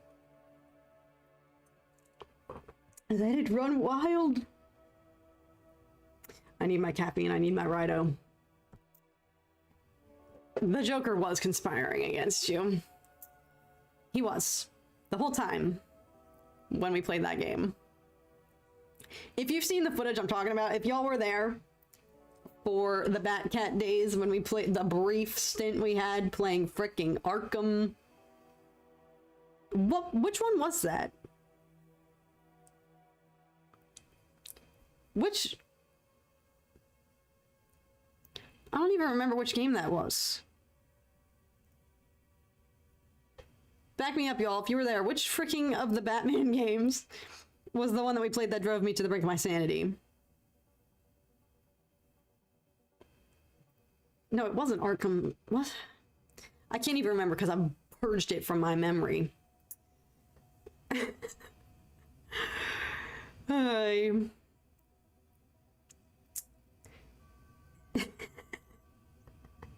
Arkham Knight. Okay, thank you, Charlie. I was gonna say Asylum, but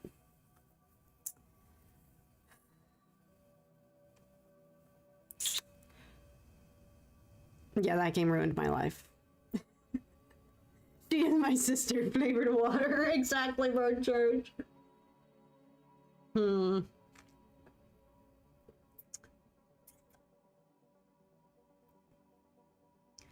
right, I'm gonna get back to the eye area here. Oh, what's up, Chop? I gotta head out, but the cease is looking great. I don't know if I can make it tomorrow, but I'll try. Much love right back to you, Chop. Thank you so much for being here. I can't wait to see your edit. I'm so freaking excited. And I always just appreciate your presence. You make this a better place. I love you. Thank you. Thanks for being here. No pressure if you can't make it tomorrow. We'll still be back for many of these painting streams. And tomorrow might be chaotic because we're going to approach everything I've been avoiding about this piece. Oh, God. Oh, yeah. Not looking forward to that. God. It's too late to turn back now. See, like, I know I am well aware when I do this to myself, when I like do the concept sketch and I'm like, all right, you're going to have to do this owl, Catherine. Speak now or forever hold your peace. You can still turn back. And I'm like, frick it, that's a problem for future me. And, like, my brain literally gives me time to back out. It's like, girl, do you want to actually do this? And I'm like, sure, why the frick not? And then here I am. Like, why did I do that to myself?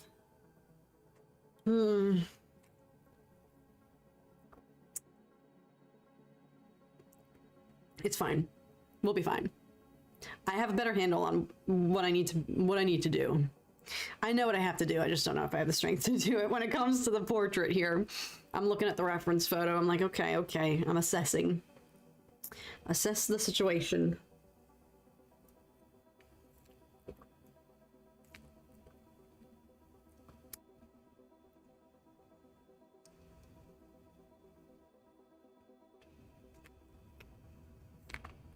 Sorry, thought I saw something floating in my water, but we'll never know now because I swallowed it.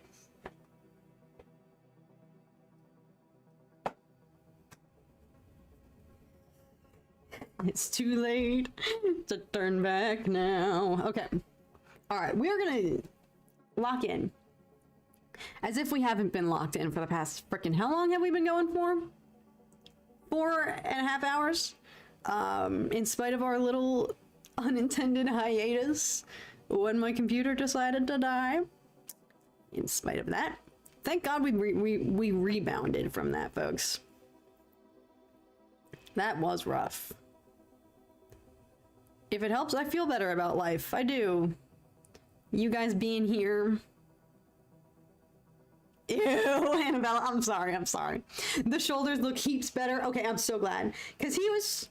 We had scrawny Hades. That's what was going on. He was a scrawny boy. We needed to beef him up a little bit. That helped me so much because I think that was throwing off so much of the proportions of his... like, it just wasn't vibing. He's got a long, angular face, and he didn't have the shoulders to match it. So, I think remedying that was much needed. Okay, that did something. I don't know. What am I doing? Oh, that's not what I wanted to do. It's too late.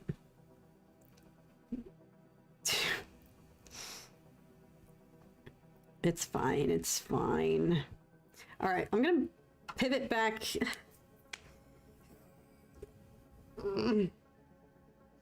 Sorry, I'm just stretching, thinking. Covering my ear so I don't look like Smeagol. The amount of new inside jokes that have been born of just these paint streams, y'all, is insane. Anyone who hasn't been tuning into these is gonna hear me call myself Smeagol and be like, what the frick is she talking about?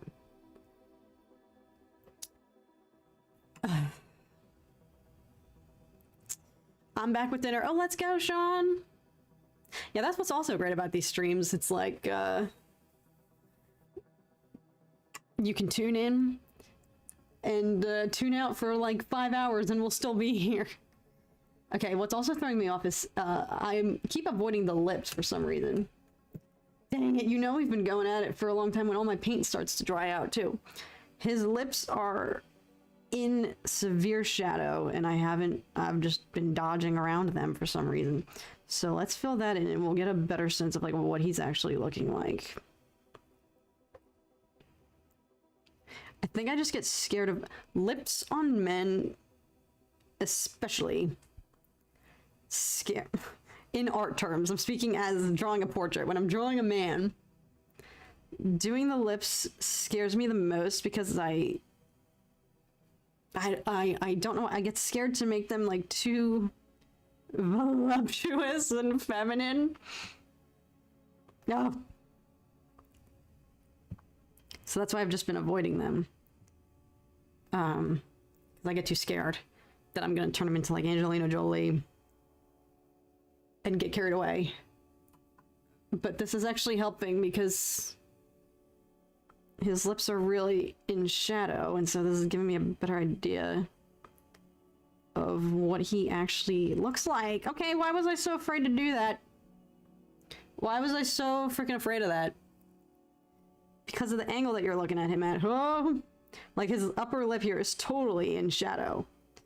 It's just straight up in shadow. Okay, that helps. This is doing something.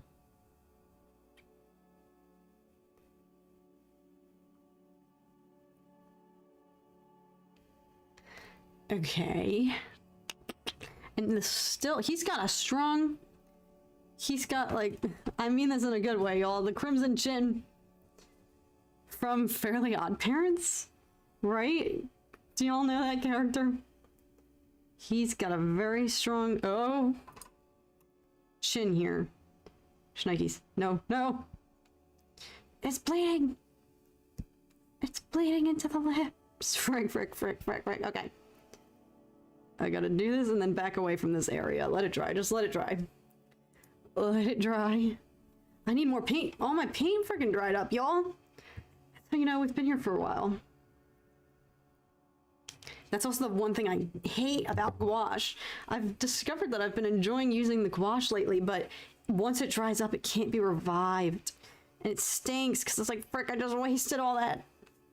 Every little dollop is like 5 cents worth of product. It's like, no.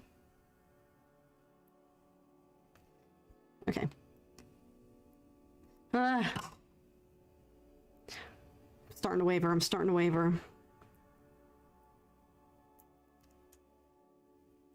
And by waver, I just mean lose steam. We've been going at it. I'm trying to remind myself we're not gonna finish this today. But my muscle memory is like, but we always finish on the stream. But this, I knew that we were not going to be finishing this one.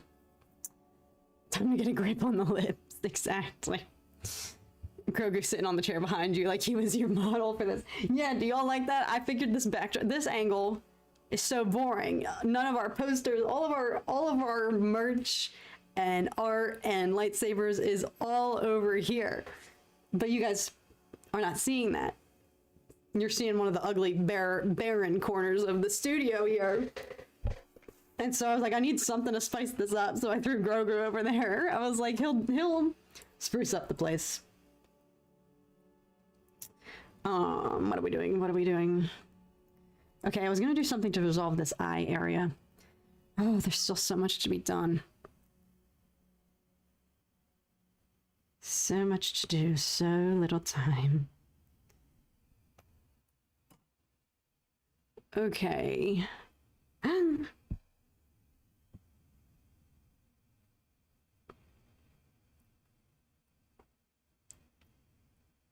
Frick, I keep forgetting about the owl. Technically, it's not too late for me to erase him, but I don't want to. I have to just be brave and do it. I just don't want to. It's fine. That's tomorrow's problem.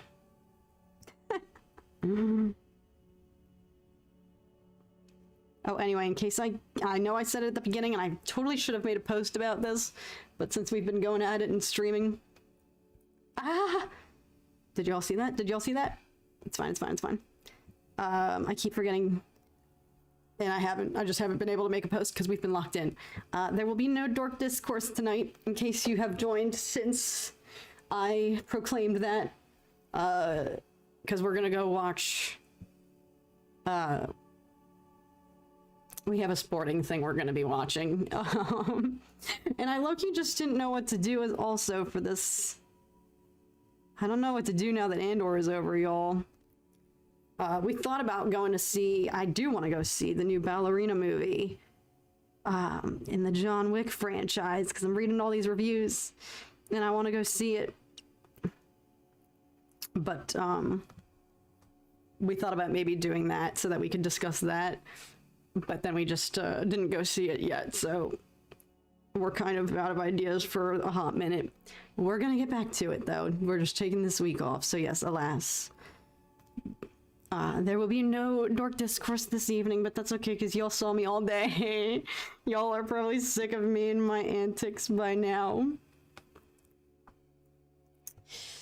A crimson chin.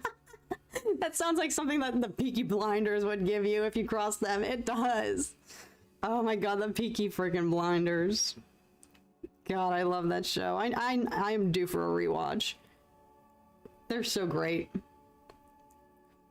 Dare I say, that might be one of the best shows ever. I hope the film stands up to the series. I don't see how it wouldn't. Okay, I'm gonna try something here. Okay, nope. Immediate no.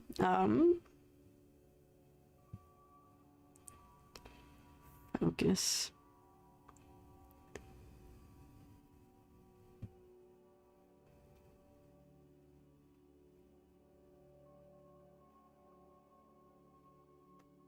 Okay, I don't hate that, I don't hate that. I'm just...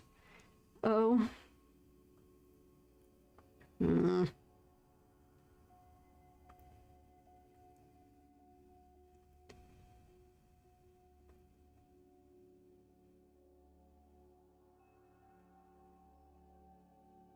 Okay, that's too much.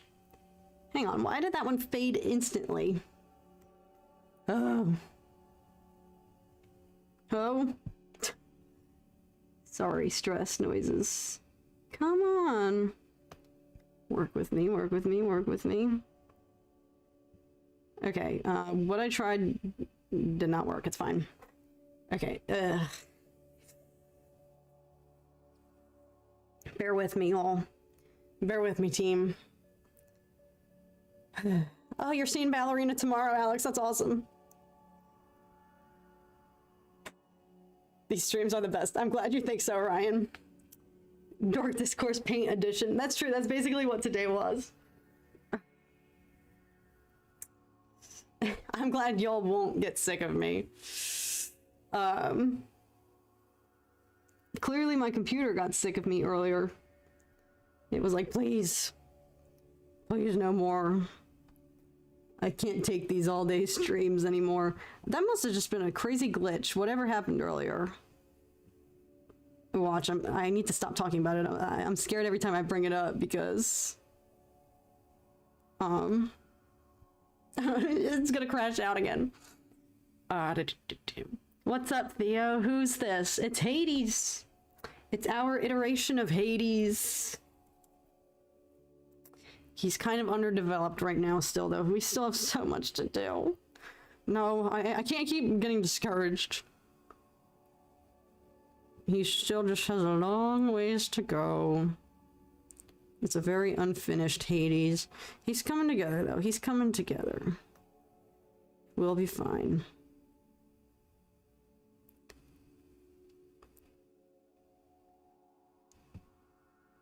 I just always forget it's a lot of layering. And that's how the Persephone piece was. Okay, I liked whatever I just did there, though. That did something. Maybe that's what it is. His face is really in shadow because of the angle that we're looking up at him a little bit. And I think I've just been dodging around. I'm being too precious. Like, just send it. Add the shadows. And so maybe that's why I'm that helped. I need to just get over my fear. Something is still going on, though, that I don't like about... I need to let them dry. Realistically, the eyes. I don't like what's happening. Something's... Oh! Hold your breath. Hold your breath, hold your breath. We can do it, we can do it. No! Oh, God. Crisis averted. Crisis averted. Tragedy averted. Order has been restored. Okay.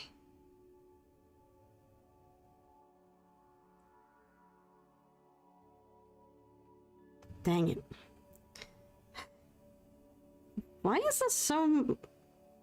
I don't know. I guess that I need to stop comparing.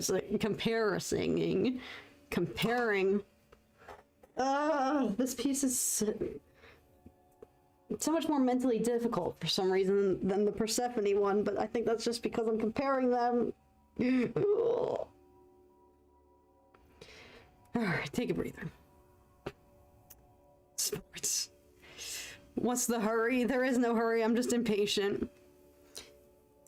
I'm just impatient. Seeing a little Cal Kestis if he cosplayed as Thrawn. Interesting.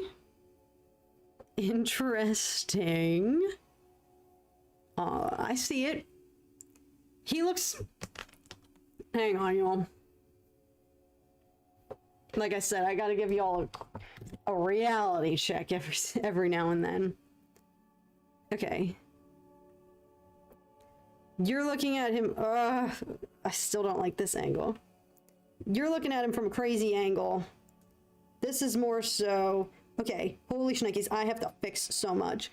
This is more so what he actually... The proper angle. You guys are looking at him from, like, a crazy...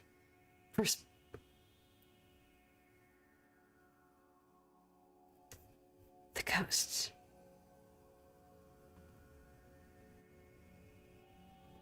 The ghosts are acting up. Oh!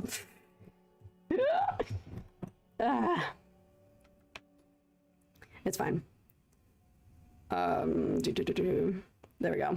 You see what I'm saying? Your guys' perspective is extreme. And he doesn't actually look like that. Okay, let me give you a little... We can zoom in on the face a little bit because that's where we've been working the whole time. I had the owl in the shot the whole time when we haven't touched him, and we will not be touching him today. I'm not doing that owl. I don't freaking feel like it. But the face here, okay, this is helpful though to look at the screen and realize what I need to actually do. I'm kind of just losing steam. So, you stopped seeing Frodo. Oh, that's good, Annabelle. Phew. That's good. I know I was saying that I was gonna go till maybe 4:30, but we might go till just 4, if that's okay, y'all. Because like I said, we're gonna be back tomorrow. Y'all are gonna be sick of me. We're gonna be back tomorrow. Something's happening with these eyes, though. They're no longer even because... okay. This eye lost a little bit of its shape. Because we had a quick little mess we had to fix. I don't know what to do about... Okay, hang on. Bear with me. Be with me. Be with me.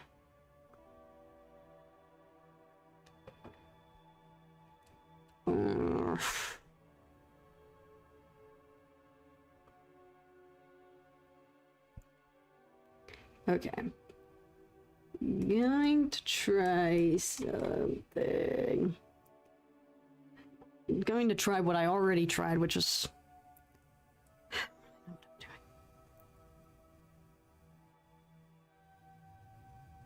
But yeah, we may only go till 4 here, because I think I'm approaching the stages of self-sabotage. Okay, but that helped. Whatever I just... Okay. I just have to be patient. That's my solution to all of my angst. Just freaking be patient. But anyway, yes, we are gonna... Oh no, I don't like that. Why is this eye bugging out more? Me asking why... Oh god. Did I already say for the millionth time that we're gonna be continuing this tomorrow? Because we are.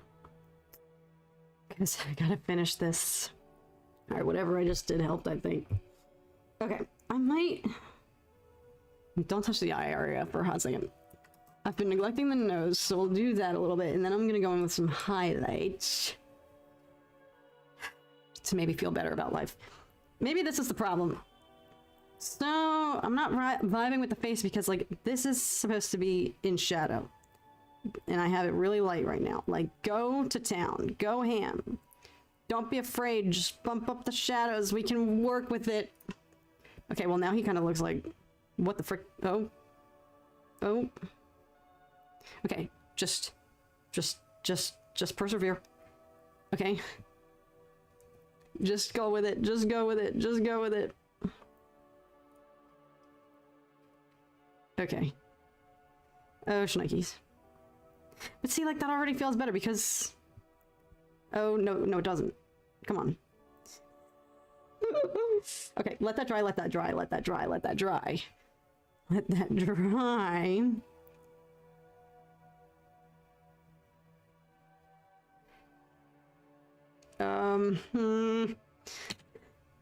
We're approaching the point of the process where my brain is starting to be like, okay, I'm tapping out. No, don't tap out yet. Don't tap out yet. Don't tap out yet. Just hang in there.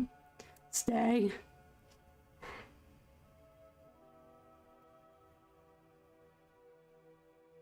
Okay. I'm just gonna do a few more things. Owl for tomorrow? Yes, Annabella. We're saving that screech owl for tomorrow. I want to know if the name is, where they got that name from. And if it's because they have a horrific screech. So after we hang up here, I might go listen to you. Okay, what's happening? No, let the eyes dry. Let them dry. Okay.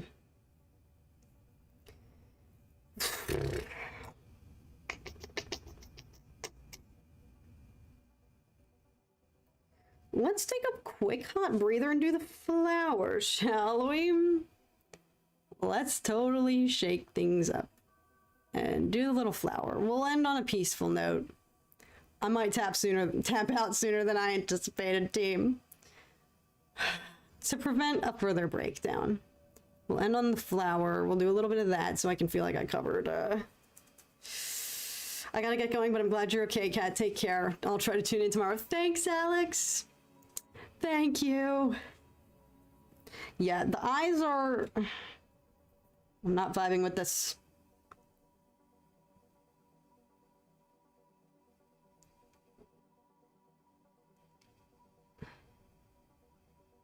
I just don't like them. I just don't like them. Okay, I see what some of the problem is. You know what I might do? Let them dry and then go back in with colored... Oh! Nope, not whatever that just was. Sorry. Also, is there a ghost in my belly? Sounded like Casper just leapt from my soul. Whoa! Okay, what am I doing? The flower. Okay.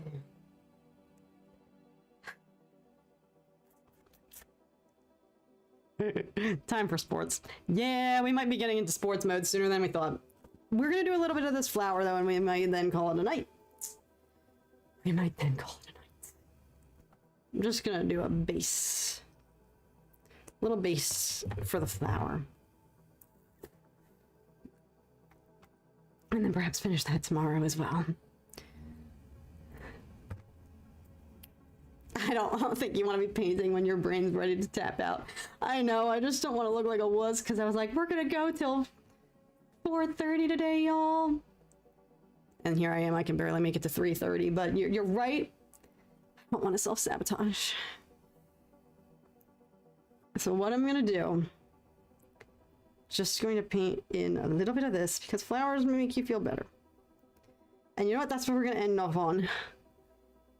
The whole purpose of this stream was go until we feel better about life. Flowers make you feel better. So I'm just gonna set a little bit of the foundation for what the flowers are going to be, and then I'll finish it tomorrow, along with freaking everything else. But I think I want to just keep it very simple, so what we're just doing is some of the shadows. I need to just go through and get clips of, I mean, that would probably take me forever to get clips of all of my just guttural, ghostly, anxious noises.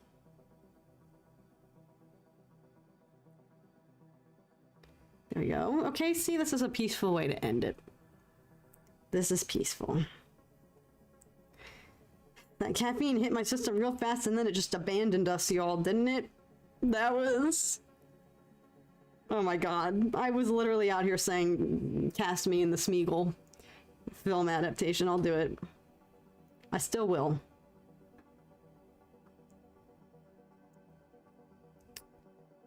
Alright. And with that, team... Nope, not gonna end it like that. With that, I think I might leave it because this is frustrating me. I don't want to do the owl. I keep forgetting about the antlers. So, before I enter a self-destructive, self-sabotaging state of mind. NK17, thank you so much. I really appreciate that. Thank you. You guys are great. I literally have been the worst. Because you guys are out here hyping me up, telling me that this looks good, and every single time you say that, I'm just like, no, it's awful and I hate it. And so I need to just back away, walk away, and come at it with fresh eyes tomorrow. Clear eyes, full hearts. Can't lose. And we're not clear-eyed right now. I have a full heart, though, and that's because of you, team. That's because of you guys. So, wow, what a stream this was. We started it strong. We came in with everything we got. My computer nerfed us 10 minutes in, but that's okay. Somehow we defied magic, and even though the whole system shut down, we were still streaming, we were still going, so shout out to that, I guess. And talked about a lot of things. Thank y'all for putting up with my rant earlier in defense of Los Angeles. Thank y'all for supporting my very just impassioned speech earlier, basically preaching to the choir. Thank y'all for agreeing that I look like Smeagol when my hair does this. For supporting my campaign to be cast as Smeagol if they ever need a live action recasting. Coach Taylor knew how to motivate. Exactly. Super fun stream. Catching Z's, you've been here the whole time. Like Sean, Charlie, so many of you guys have been here the whole freaking time. And even if you were just here for 2 minutes, and even if you just, as I always say, if you're lurking in the shadows, if you're not tuning in, I love you just as much. And I'm not going to be sad to part ways because we're going to be here tomorrow, folks. I guess shout out to my freaking stupid computer for not dying on us. Could you imagine if I said that and then it just cut out from here? That would be funny. But yeah, shout out. You guys are real ones, and this was very fun. I feel better about life. I hope you guys do too. I know I kind of mentioned that I wanted to have just a hopeful, to take a more hopeful approach going forward. I don't know if we did that because I ranted and then we just completely changed the subject and then talked about high school gym, middle school gym, Axe body spray, everything under the sun, scary movies from our childhood, so many things. So, okay, my brain is officially tapping out, so it's time. That's the sign. Universe is like, girl, get out of here. So I'll see you guys tomorrow, and we'll hopefully finish this. I'm not gonna lie, maybe after tonight, after I recharge a little bit, maybe I'll work on it a little more. What am I saying? So if it looks a little different when I return, don't be sorry that I like cheated on you guys and did it and worked on it behind the scenes. Dang, you guys are really looking at it from like the worst angle. I gotta remedy that. That's more of what he looks like. God, I need to fix so much. Okay. It's a problem for tomorrow. Sorry. That's a problem for future cat. So current cat is going to peace out. Thank you guys so much for watching. I love you guys. Thank you for joining me for another painting stream. I hope we all feel a little bit better about life.